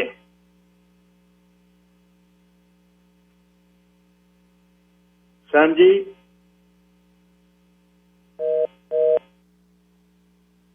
ਸਰ ਜਗਮੇਲ ਸਿੰਘ ਜੀ। ਹਾਂਜੀ ਸਿੰਘ ਸਾਹਿਬ, ਵਾਹਿਗੁਰੂ ਜੀ ਕਾ ਖਾਲਸਾ, ਵਾਹਿਗੁਰੂ ਜੀ ਕੀ ਫਤਿਹ। ਵਾਹਿਗੁਰੂ ਜੀ ਖਾਲਸਾ, ਵਾਹਿਗੁਰੂ ਜੀ ਕੀ ਫਤਿਹ ਜੀ। ਸਰਦਾਰ ਪ੍ਰਭਜੋਤ ਸਿੰਘ ਉਹਨਾਂ ਨੇ ਜਿਹੜਾ ਕੁਝ ਕਹਿਤਾ ਉਹਨੂੰ ਮੈਂ ਨਹੀਂ ਰਿਪੀਟ ਕਰਨਾ। ਉਹ ਸੱਚੋ ਸੱਚ ਹੈ। ਸਰਸਵਤੀ ਵਾਸਤੇ ਇਹਨਾਂ ਨੇ ਪੰਜਾਬ ਦਾ ਪਾਣੀ ਚੋਰੀ ਕਰਨ ਦਾ ਪਲਾਨ ਬਣਾਇਆ ਹੋਇਆ ਹੈ। ਇਹਨਾਂ ਦੇ ਮਨ ਵਿੱਚ ਇਹ ਖਿਆਲ ਹੈ ਵੀ ਪੰਜਾਬ ਕਸ਼ਮੀਰ ਦੇ ਨਾਲ ਮਿਲ ਕੇ ਕਿਸੇ ਸਮੇਂ ਪਾਕਿਸਤਾਨ ਔਰ ਚਾਈਨਾ ਦਾ ਉਧਰ ਨੂੰ ਜ਼ੋਰ ਆ ਵੀ ਸ਼ਾਇਦ ਉਧਰ ਨੂੰ ਨਾ ਚਲਿਆ ਜਾਵੇ, ਇਹਨੂੰ ਉਜਾੜਨ ਤੇ ਲੱਗੇ। ਹੁਣ ਰਹੀ ਗੱਲ ਕਿਸੇ ਦੀ ਗੱਲ ਮਗਰੋਂ, ਆਪਾਂ ਇੱਥੇ ਬੈਠੇ ਪੰਜਾਬ ਦੀ ਸੁੱਖ ਭਾਲਦੇ, ਇਹ 'ਚ ਕੋਈ ਸ਼ੱਕ ਨਹੀਂ। ਹਰ ਪਰਿਵਾਰ ਸੁੱਖ ਲੋੜਦਾ ਉੱਥੇ ਵੀ, ਕਿਉਂਕਿ ਸਾਡਾ ਕੁਛ ਨਾ ਕੁਛ ਉੱਥੇ ਹੈ। ਲੇਕਿਨ ਅਗਲੀ ਪੀੜ੍ਹੀ ਵਾਸਤੇ ਤਾਂ ਪਾਣੀ ਅਲੱਗ, ਹੁਣ ਦੀ ਪੀੜ੍ਹੀ ਵਾਸਤੇ ਨਹੀਂ ਰਹਿਣਾ। ਇਹ ਕਿਹਨੇ ਸੋਚਣਾ? ਅੱਜ ਤੱਕ ਜਿਨ੍ਹਾਂ ਲੋਕਾਂ ਨੇ ਹਕੂਮਤ ਕੀਤੀ ਹੈ ਉਹਨਾਂ ਨੇ ਪੰਜਾਬ ਦੇ ਉੱਪਰ ਕਰਜ਼ਾ ਚੜਾਉਣ ਤੋਂ ਬਗੈਰ ਜਾਂ ਆਪਣੀਆਂ ਜੇਬਾਂ ਭਰਨ ਤੋਂ ਬਿਨਾਂ ਕੁਛ ਹੋਰ ਸੋਚਿਆ? ਇੱਕ। ਨੰਬਰ 2, ਪੰਜਾਬ ਉਜੜੇਗਾ ਔਰ ਸਾਨੂੰ ਉਹਨਾਂ ਨੂੰ ਧਰਮ ਸਾਡਾ ਬਦਲੀ ਕਰਨ ਦੀ ਲੋੜ ਨਹੀਂ। ਸਾਨੂੰ ਇੰਡੀਆ ਜਾਣਾ ਪੈਣਾ, ਸਾਡੇ ਲੋਕਾਂ ਨੂੰ ਉੱਥੇ ਛੱਡ ਕੇ ਜਾਣਾ ਪਊਗਾ। ਸਾਡਾ ਅੰਤ ਬਹੁਤ ਮਾੜਾ ਹੈ, ਇਹ ਸੋਚਣਾ ਕਿਸੇ ਨੇ ਨਹੀਂ। ਅੱਜ ਕੁਰਸੀਆਂ ਦੀ ਦੌੜ ਹੈ ਤੇ ਸ੍ਰੀ ਅਕਾਲ ਤਖ਼ਤ ਸਾਹਿਬ ਦਾ ਜਥੇਦਾਰ ਜਦੋਂ ਸਖਤ ਹੋ ਜਾਏਗਾ, ਚਾਹੇ ਕੋਈ ਕਿੱਡੀ ਪਦਵੀ ਤੇ ਬੈਠਾ ਹੋਵੇ, ਉਹ ਕਹੇ ਵੀ ਇੱਥੇ ਇੱਕ ਹੋਵੋ, ਨਹੀਂ ਤਾਂ ਤੁਹਾਨੂੰ ਜਿਹੜਾ ਉਹ ਪ੍ਰਧਾਨ ਬਣਾ ਦੇਵੇ ਕਿਸੇ ਨੂੰ, ਇੱਕ ਨੂੰ, ਤੇ ਸਿੱਖ ਬਹੁਤ ਕੁਛ ਲੈ ਜਾਣਗੇ। ਇੱਕ ਕਰਜ਼ਾ ਵੀ ਲਾ ਦੇਣਗੇ।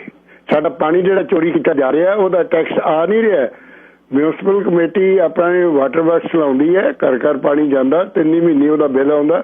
ਇਹ ਸਾਡਾ ਜਿਹੜਾ ਹਿਸਾਬ ਹੀ ਕੋਈ ਨਹੀਂ, ਇੰਨਾ ਪਾਣੀ ਜਾ ਰਿਹਾ ਬਾਹਰ ਨੂੰ, ਉਹਦਾ ਬਿੱਲ ਕਿੱਥੇ ਹੈ? Thank you.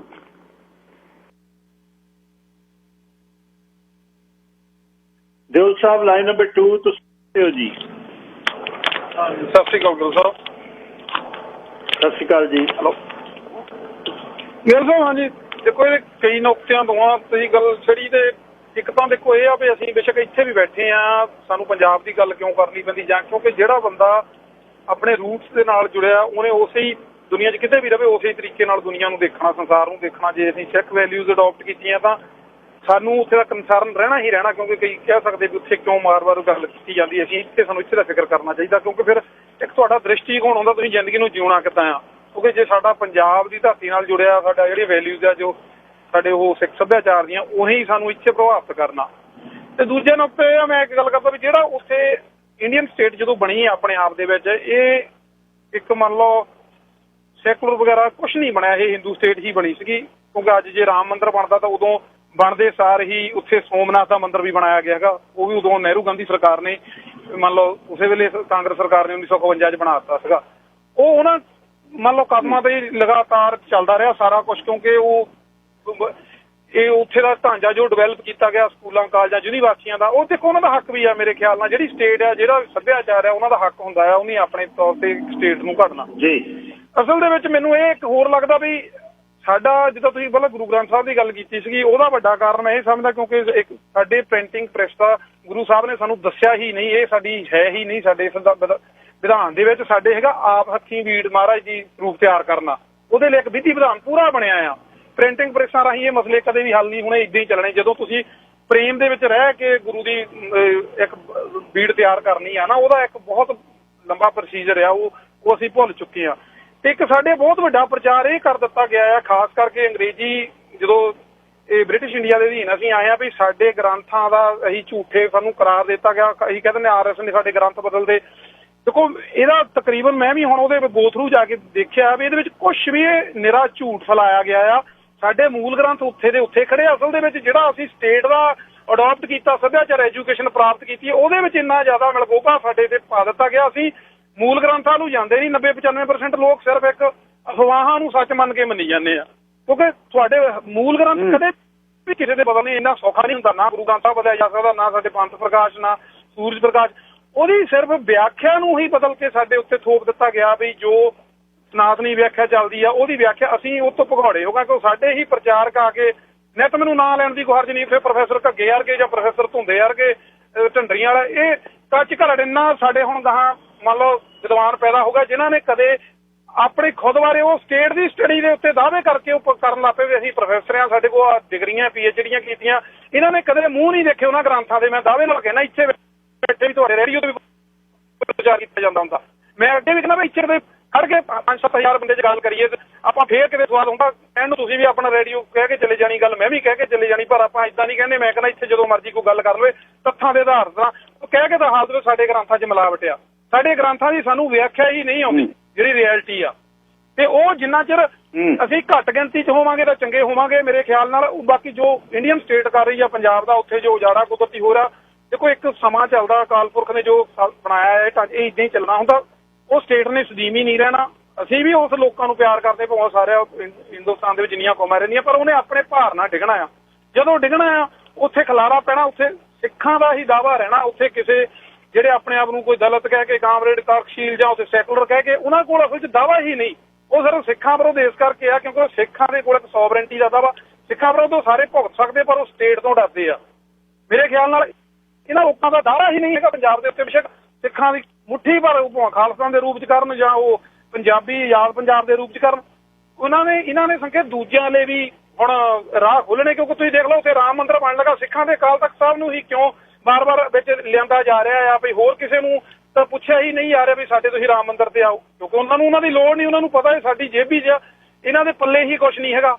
ਇਹ ਰਾਸ਼ਟਰਵਾਦ ਦੇ ਨਾਅਰੇ ਪਹਿਲਾਂ ਹੀ ਜੈ-ਜੈਕਾਰ ਕਰਨ ਵਾਲੇ ਆ। ਤੇ ਮੇਰੇ ਖਿਆਲ ਨਾਲ ਸਾਨੂੰ ਆਪਣੀਆਂ ਜੜ੍ਹਾਂ ਨਾਲ ਜੁੜਨ ਦੀ ਲੋੜ ਆ ਵੀ ਸਾਡਾ ਜਿਹੜਾ ਅਸਲ 'ਚ ਰੂਟ, ਸਾਡਾ ਮੂਲ ਕੀ ਆ, ਉੱਥੇ ਹੀ ਸਾਰੇ ਇਹਦੇ ਹੱਲ ਪਏ ਆ, ਨਾ ਕਿ ਕਾਂਗਰਸ ਅਕਾਲੀਆਂ ਵਾਲੀਆਂ ਮੰਨ ਲਓ ਗੇਮਾਂ ਦੇ ਵਿੱਚ। ਇਹਨਾਂ ਦੇ ਵਿੱਚ ਤਾਂ ਥੋੜਾ ਚਿਰ ਚੱਲਣੀਆਂ। ਇਹ ਜਿੱਦਾਂ ਕਰੋਨਾ ਆਇਆ ਇੱਦਾਂ ਹੀ ਚੀਜ਼ਾਂ ਆਉਣੀਆਂ ਗਾਂ, ਤੇ ਤੁਸੀਂ ਕਿੱਦਾਂ ਸੰਭਲਣਾ ਇਹ ਪ੍ਰਮਾਤਮਾ ਹੀ ਜਾਣਦਾ ਆ। ਮੇਰੇ ਖਿਆਲ ਨਾਲ ਤਾਂ ਮੂਲ ਦੇ ਨਾਲ ਜ਼ਰੂਰ ਜੁੜੀਏ, ਐਵੇਂ ਹਰ ਚੀਜ਼ ਦੀ ਆਪਣੀ ਵਿਆਖਿਆ ਨਾ ਕਰੀਏ। ਧੰਨਵਾਦ ਜੀ। ਧੰਨਵਾਦ ਜੀ। Baljinder Singh ji line number 5 air ਤੇ ਹੋ। ਸਨੀ ਜੀ ਲਾਈਨ ਨੰਬਰ 2 ਤੁਸੀਂ ਏਅਰ ਤੇ ਹੋ।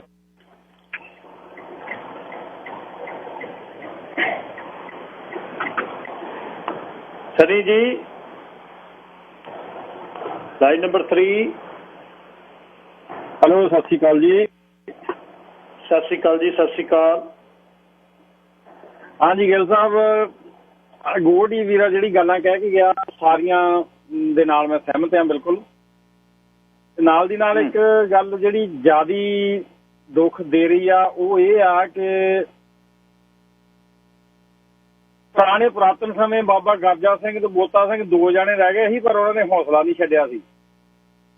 ਹੁਣ ਸਾਰਿਆਂ ਨੂੰ ਵੱਡੀ ਤਰਾਸਦੀ ਇਹ ਆ ਕਿ ਅਸੀਂ ਸਾਡੇ ਸਾਹਮਣੇ ਪਤਾ ਵੀ ਆ ਰਿਹਾ ਵੀ ਸ਼ੇਰ ਆ ਰਿਹਾ, ਮੋਰੇ ਸ਼ੇਰ ਆ ਰਿਹਾ ਜਾਂ ਖਤਰਾ ਆ ਰਿਹਾ ਆ, ਪਰ ਇਹ ਗੱਲ ਦੀ ਰਿਪੀਟ ਆਪਾਂ ਕਰਕੇ ਤੇ ਉਹਦੇ ਲਈ ਹੀਲਾ ਨਹੀਂ ਕੋਈ ਹੋ ਰਿਹਾ। ਸਾਰੇ ਜਾਣੇ ਹੌਸਲਾ ਢਾਹ ਕੇ ਬਹਿ ਗਏ ਆ। ਉਹ ਮੈਂ ਪਾਸ਼ ਦੀ ਗੱਲ ਮੈਨੂੰ ਚੇਤੇ ਆਉਂਦੀ ਵੀ ਸਕਦੀ, ਉਹਦੇ ਨਾਲ ਮੈਂ ਉੱਦਾਂ ਪਰਸਨਲ ਤੌਰ ਤੇ ਜ਼ਿਆਦਾ ਸਹਿਮਤ ਨਹੀਂ। ਵੀ ਸਭ ਤੋਂ ਖਤਰਨਾਕ ਹੁੰਦਾ ਹੈ ਸੁਪਨਿਆਂ ਦਾ ਮਰ ਜਾਣਾ। ਇਹ ਜਿਹੜਾ ਹੌਸਲਾ ਛੱਡ ਜਾਣਾ ਇਹ ਜ਼ਿਆਦਾ ਖਤਰਨਾਕ ਆ ਸਾਡੇ ਲਈ। ਤੇ ਬਾਕੀ ਚੀਜ਼ਾਂ ਤਾਂ ਇਹ ਹੈ ਤਾਂ ਖਤਰਾ ਮੰਡਰਾ ਰਿਹਾ, ਇਹਦੇ ਵਿੱਚ ਕੋਈ ਸ਼ੱਕ ਨਹੀਂ। Thank you.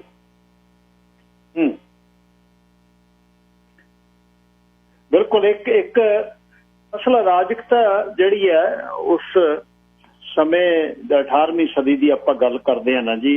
ਗੁਰੂ ਕਾਲ 1708 ਦੇ ਵਿੱਚ ਗੁਰੂ ਸਾਹਿਬ ਜੋਤੀ ਜੋ ਸਮਾਏ ਨੇ, ਤੇ ਨੇੜੇ ਦਾ ਸਮਾਂ ਹੈ ਉਹ 25-30 ਵਰੇ ਦਾ ਸਮਾਂ। ਉਹਦਾ ਬੜੀ ਸ਼ੋਅ ਸੀ ਤੇ ਤਾਂ ਹੀ 18ਵੀਂ ਸਦੀ ਸਾਰੀ ਕੱਟ ਲਈ। ਇਹ ਨਹੀਂ ਕਿ ਅਸੀਂ ਸ਼ੋਅ ਤੋਂ ਪਰਾਂ, ਅਸੀਂ ਸਾਡੇ ਕੋਲ ਸਮਾਂ ਹੈ ਨਹੀਂ ਆਪਣੇ ਗੁਰੂ ਦੇ ਚਰਨਾਂ 'ਚ ਬੈਠਣ ਦਾ, ਉਹਨੂੰ ਸਮਝਣ ਦਾ। ਤੇ ਪੁਰਾਤਨ ਸਾਖੀਆਂ ਤੇ ਉਹਨਾਂ ਦੀ ਗੱਲ ਠੀਕ ਆ, ਜਿਹੜੀਆਂ ਨਾ ਸਾਨੂੰ ਸਾਖੀਆਂ ਤੋਂ ਤੋੜਿਆ ਨਾ, ਉਹ ਇੱਕ ਬਹੁਤ ਵੱਡੀ ਸਾਜ਼ਿਸ਼ ਹੈ ਜੀ। ਇਹ ਕੱਚ ਘਰੜ ਨੇ ਜੀ, ਇਹ ਨੇ ਜੀ, ਇਹ ਸੀਸ ਤਲੀ ਤੇ ਹੱਥ ਰੱਖ ਕੇ ਬੰਦਾ ਤੁਰ ਨਹੀਂ ਸਕਦਾ ਜੀ, ਇਹ ਪਹਾੜ ਤੋਂ ਪੱਥਰ ਡਿੱਗ ਨਹੀਂ ਸਕਦਾ ਜੀ, ਇਹ ਜਿਹੜੀ ਗੰਗਾ ਸਾਗਰ ਦੇ ਵਿੱਚ ਦੀ ਰੇਤ ਕਿਟ ਸਕਦੀ ਹੈ, ਦੁੱਧ ਕਿਵੇਂ ਨਾ ਤਰੇ ਜੀ। ਇਹ ਬੜਾ ਕੁਝ ਚੱਲਦਾ ਤੇ ਉਹ ਸਭ ਕੁਝ ਹੀ ਚੱਲਦਾ ਰਿਹਾ। ਅਸੀਂ ਆਪਣੀ ਹਾਲੇ ਹੁਣੇ ਹੀ 1995 ਤੱਕ ਜੇ ਤੁਸੀਂ ਦੇਖਦੇ ਹੋ 78 ਤੋਂ 95 ਦਾ 17 ਸਾਲ ਦਾ ਸਫ਼ਰ ਆ ਜਿਹੜਾ, ਉਹਦੇ ਵਿੱਚ ਕਿਹੜਾ ਸਮਾਂ 18ਵੀਂ ਸਦੀ ਦਾ ਜਿਹੜਾ ਦੁਬਾਰਾ ਸਿੱਖਾਂ ਨੇ ਰੂਪਮਾਨ ਨਹੀਂ ਕੀਤਾ। ਮਤਲਬ 1716 ਤੋਂ ਲੈ ਕੇ ਬਾਬਾ ਬੰਦਾ ਸਿੰਘ ਬਹਾਦਰ ਤੋਂ ਬਾਅਦ ਤੇ 1770 ਤੱਕ ਨੇੜੇ ਲਾ ਲਿਆ ਸੀ। 72 ਦੇ ਵਿੱਚ ਅਬਦਾਲੀ ਮਰਦਾ ਹੈ। ਇਹ 60 ਵਰਿਆਂ ਦੇ ਵਿੱਚ ਜਿਹੜਾ ਕੁਛ ਕੌਮ ਨੇ ਭੋਗਿਆ ਉਹ ਉਸਨੇ 78 ਤੋਂ 95 ਤੱਕ ਸਿਰ ਤੇ ਨਿਗਾਹ ਕੇ ਦਿਖਾ ਦਿੱਤਾ। ਉਸ ਸਮੇਂ ਵੀ 5-7 ਹਜ਼ਾਰ ਦਾਸੀ ਤੇ 5-7 ਹਜ਼ਾਰ ਹੀ ਇਸ ਸਮੇਂ ਸੀ। ਇਸ ਤੋਂ ਵੱਧ ਗਿਣਤੀ ਨਹੀਂ ਹੋਈ ਟੋਟਲ। 5-7 ਹਜ਼ਾਰ ਤਾਂ ਮੈਂ ਵੱਧ ਕਹਿਣਾ, 5-7 ਹਜ਼ਾਰ ਸਾਰੇ ਸਿੱਖਾਂ ਨੂੰ ਮਿਲਾ ਕੇ ਕਹਿਣਾ, ਜਿੱਥੇ 18 ਸੀ ਜਿਹੜੇ ਨਾਲ ਸਰਕਾਰਾਂ ਦੇ ਵਿੱਚ ਚਪਰਾਇਲ ਸਿੱਖ ਸੀ। ਇਹਨਾਂ ਦੇ ਹੁੰਦਿਆਂ ਹੋਇਆਂ ਆਪਾਂ 17 ਸਾਲਾਂ 'ਚ ਦੱਸਤਾ ਸੀ ਵੀ ਅਸੀਂ ਕੌਣ। ਇਹ ਪਿਛਲੇ 25 ਵਰ੍ਹਿਆਂ ਦੇ ਵਿੱਚ ਜਿਹੜਾ ਕੁਛ ਜਿੱਥੇ ਕੌਮ ਆ ਕੇ ਖੜੀ ਹੋਈ ਹੈ ਉਹ ਇਹ ਹੈ ਵੀ ਹਰ ਪੱਖੋਂ ਕੋਈ ਪੱਖ ਨਹੀਂ ਛੱਡਿਆ ਸੀ ਜਿੱਥੋਂ ਅਸੀਂ ਘਿਰੇ ਨਹੀਂ। ਉਹੀ ਪੰਜਾਬ ਹੈ, ਉਹੀ ਜਗ੍ਹਾ ਹੈ, ਉਹੀ ਪੁਲਿਸ ਹੈ, ਉਹੀ ਪੈਰਾਮਿਲਟਰੀ ਫੋਰਸਿਸ ਨੇ। 36 ਘੰਟੇ ਬੰਬੀ ਦੇ ਮੋਟਰ ਦੇ ਕਮਰੇ 'ਚ ਬਹਿ ਕੇ ਉਹਨਾਂ ਨੇ ਦੱਸਤਾ ਸੀ ਵੀ ਮਾੜਾ ਜਿਹਾ ਨਿਕਲਦਾ ਸਹੀ ਅੰਦਰੋਂ। ਆ ਜਿਹੜੇ ਉੱਥੇ ਦੇ ਬੜੇ ਆਉਂਦੇ ਹੁੰਦੇ ਨੇ ਚੇਲੇ ਬਾਲ ਕੇ ਸਾਡੇ ਕਈ ਸ਼ੋਆਂ ਦੇ ਵਿੱਚ ਜਿਹੜੇ ਟਾਊਟ ਰਹੇ ਨੇ ਉੱਥੇ, ਇਹਨਾਂ ਨੂੰ ਵੀ ਪਤਾ ਕੀ ਕੀ ਹੁੰਦਾ ਰਿਹਾ ਉੱਥੇ। ਬੁਲਟ ਪ੍ਰੂਫ ਟਰੈਕਟਰ ਜੀ, ਬੁਲਟ ਪ੍ਰੂਫਰ ਜੀ, ਛਤਰੀਆਂ ਜੀ ਤੇ ਉੱਪਰ ਹੈਲੀਕਾਪਟਰ ਜੀ। ਕੀ ਹੁੰਦਾ ਸੀ ਉਹਨਾਂ ਕੋਲ ਜਜ਼ਬਾ ਸੀ। ਬਸ ਜਜ਼ਬੇ ਦੇ ਮੂਹਰੇ ਜਿਹੜੇ ਜੰਗ ਜਾਣ ਵਾਲੇ ਬੰਦੇ ਉਹ ਹੋ ਰਹੇ ਨੇ। ਉਹ ਕਹਾਣੀ ਉਹ ਖਤਮ ਹੋ ਗਈ ਸਾਡੇ। ਉਹ ਕਹਾਣੀ ਇਹ ਆ ਵੀ ਗੁਰੂ ਦੀਆਂ ਜਿਹੜੀਆਂ ਬਾਣੀਆਂ ਕਹਾਣੀਆਂ ਨੇ ਨਾ ਉਹ ਛੱਡਤੀਆਂ। ਪੁਰਾਤਨ ਗ੍ਰੰਥ ਜਿਹੜੇ ਛੱਡਤੇ ਜਿਨ੍ਹਾਂ 'ਚ ਜਜ਼ਬੇ ਸੀ, ਦਸਮ ਦੇ ਪਿੱਛੇ ਹੁਣ ਪਏ ਹੋਏ ਨੇ ਜੀ। ਇਹ ਚਾਹ ਜੀ ਉਹਨੂੰ ਪੜ੍ਹਨ ਦਾ ਹੀ ਨਹੀਂ ਪਤਾ ਵੀ ਅਸੀਂ ਪੜ੍ਹਨਾ ਕੀ ਹੈ। ਚਲਿੱਤਰ ਜੀ ਤੇ ਆਹ ਜੀ ਤੇ ਉਹ ਜੀ ਲਾ ਕੇ ਕਮਰੇ ਦਾ ਜੰਦਾ ਕੁੰਡਾ ਲਾ ਕੇ ਤੇ ਚਲਿੱਤਰ ਕਰਦਾ ਕਿਹੜਾ ਨਹੀਂ ਉਹ ਮੈਨੂੰ ਦੱਸੇ ਤਾਂ ਸਹੀ ਆ ਕੇ। ਉਹ ਸਮਝਾਵੇ ਤਾਂ ਸਹੀ ਮੈਨੂੰ ਕੋਈ ਆ ਕੇ ਵੀ ਜਿਹਨੇ ਜਵਾਨੀ ਦੇ 20ਵੇਂ 22ਵੇਂ 25ਵੇਂ ਵਰ੍ਹੇ ਦੇ ਵਿੱਚ ਚਲਿੱਤਰ ਕੀਤਾ ਕਿਹੜਾ ਨਹੀਂ, ਆ ਕੇ ਤਾਂ ਦੱਸੇ ਤਾਂ ਸਹੀ ਕੋਈ ਬ੍ਰਹਮ ਗਿਆਨੀ ਮੈਨੂੰ। ਜਿਹੜੇ ਆ ਕੰਨਾਂ 'ਚ ਸਾਡੇ ਨਿੱਤ ਤੇਲ ਚੋਂਦੇ ਨੇ ਦੱਸਣ ਤਾਂ ਸਹੀ। ਅੱਖਾਂ ਤਾਂ ਹੁਣ ਵੀ ਅੰਗਿਆਰੇ ਵਾਂਗੂ ਮੱਚਦੀਆਂ 50-50 ਵਰ੍ਹਿਆਂ ਦੀ ਉਮਰ ਦੇ ਵਿੱਚ ਐਕਸਰੇ ਪੈਰਾਂ ਤੋਂ ਸਿਰ ਤੱਕ ਕਰਦੇ ਨੇ। ਤੇ ਜੇ ਦਸਮ ਗ੍ਰੰਥ 'ਚ ਲਿਖਤਾ ਹੈ ਉਹ ਤ੍ਰਿਆ ਚਰਿੱਤਰ ਦੇ ਵਿੱਚ, ਉਹਦੇ ਵਿੱਚ ਉਹ ਕਹਿੰਦੇ ਨਾ ਤਾਂ ਪਾਪ ਕਰਤਾ।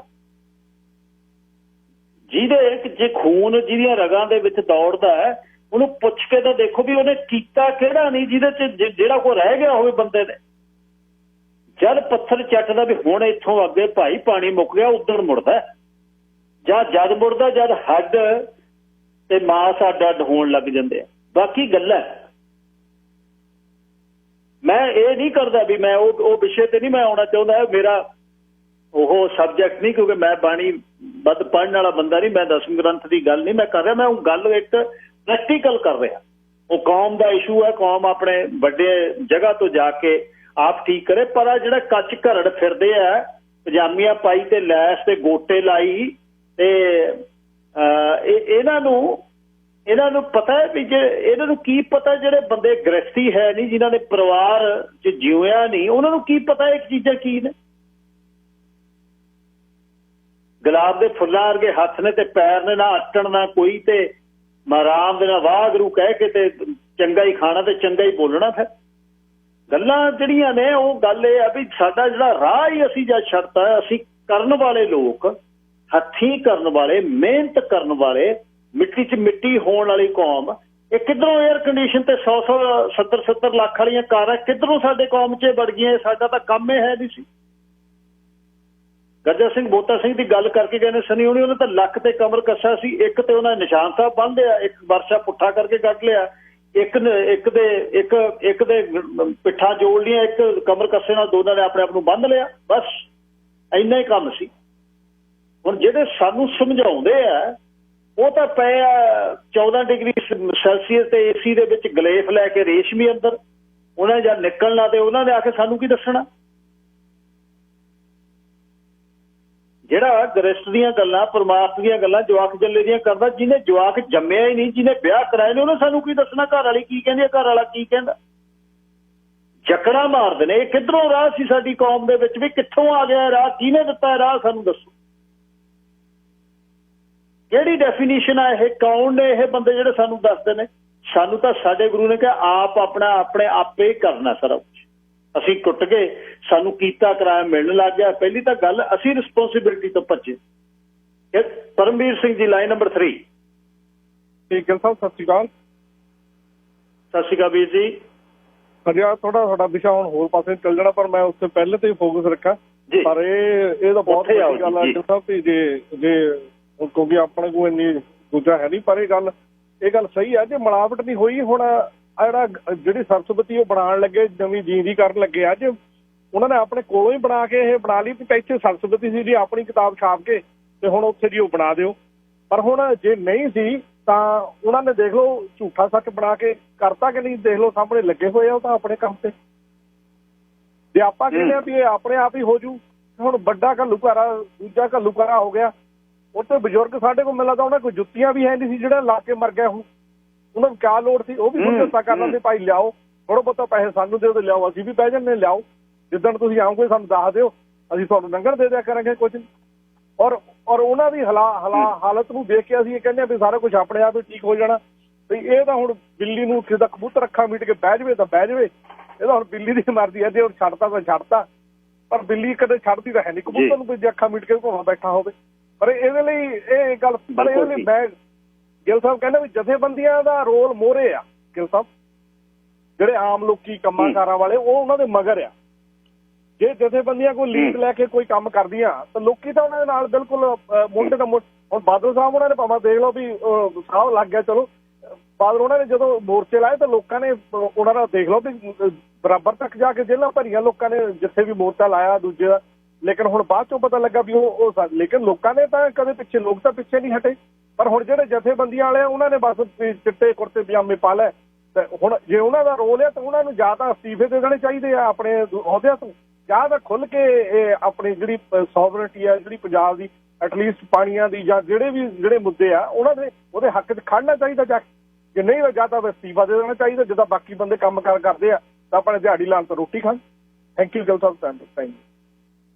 ਥੈਂਕ ਯੂ ਵੀਰ ਜੀ। Paramjit Singh Grewal, thank you. Sir Harpreet Singh ji, line number 4। ਹਾਂਜੀ ਗਿੱਲ ਸਾਹਿਬ ਸਤਿ ਸ਼੍ਰੀ ਅਕਾਲ ਜੀ।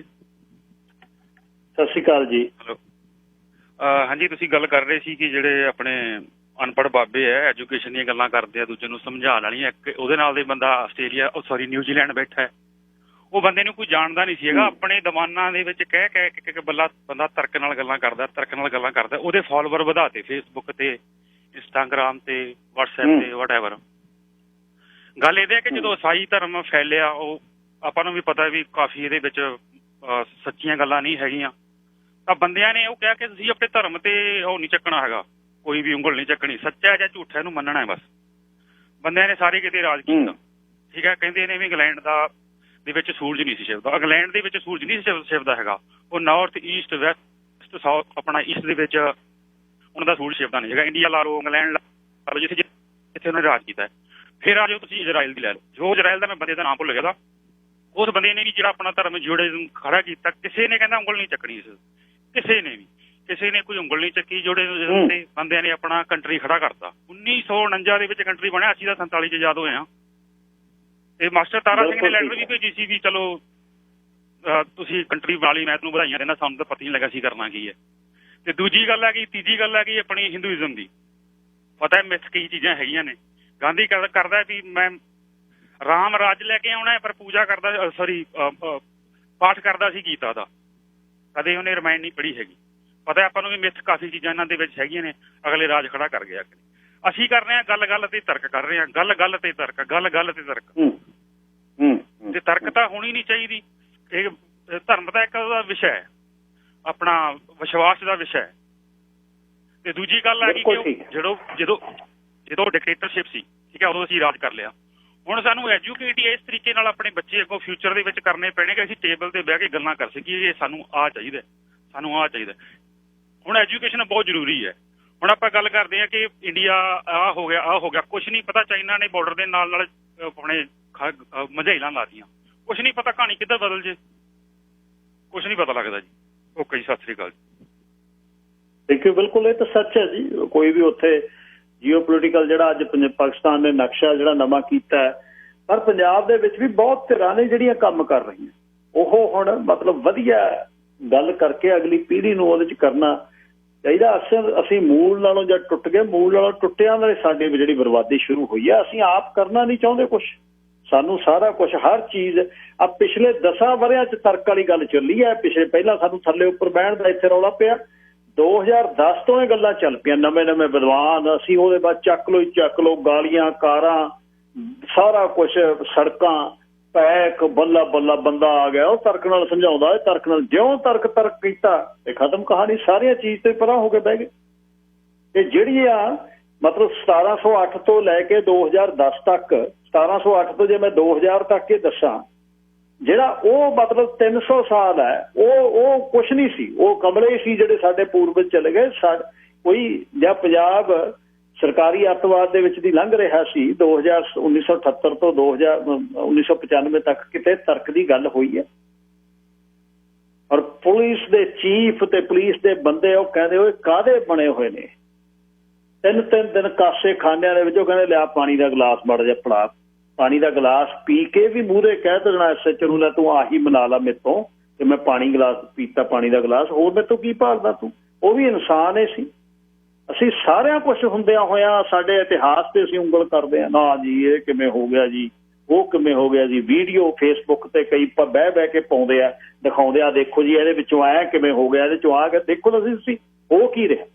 ਜਦ ਤੁਹਾਡਾ ਧਰਮ ਨਾਲ ਮਤਲਬ ਇਹ ਹੈ ਨਹੀਂ, ਤੁਸੀਂ ਧਰਮ ਨੂੰ ਮੰਨਣ ਵਾਲੇ ਬੰਦੇ ਨਹੀਂ, ਤੁਸੀਂ ਸਾਨੂੰ ਵੀਡੀਓ ਪਾ ਕੇ ਕੀ ਦਿਖਾਉਂਦੇ ਹੋ ਬਈ। ਜਦ ਤੁਸੀਂ ਰੱਬ ਨੂੰ ਮੰਨਣ ਵਾਲੇ ਬੰਦੇ ਨਹੀਂ, ਰੱਬ ਦੀ ਹੋਂਦ 'ਚ ਤੁਹਾਨੂੰ ਨਹੀਂ, ਤੇ ਤੁਸੀਂ ਕਿਹਨੂੰ ਵੀਡੀਓ ਪਾ ਕੇ ਦਿਖਾਉਂਦੇ ਹੋ ਵੀ ਇਹਦੇ ਵਿੱਚੋਂ ਆਹ ਹੋ ਗਿਆ ਤੇ ਇਹਦੇ ਵਿੱਚੋਂ ਆਹ ਨਹੀਂ ਹੋਇਆ। ਕੀ ਦਿਖਾਉਣਾ ਚਾਹੁੰਦੇ ਹੋ ਤੁਸੀਂ? ਪਤਾ ਹੀ ਨਹੀਂ ਕੀ ਮਨ ਦੇ ਵਿੱਚ ਆ। ਵੀ ਕਦੇ ਸਿੱਖ ਨੇ ਕਿਸੇ ਨੂੰ ਕੁਝ ਨਹੀਂ ਕਿਹਾ, ਪਰ ਸਿੱਖ ਨੂੰ ਖਤਮ ਕਰਨ ਲਈ ਸਾਰੇ ਲੱਗੇ ਹੋਏ ਨੇ, ਚਾਹੇ ਪੱਗ ਬੰਨੀ ਹੋਈ ਸਾਡੇ 'ਚ ਤੁਰੇ ਫਿਰਦੇ ਹੋਣ, ਚਾਹੇ ਸਾਡੇ ਤੋਂ ਪਰਲੇ ਹੋਣ। ਮਤਲਬ ਹੈ ਚੰਦੀਪ ਸਿੰਘ ਜੀ ਆਖਰੀ ਕਾਲਰ ਇਸ ਵਿਸ਼ੇ ਤੇ, ਲਾਈਨ ਨੰਬਰ। ਹਾਂਜੀ ਵੀਰ ਜੀ, ਸਤਿ ਸ਼੍ਰੀ ਅਕਾਲ ਜੀ। ਸਤਿ ਸ਼੍ਰੀ ਅਕਾਲ ਜੀ।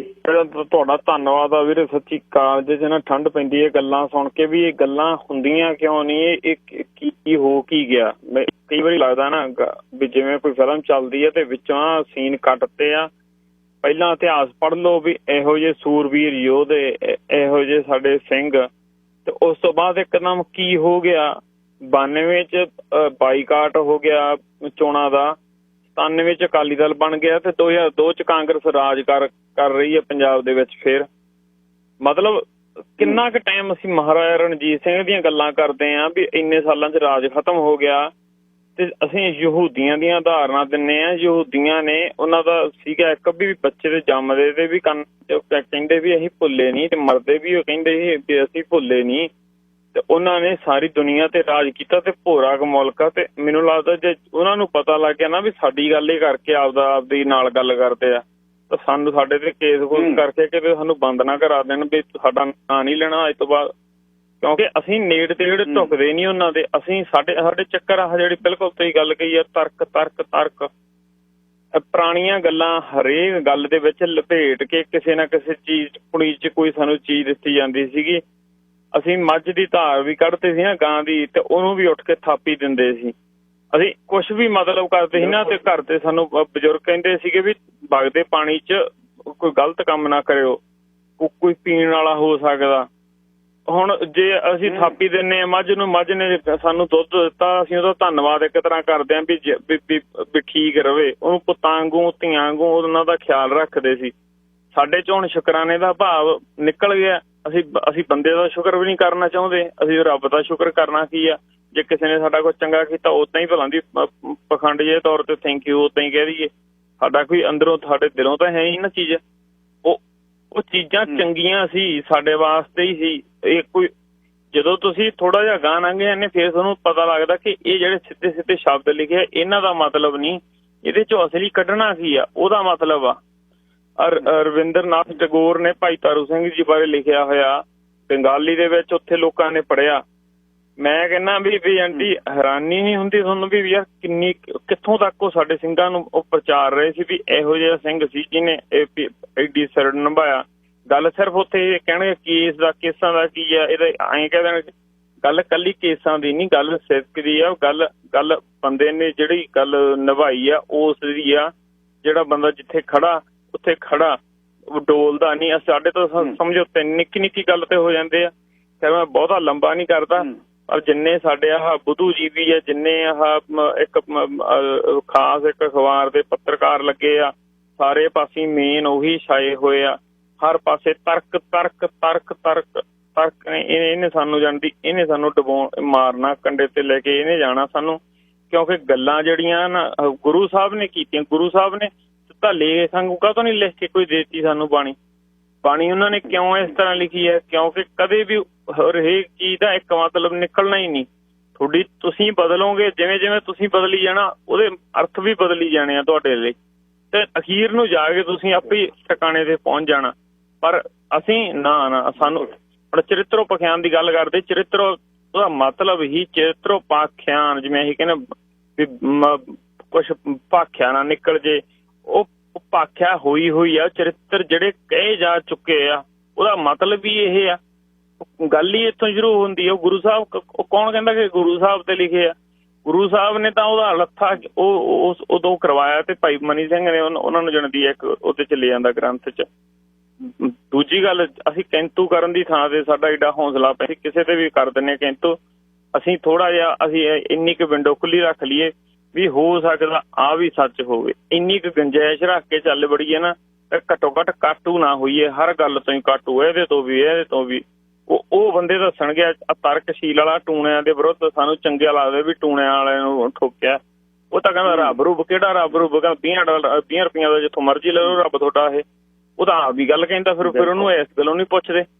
ਮਤਲਬ ਗੱਲਾਂ ਬਹੁਤ ਆ। ਅਸੀਂ ਜਿੰਨਾ ਮਰਜ਼ੀ ਅਸੀਂ ਗਰਕਣ ਨੂੰ ਗਰਕ ਜੀਏ, ਪਰ ਥੋੜਾ ਬਹੁਤਾ ਜਿਹੜਾ ਸਾਡਾ ਐਡਾ ਇਤਿਹਾਸ ਆ ਨਾ, ਉਹਦਾ ਭਾਰ ਚੱਕਣ ਜੋਗੇ ਮੋਢੇ ਵੀ ਰੱਖ ਲਈਏ। ਕਿਤੇ ਐਵੇਂ ਵੀ ਇਹ ਤਰਕਾਂ ਦੇ ਸਹਾਰੇ ਕਿਤੇ ਏਦਾਂ ਨਾ ਹੋ ਜੇ ਵੀ ਸਾਥੋਂ ਭਾਰ ਹੀ ਨਾ ਚੱਕ ਹੋਵੇ ਤੇ ਲੋਕ ਸੱਚੀ ਨਾ ਮੰਨਣ ਵੀ ਯਾਰ ਇਹ ਏਡੇ ਜਿਹੇ ਸਿੰਘ ਸੀਗੇ ਤੇ ਇੱਕਦਮ ਕੀ ਹੋ ਗਿਆ, ਇਹਦੇ ਪਿੱਛੇ ਝੂਠ ਤਾਂ ਹੀ ਸੀ। ਹਾਂਜੀ, ਥੈਂਕ ਯੂ ਵੀਰ ਜੀ। Thank you. ਗੱਲ ਠੀਕ ਹੈ। ਹੁਣ ਸਾਡਾ ਕਿਸੇ ਨਾਲ ਮਤਲਬ ਨਹੀਂ, ਕਿਸੇ ਨਾਲ ਕਿਸੇ ਦੀ ਵਿਚਾਰਧਾਰਾ ਨਾਲ ਮੇਰੇ ਤੇ ਕੋਈ ਇਫੈਕਟ ਨਹੀਂ। ਮੈਂ ਉਹਨਾਂ ਦੀ ਗੱਲ ਵੀ ਨਹੀਂ ਕਰਦਾ, ਮੇਰਾ ਉੱਥੇ ਜਾਣ ਦਾ ਹੀ ਮਤਲਬ ਨਹੀਂ। ਤੁਹਾਡਾ ਧਰਮ ਨਾਲ ਮਤਲਬ ਕੋਈ ਨਹੀਂ। ਤੁਸੀਂ ਰੱਬ ਦੀ ਹੋਂਦ ਨਹੀਂ, ਤੁਸੀਂ ਕੱਕੜੀਆਂ ਲੈਣ ਆਉਂਦੇ ਹੋ, ਸਾਡੇ 'ਚ ਮੁੜ ਕੇ ਵੜਦੇ ਹੋ, ਪੰਗੇ ਪਾਉਂਦੇ ਹੋ ਤੇ ਮੁੜ ਕੇ ਵੀਡੀਓ ਬਣਾ ਪਾਉਂਦੇ ਹੋ। ਇਹਦੇ 'ਚੋਂ ਆਹ ਲੰਘ ਸਕਦਾ ਤੇ ਇਹਦੇ 'ਚੋਂ ਆਹ ਨਹੀਂ ਲੰਘ ਸਕਦਾ। ਕਿਹਨੂੰ ਦਿਖਾਉਣਾ ਚਾਹੁੰਦੇ ਹੋ ਤੁਸੀਂ?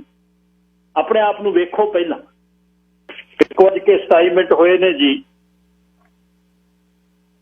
ਰਿਟਰਨ ਪਾਲਿਸੀ ਦੀ ਗੱਲ ਕਰਦਾ ਮੈਂ ਮਾੜਾ ਜਿਹਾ। ਪਹਿਲਾਂ ਦੱਸਦੇ ਹਾਂ ਕਿ SpaceX ਵੱਲੋਂ ਜਿਹੜਾ 31 ਮਈ ਨੂੰ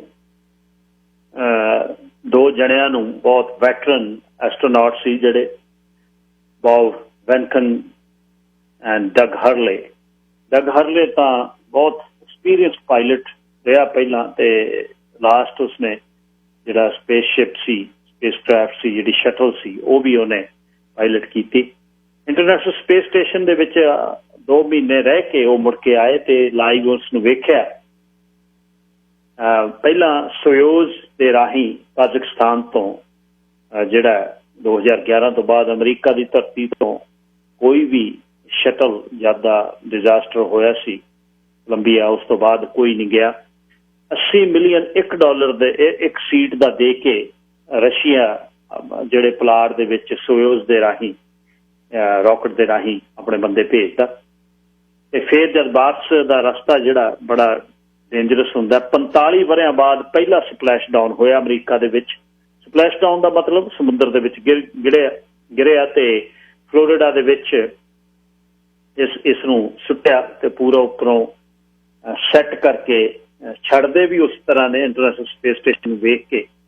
ਤੇ ਉਸੇ ਤਰ੍ਹਾਂ ਹੀ ਹੁਣ ਅਗਲੇ ਮਹੀਨੇ ਫਿਰ ਤਿਆਰ ਆ SpaceX ਨੇ ਐਸਟਰੋਨੌਟ 3 ਭੇਜਣੇ ਨੇ ਤੇ ਉਹਦੇ ਬਾਅਦ ਫਿਰ ਮੰਗਲ ਦੀ ਤਿਆਰੀ ਹੈ। ਪਹਿਲਾਂ ਇਹਦੇ ਰਾਹੀਂ ਸਮਾਨ ਜਾਂਦਾ ਰਿਹਾ, ਸਮਾਨ ਆਉਂਦਾ ਰਿਹਾ, ਕਾਰਗੋ ਜਾਂਦੀ ਰਹੀ, ਕਾਰਗੋ ਆਉਂਦੀ ਰਹੀ, SpaceX ਭੇਜਦੀ ਰਹੀ। ਬੰਦੇ ਪਹਿਲੀ ਵਾਰ ਭੇਜੇ ਸੀ। ਬਹੁਤ ਔਖਾ ਕੰਮ ਹੁੰਦਾ ਜਿਹੜਾ ਇਹ ਵਾਪਸੀ ਦਾ ਜਿਹੜਾ ਸਫ਼ਰ ਹੈ, ਕਿਉਂਕਿ ਜਦ ਉਸਨੇ ਪਹਿਲਾਂ ਜਿਹੜੀ ਇੰਟਰਨੈਸ਼ਨਲ ਸਪੇਸ ਸਟੇਸ਼ਨ ਤੋਂ ਉਹਦਾ ਵੱਖ ਹੋਣਾ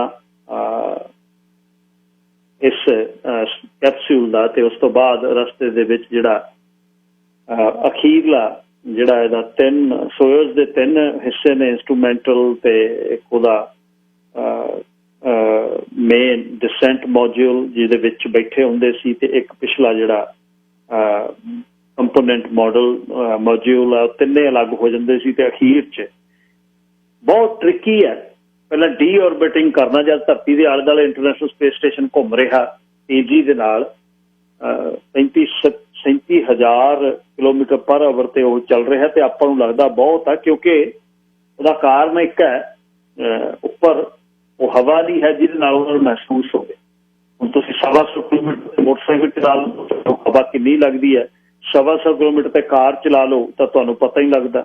800 ਕਿਲੋਮੀਟਰ ਪਰ ਆਵਰ ਤੇ ਜੇ ਤੁਸੀਂ ਆਪ ਹਵਾ 'ਚ ਉੱਡਣਾ ਹੋਵੇ ਤਾਂ ਕੀ ਹਾਲ ਹੋਣਾ, ਤੇ 800 ਕਿਲੋਮੀਟਰ ਪਰ ਆਵਰ ਤੇ ਜਹਾਜ਼ 'ਚ ਬੈਠੇ ਤੁਹਾਨੂੰ ਪਤਾ ਹੀ ਨਹੀਂ ਲੱਗਦਾ। ਇਸ ਤਰ੍ਹਾਂ ਹੀ ਉੱਪਰ ਇੰਟਰਨੈਸ਼ਨਲ ਸਪੇਸ ਸਟੇਸ਼ਨ ਆ, ਤੇਜ਼ ਉਹ ਬਹੁਤ ਚੱਲਦਾ ਪਰ ਉਦੋਂ ਹਵਾ ਆਲੇ ਦੁਆਲੇ ਹੈ ਨਹੀਂ, ਉਹਨੂੰ ਮਹਿਸੂਸ ਨਹੀਂ ਹੁੰਦਾ, ਧਰਤੀ ਦੇ ਆਲੇ ਦੁਆਲੇ ਘੁੰਮਦਾ।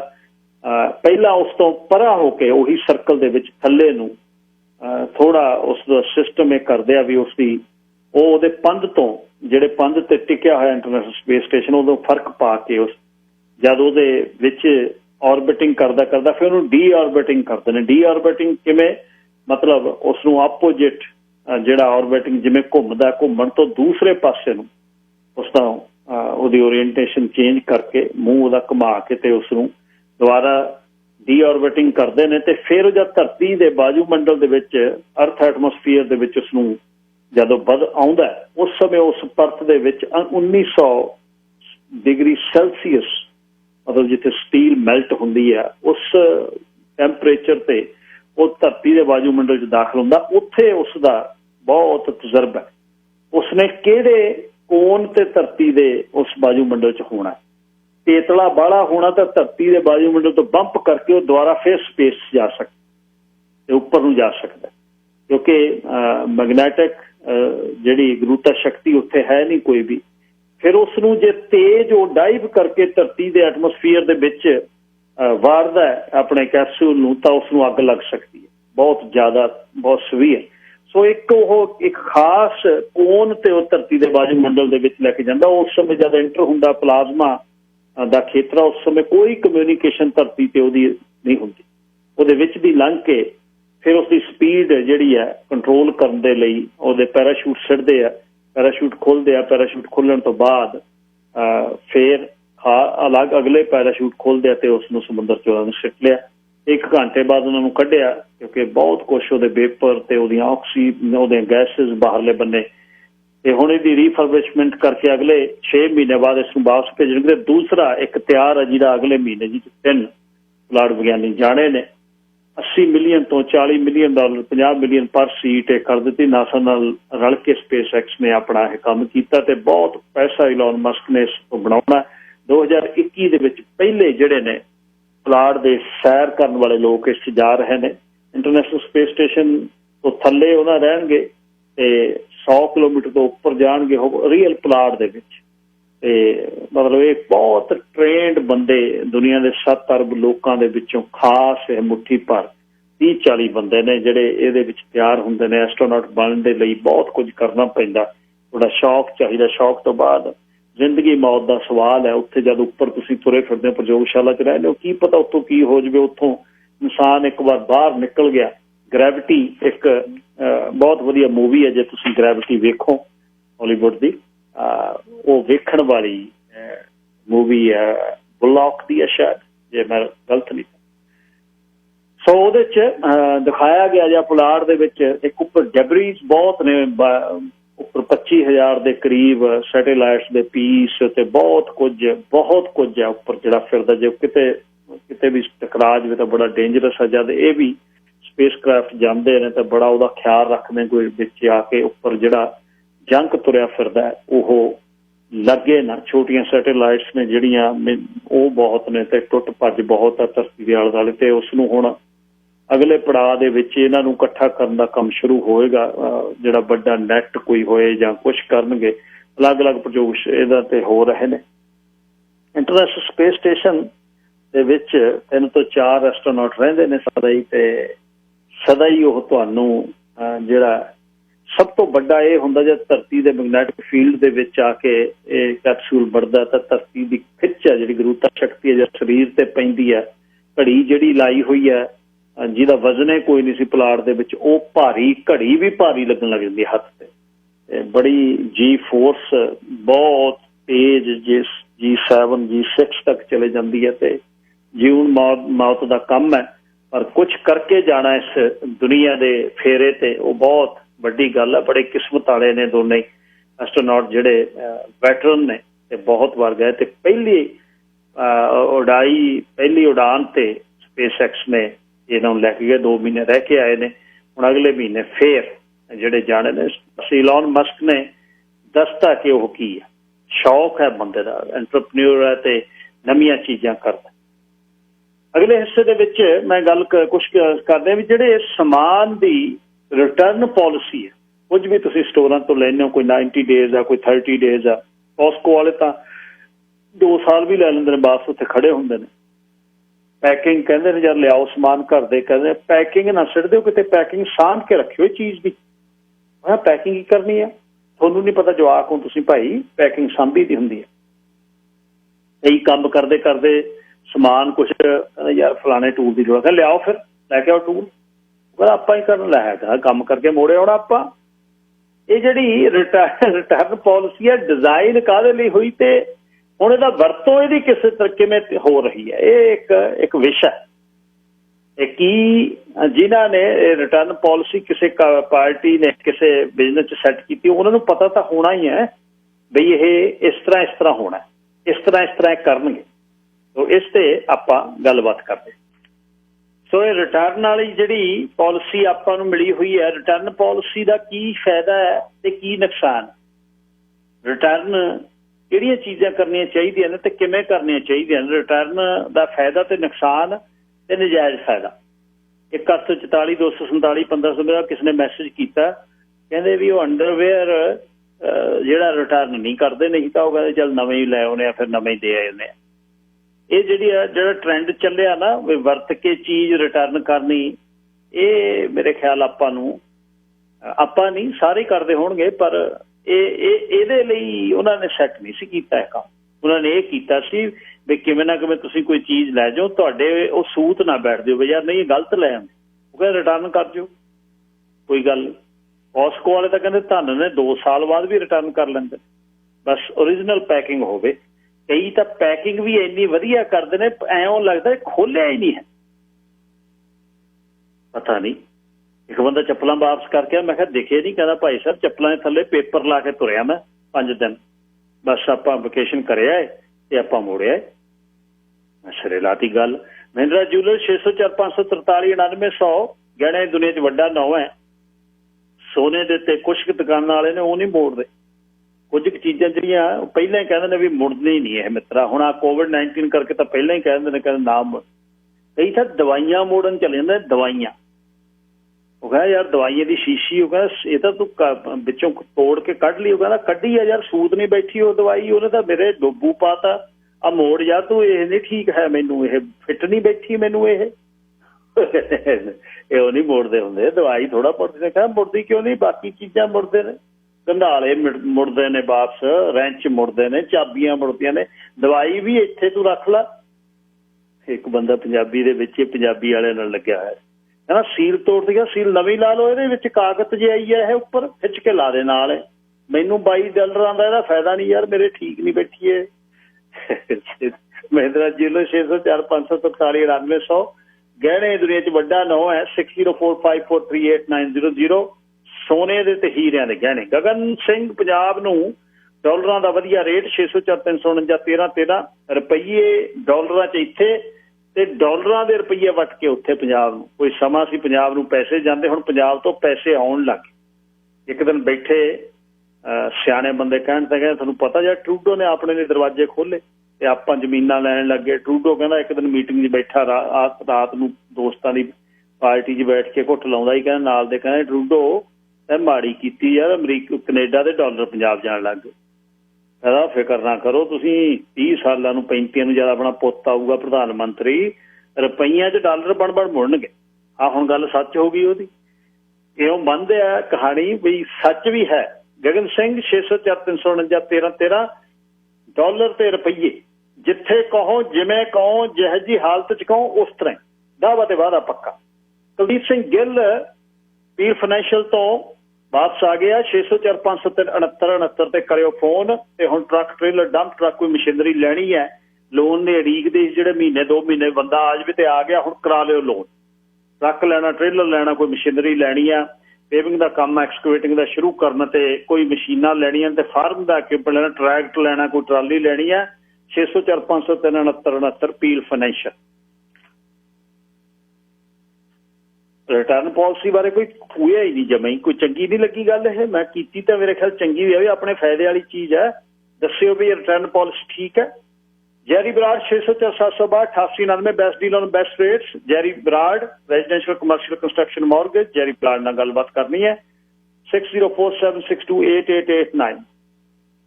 ਜੈਰੀ ਬਰਾੜ ਅਪਰੂਵ ਦਾ ਨਾਰਾ ਲਾਉਂਦੇ ਨੇ। ਐਡਵਰਟਾਈਜ਼ਮੈਂਟ ਲਈ 604 729 1224 ਮੇਰੇ ਨੰਬਰ ਤੇ, ਜਾਂ ਨਿਮੀ ਡੌਲਾ ਜੀ ਦਾ 604 440 6462। ਲੋਕ ਸੱਥ ਦੇ ਵਿੱਚ ਹੁਣ ਜਗ੍ਹਾ ਥੋੜੀ ਜਿਹੀ ਹੈਗੀ ਹੈ, 2-4 ਬੰਦੇ ਜਿਹੜੇ ਗਏ ਸੀ, ਹੁਣ ਨਵੇਂ ਬੰਦਿਆਂ ਦੀ ਵਾਰੀ ਆ ਸਕਦੀ ਹੈ। ਕੋਈ ਬਿਜ਼ਨਸ ਸ਼ੁਰੂ ਕੀਤਾ ਜਾਂ ਚੱਲ ਸ਼ੁਰੂ ਕੀਤਾ ਤੇ ਚੱਲ ਨਹੀਂ ਰਿਹਾ ਜਾਂ ਸ਼ੁਰੂ ਕਰਨਾ, ਫੋਨ ਕਰਿਓ, ਤੁਹਾਡੀ ਐਡਵਰਟਾਈਜ਼ ਕਰਿਆ ਕਰੀ। ਚਲੋ ਹੁਣ ਤੁਸੀਂ ਰਿਟਰਨ ਪਾਲਿਸੀ ਦਾ ਬੋਲਣਾ ਨਹੀਂ ਕਿ ਉਹ ਘਰ ਨੂੰ ਸੇਕ ਆਉਣਾ, ਤੁਹਾਨੂੰ ਮੈਂ ਗੱਲਾਂ ਸੁਣਾ ਦੇਵਾਂ ਕਈ। ਸੁੰਦਰ ਸਿੰਘ ਦਾਊ ਮਾਜਰਾ ਕਹਿੰਦਾ ਜਿਵੇਂ ਹੁਣ ਹਰ ਇੱਕ ਪਾਰਟੀ ਨੂੰ ਪਿਆਰ ਕਰਨ ਵਾਲੇ ਨੇ, ਸ਼੍ਰੋਮਣੀ ਅਕਾਲੀ ਦਲ ਸਾਡੇ ਪਿੰਡਾਂ ਦੀ, ਸਾਡੇ ਘਰਾਂ ਦੀ ਪਾਰਟੀ ਸੀ ਤੇ ਬਹੁਤ ਪਿਆਰ ਲੋਕ ਕਰਦੇ, ਤੱਕੜੀ ਦਾ ਬੜਾ ਪਿਆਰ ਕਰਦੇ। ਕਹਿੰਦਾ ਸਾਡੇ ਪਿੰਡ ਵਾਲਾ ਸ਼ੇਰ ਸਿੰਘ ਬਾਬਾ ਨਾ ਕੱਟੜਾ ਅਕਾਲੀ ਮੁੱਢੋਂ, ਮਜਾਲ ਆ ਕੋਈ ਕਾਲੀਆਂ ਨੂੰ ਮਾੜਾ ਬੋਲ ਜੇ। ਬਚਪਨ ਤੋਂ ਇੱਕ ਨੁਕਸਾ ਬਾਬੇ 'ਚ ਕਿ ਬਾਬੇ ਦਾ ਸੱਸੇ ਵਾਲਾ ਸੌਫਟਵੇਅਰ ਖਰਾਬ ਆ, ਮਤਲਬ ਸੱਸੇ ਨੂੰ ਫੱਫਾ ਬੋਲਦਾ ਪੂਰਾ। ਜੇ ਦੱਸਦਾ ਹੁੰਦਾ ਜਸਦਰ ਫੇਰ ਸਿੰਘ ਫਿੱਦੂ ਸ਼੍ਰੋਮਣੀ ਅਕਾਲੀ ਦਾ, ਅਕਾਲੀਆਂ ਦੀ ਸਿਫਤ ਕਰਦਾ ਕਰਦਾ ਪਤੰਦਰ ਇਤਿਹਾਸ ਵੀ ਅੱਗੇ ਪਿੱਛੇ ਕਰ ਦਿੰਦਾ। ਕਈ ਵਾਰ ਟੋਕੋ ਮੰਨਦਾ ਨਹੀਂ, ਇੱਕ ਵਾਰ ਬੋਰ ਥੱਲੇ ਬੈਠਾ ਪੂਰਾ ਕਾਇਮ ਹੋਇਆ, ਛੱਡੀ ਜਾਵੇ। ਅਖੇ ਮਹਾਰਾਜਾ ਰਣਜੀਤ ਸਿੰਘ ਨੂੰ ਰਾਜ ਸਾਡੀ ਅਕਾਲੀ ਪਾਰਟੀ ਨੇ ਦਵਾਇਆ ਸੀ ਭਾਈ। ਇੱਕ ਦਿਨ ਸਾਡੇ ਪਿੰਡ ਦੇ 8 ਪੜ੍ਹੇ RMP ਡਾਕਟਰ ਮਲਕੀਤ ਦੇ ਮੁੰਡੇ ਨੇ ਛੇਲਿਆ, ਬਾਬਾ ਕਹਿੰਦਾ ਬਾਬੇ ਸੁਣਿਆ ਅਕਾਲੀ ਨਸ਼ਾ ਵੇਚਦਾ, ਤੂੰ ਆਹ ਪਾਰਟੀ ਛੱਡ ਦੇ। ਬਾਬਾ ਅੱਗਿਓਂ ਪੈ ਗਿਆ, ਕਹਿੰਦਾ ਆਪਣਾ ਬੁੜਾ ਫੜ ਦੇ ਤੂੰ, ਉਹ ਨਹੀਂ ਵੇਚਦਾ ਲੋਮੋਡੇਲ ਦੇ ਕੈਪਸੂਲ। ਪਿੱਛੇ ਪੈ ਗਿਆ। ਮੁੱਕਦੀ ਗੱਲ, ਬਾਬਾ ਦਿਲੋਂ ਵਫਾਦਾਰ ਆ ਅਕਾਲੀ ਪਾਰਟੀ ਦਾ। ਜੀਤਾ ਲੰਬੜ ਬਾਬੇ ਨੂੰ ਪਿੱਛੇ ਗਿਆ, ਕਹਿੰਦਾ ਬਾਬੇ ਵਧਾਈਆਂ। ਕਹਿੰਦਾ ਕਾਹਦੀਆਂ ਭਾਈ? ਕਹਿੰਦਾ ਤੁਹਾਡੇ ਪ੍ਰਧਾਨ ਨੇ ਪਾਣੀ ਵਾਲੀਆਂ ਬੱਸਾਂ ਚਲਾਤੀਆਂ, ਮੈਂ ਦੇਖੀ ਅੱਜ ਇੱਕ ਨਹਿਰੋਂ ਨਾਲ ਚੰਡੀਗੜ੍ਹ ਨੂੰ ਜਾਂਦੀ ਹੈ। ਕਹਿੰਦੇ ਅਕਾਲੀ ਜਥੇਦਾਰਾਂ ਨੂੰ ਟਿਕਟ ਵੀ ਸਸਤੀ। ਬਾਬਾ ਪਾਟਣ ਹੋਇਆ, ਕਹਿੰਦਾ ਲੰਬੜਾ ਸਾਡੇ ਪਿੰਡ ਨੂੰ ਫੜਕ ਵਾਲੀ ਵਫ ਤਾਂ ਨਸੀਬ ਨਹੀਂ ਹੋਈ, ਸਾਡੀ ਪਾਰਟੀ ਨੇ ਪਾਣੀ ਚਲਾਤੀਆਂ। ਬਾਬਾ ਲੰਬੜ ਦੀ ਗੱਲ ਨੂੰ ਸੀਰੀਅਸ ਲੈ ਗਿਆ। ਪਿਆਰ ਕਰਨ ਵਾਲੇ ਲੋਕ ਹਰੇਕ ਮਹੀਨੇ ਚੰਡੀਗੜ੍ਹ PGI ਦਵਾਈ ਲੈਣ ਜਾਂਦੇ। ਬਾਬਾ ਸੋਚੇ ਕੱਲ ਨੂੰ ਜਾਣਾ ਚੰਡੀਗੜ੍ਹ, ਪਾਣੀ ਵਾਲੀ ਬੱਸ 'ਚ ਜਾਊਂ। ਕਾਲੀਆਂ ਟਿਕਟ ਵੀ ਨਹੀਂ ਲੈਣੀ। ਦੂਜੇ ਦਿਨ ਬਾਬਾ ਖੜ ਗਿਆ ਸਵਖਤ ਤੇ ਨਹਿਰ ਦੇ ਕੰਢੇ, ਦੁਪਹਿਰਾ ਹੋ ਗਿਆ, ਬੱਸ ਨਾ ਬੌੜੀ। ਅੱਗੇ ਨੂੰ ਹੋ ਕੇ ਦੇਖਣ ਲੱਗਾ, ਚੱਕਰ ਖਾ ਕੇ ਸਿੱਧਾ ਡਿੱਗ ਪਿਆ ਨਹਿਰ। ਕਿਸਮਤ ਚੰਗੀ, ਮੁੰਡੇ ਨਹਿਰੋਂ ਨਹਿਰ ਜਾਂਦੇ ਛਾਲਾ ਮਾਰ ਕੇ ਮਸਾਂ ਕੱਢਿਆ। ਬਾਬਾ ਬੇਹੋਸ਼, ਰੋਪੜ ਲੈ ਗਏ। ਰੋਪੜ ਵਾਲਿਆਂ ਨੇ PGI ਭੇਜਤਾ, PGI ਵਾਲਿਆਂ ਨੇ ਲੋੜੀਂਦਾ ਇਲਾਜ ਕਰਤਾ। ਘੰਟਿਆਂ ਬਾਅਦ ਬਾਬੇ ਨੂੰ ਹੋਸ਼ ਆ ਗਈ। ਦੌੜ ਜਦ ਉੱਠਿਆ, ਨਾਲ ਵਾਲੇ ਮਰੀਜ਼ ਨੂੰ ਪੁੱਛਿਆ ਜਗ੍ਹਾ ਕਿਹੜੀ ਆ? ਉਹ ਕਹਿੰਦਾ ਬਾਬਾ PGI। ਬਾਬੇ ਨੂੰ ਯਾਦ ਆ ਗਿਆ, ਪਹੁੰਚਿਆ ਕਿਵੇਂ? ਦਿਮਾਗ 'ਚ ਜ਼ੋਰ ਪਾ ਕੇ ਕਿਹਾ ਵੀ ਘਰਿਓਂ ਤਾਂ PGI ਬੱਸ ਤੇ ਚੱਲਿਆ ਸੀ, ਪਾਣੀ ਵਾਲੀ ਬੱਸ ਵੀ ਉਡੀਕਦਾ ਸੀ। ਉਹ ਤੋਂ ਬਾਅਦ ਬਾਬੇ ਨੂੰ ਯਾਦ ਨਹੀਂ ਕੁਛ। ਬਾਬਾ ਸੋਚੇ ਕਮਾਲ ਕਰਤੀ ਬਾਦਲ ਸਾਹਿਬ ਨੇ, ਬੱਸ 'ਚ ਜਾਣ ਦਾ ਤਾਂ ਪਤਾ ਲੱਗਿਆ, ਸਫ਼ਰ ਦਾ ਪਤਾ ਹੀ ਨਹੀਂ ਲੱਗਿਆ। ਸਿੱਧਾ PGI ਗਲੂਕੋਸ਼ 'ਚ ਪਾਏ ਤਾਕਤ ਦੇ ਟੀਕਿਆਂ ਨੇ ਬਾਬਾ ਚਾਰਜ ਕਰਤਾ। ਬਾਬੇ ਨੇ ਬਾਂਹ ਚੱਕ ਕੇ ਕਹਿੰਦਾ ਸ਼੍ਰੋਮਣੀ ਅਕਾਲੀ ਦਲ ਜਿੰਦਾਬਾਦ, ਸਰਦਾਰ ਪ੍ਰਕਾਸ਼ ਸਿੰਘ ਬਾਦਲ ਜਿੰਦਾਬਾਦ। ਰੌਲਾ ਪੈ ਗਿਆ ਉੱਥੇ, ਜੋਸ਼ ਨਾਰੇ ਲਾਉਂਦੇ ਨੇ। ਬਾਬੇ ਨੇ ਬਾਂਹ ਚੱਕਦੀ, ਗਲੂਕੋਜ਼ ਵਾਲੀ ਸੂਈ ਨਿਕਲ ਕੇ ਹੋ ਗਈ। ਨਰਸ ਭੱਜੀ ਆਈ, ਬਾਬੇ ਨੂੰ ਕਹਿੰਦਾ ਦੌਰਾ ਦੂਰਾ ਪੈ ਗਿਆ। ਨਾਲ ਦੇ ਮਰੀਜ਼ਾਂ ਨੇ ਦੱਸਿਆ ਬਾਬਾ ਨਾਰਾ ਲਾਉਂਦਾ। ਨਰਸ ਨੇ ਘੰਟਾ ਲੱਗੇ, ਮਸਾਂ ਸਰੀਰ 'ਚੋਂ ਗਲੂਕੋਜ਼ ਲਾਉਣ ਵਾਲੀ ਨਰਸ ਲੱਭੀ ਸੀ। ਫਿਰ ਘੰਟਾ ਜਦੋਂ ਯਾਦ ਕਰਕੇ ਨਵੀਂ ਲੱਭੀ। ਨਰਸ ਚੰਡੀਗੜ੍ਹ ਦੇ ਨੇੜਲੇ ਪਿੰਡ ਤੋਂ ਸੀ, ਹਰਿਆਣਾ ਦੀ ਮਿਕਸ ਪੰਜਾਬੀ ਬੋਲਦੀ। ਦੁਖੀ ਕਹਿੰਦੀ ਨਾ ਬਾਪੂ ਸਭੇ ਜੋ ਜਿਹੜਾ ਅਕਾਲੀ ਵਾਲਾ ਦੌਰਾ ਪਵੇ ਨਾ, ਇਹਨੂੰ ਕੰਟਰੋਲ ਰੱਖੀ, ਨੇ ਅਗਲੀ ਵਾਰੀ ਸੂਈ ਜੀ ਮੈਂ ਲਾ ਦੇਣੀ ਤੇਰੇ, ਫਿਰ ਕਹੀਂ ਜਿੰਦਾਬਾਦ ਮੁਰਦਾਬਾਦ। ਕਹਿੰਦੀ ਬਾਹਰ ਲੰਘੀ। ਆਲੇ ਦੁਆਲੇ ਦੇ ਮਰੀਜ਼ ਉਹਨੂੰ ਤੇ ਰਿਸ਼ਤੇਦਾਰ ਹੱਸਣ ਲੱਗੇ। ਬਾਬਾ ਕੱਚਾ ਜਾ ਕੋਈ ਕਹਿੰਦਾ ਉਹਨੂੰ ਨਹੀਂ ਪਤਾ ਮੁੰਡਿਓ, ਪੱਕੀ ਕਾਂਗਰਸਣੀ ਹੋਣੀ ਹੈ ਇਹ, ਅਕਾਲੀਆਂ ਨੂੰ ਇਹ ਪਸੰਦ ਨਹੀਂ ਕਰਦੀ। ਫਿਰ ਬਾਬੇ ਨੇ ਕਹਿੰਦਾ ਸ਼੍ਰੋਮਣੀ ਅਕਾਲੀ ਦਲ ਜਿੰਦਾਬਾਦ। ਸੁਰਿੰਦਰ ਸਿੰਘ ਦਾਊ ਮਾਜਰਾ। ਗੁਰਸੇਵ ਸਿੰਘ ਜੀ ਕੀ ਕਹਿੰਦੇ ਹੋ ਰਿਟਰਨ ਪਾਲਿਸੀ ਲਾਈਨ ਨੰਬਰ 2? ਹਾਂਜੀ ਸਤਿ ਸ਼੍ਰੀ ਅਕਾਲ ਵੀਰ ਜੀ। ਇਹ ਰਿਟਰਨ ਪਾਲਿਸੀ ਬਹੁਤ ਸਤਿ ਸ਼੍ਰੀ ਅਕਾਲ ਜੀ। ਹਾਂਜੀ, ਤੇ ਪ੍ਰੋਬਲਮ ਇਹੀ ਹੈ ਵੀ ਜਦੋਂ ਆਪਾਂ ਇਹਦਾ ਮਿਸਯੂਜ਼ ਕਰਦੇ ਹਾਂ, ਉਹ ਇਕੱਲੇ ਆਪਾਂ ਨਹੀਂ ਕਰਦੇ, ਸਾਰੀਆਂ ਕਮਿਊਨਿਟੀਜ਼ ਦੇ ਵਿੱਚ ਹੁੰਦਾ ਹੈ ਮਿਸਯੂਜ਼। ਪਰ ਜਿੱਦਾਂ ਹੁਣ ਪਿੱਛੇ ਜੇ ਅਸੀਂ GPS ਸਿਸਟਮ ਲੈ ਕੇ ਆਉਂਦਾ, ਤੇ ਉਹ ਟੌਮ ਕੰਪਨੀ ਦਾ ਲਿਆਉਂਦਾ, ਥੋੜਾ ਹਾਰਡ ਸੀਗਾ ਉਹਨੂੰ ਚਲਾਉਣਾ। ਤੇ ਮੈਂ ਵਾਪਸ ਗਿਆ। ਮੈਂ ਕਿਹਾ ਵੀ ਨਹੀਂ ਇਹ ਮੈਨੂੰ ਫਿੱਟ ਨਹੀਂ ਬੈਠਦਾ। ਕਹਿੰਦੇ ਨੋ ਪ੍ਰੋਬਲਮ, ਖੁੱਲਿਆ ਹੋਇਆ ਉਦਾਂ ਹੀ ਵਾਪਸ ਰੱਖ ਕੇ ਉਹਨਾਂ ਨੇ। ਕਹਿੰਦੇ ਜੇ ਤੁਸੀਂ ਕੋਈ ਹੋਰ ਪਸੰਦ ਕਰਦੇ ਚੀਜ਼ ਲੈ ਲਓ। ਤੇ ਮੈਂ ਹੋਰ ਪਸੰਦ ਕਰਕੇ ਲਿਆ ਨਾ, ਬਹੁਤ ਹੀ ਅੱਛਾ ਲੱਗਿਆ। ਬਟ ਜੇ ਆਪਾਂ ਇਹਨੂੰ ਬੇਸਿਕ ਕੋਟ ਪੈਂਟ ਲੈ ਕੇ ਵਾਪਸ ਕਰ ਦਿੰਦੇ ਜੀ ਪਾ ਕੇ ਪਾਰਟੀਆਂ ਤੇ, ਉਹ ਬਹੁਤ ਗਲਤ ਗੱਲ ਹੈਗੀ ਹੈ। ਤੇ ਬਾਕੀ ਪਾਲਿਸੀ ਬਹੁਤ ਵਧੀਆ ਜੀ। Thank you. ਠੀਕ ਹੈ, ਧੰਨਵਾਦ। ਕਸ਼ਮੀਰ ਸਿੰਘ ਜੀ 30 ਸੈਕਿੰਡ ਨੇ ਮੇਰੇ ਕੋਲ। ਲਾਈਨ ਨੰਬਰ ਆਪਣੇ ਜਿਹੜੀ ਸਮਾਨ ਦੀ ਗੱਲ ਕਰਦੇ ਨਾ ਬਣਾਈ ਆ, ਮੈਂ ਤੁਹਾਨੂੰ ਦੱਸਦਾ ਕੁਦਰਤੀ ਨਾ ਮੈਨੂੰ ਕੋਈ ਬੰਦਾ ਕਹਿੰਦਾ ਵੀ ਮੇਰੇ ਕੋਲ ਮੈਨੂੰ ਚੇਂਸਾ ਚਾਹੀਦਾ ਤੇਰਾ ਵੀ ਦੇ, ਤਾਂ ਮੈਂ ਉਹਨਾਂ ਚੋਂ ਮੈਂ ਕਿਹਾ ਤੁਹਾਨੂੰ ਦੇ ਦਿੰਦਾ। ਨਹੀਂ ਦਿੱਤਾ। ਮੈਂ 2 ਵਾਰੀ ਮੈਨੂੰ ਕੀਤਾ, 3 ਵਾਰੀ ਮੈਨੂੰ ਕਹਿੰਦਾ ਯਾਰ ਮੈਂ ਏਦਾਂ ਕਰਾਂ ਹੋਮ ਡਿਪੂ ਚੋਂ ਲੈ ਆਵਾਂ, ਹੋਮ ਡਿਪੂ ਚੋਂ ਲਿਆ ਕੇ ਕੰਮ ਕਰਕੇ ਤਾਂ ਬੈਗ ਮੋੜਿਆ। ਤਾਂ ਮੈਂ ਕਿਹਾ ਆਹ ਬੜੀ ਵਧੀਆ ਸਕੀਮ ਸੀ, ਆਹ ਤਾਂ ਲੈ ਕੇ ਤਾਂ ਕਰਕੇ ਕੰਮ ਮੋੜਿਆ। ਦੇਖ ਲਓ ਸੋਚਣੀ ਬੰਦਿਆਂ ਦੀ ਵੀ ਜਿਹੜੀ ਚੀਜ਼ ਤੁਸੀਂ ਲੈਣੀ ਆ, ਜੇ ਕੋਈ ਪ੍ਰੋਬਲਮ ਤਾਂ ਮੋੜ ਦੋ, ਨਹੀਂ ਪ੍ਰੋਬਲਮ ਤਾਂ ਮੋੜਨ ਦੀ ਲੋੜ ਨਹੀਂ। ਓਕੇ ਜੀ, ਬਿਲਕੁਲ ਭਾਈ। ਇਹ ਸੀ ਅੱਜ ਦਾ ਪ੍ਰੋਗਰਾਮ। ਧੰਨਵਾਦ ਤੁਹਾਡਾ ਸਾਰਿਆਂ ਦਾ, ਜਿੰਨੇ ਵੀ ਹਿੱਸਾ ਪਾਉਂਦੇ ਹੋ। ਆਸ ਪਸੰਦ ਕੀਤਾ ਹੋਵੇਗਾ। ਕੱਲ ਨੂੰ ਬੁੱਧਵਾਰ ਨੂੰ ਕਹਾਣੀ ਦਾ ਦਿਨ ਹੈ। ਅਖੀਰ 'ਚ ਮੁਹੰਮਦ ਸਦੀਕ ਨਾ ਰਣਜੀਤ ਕੌਰ, ਰੱਬ ਰੱਖਾ।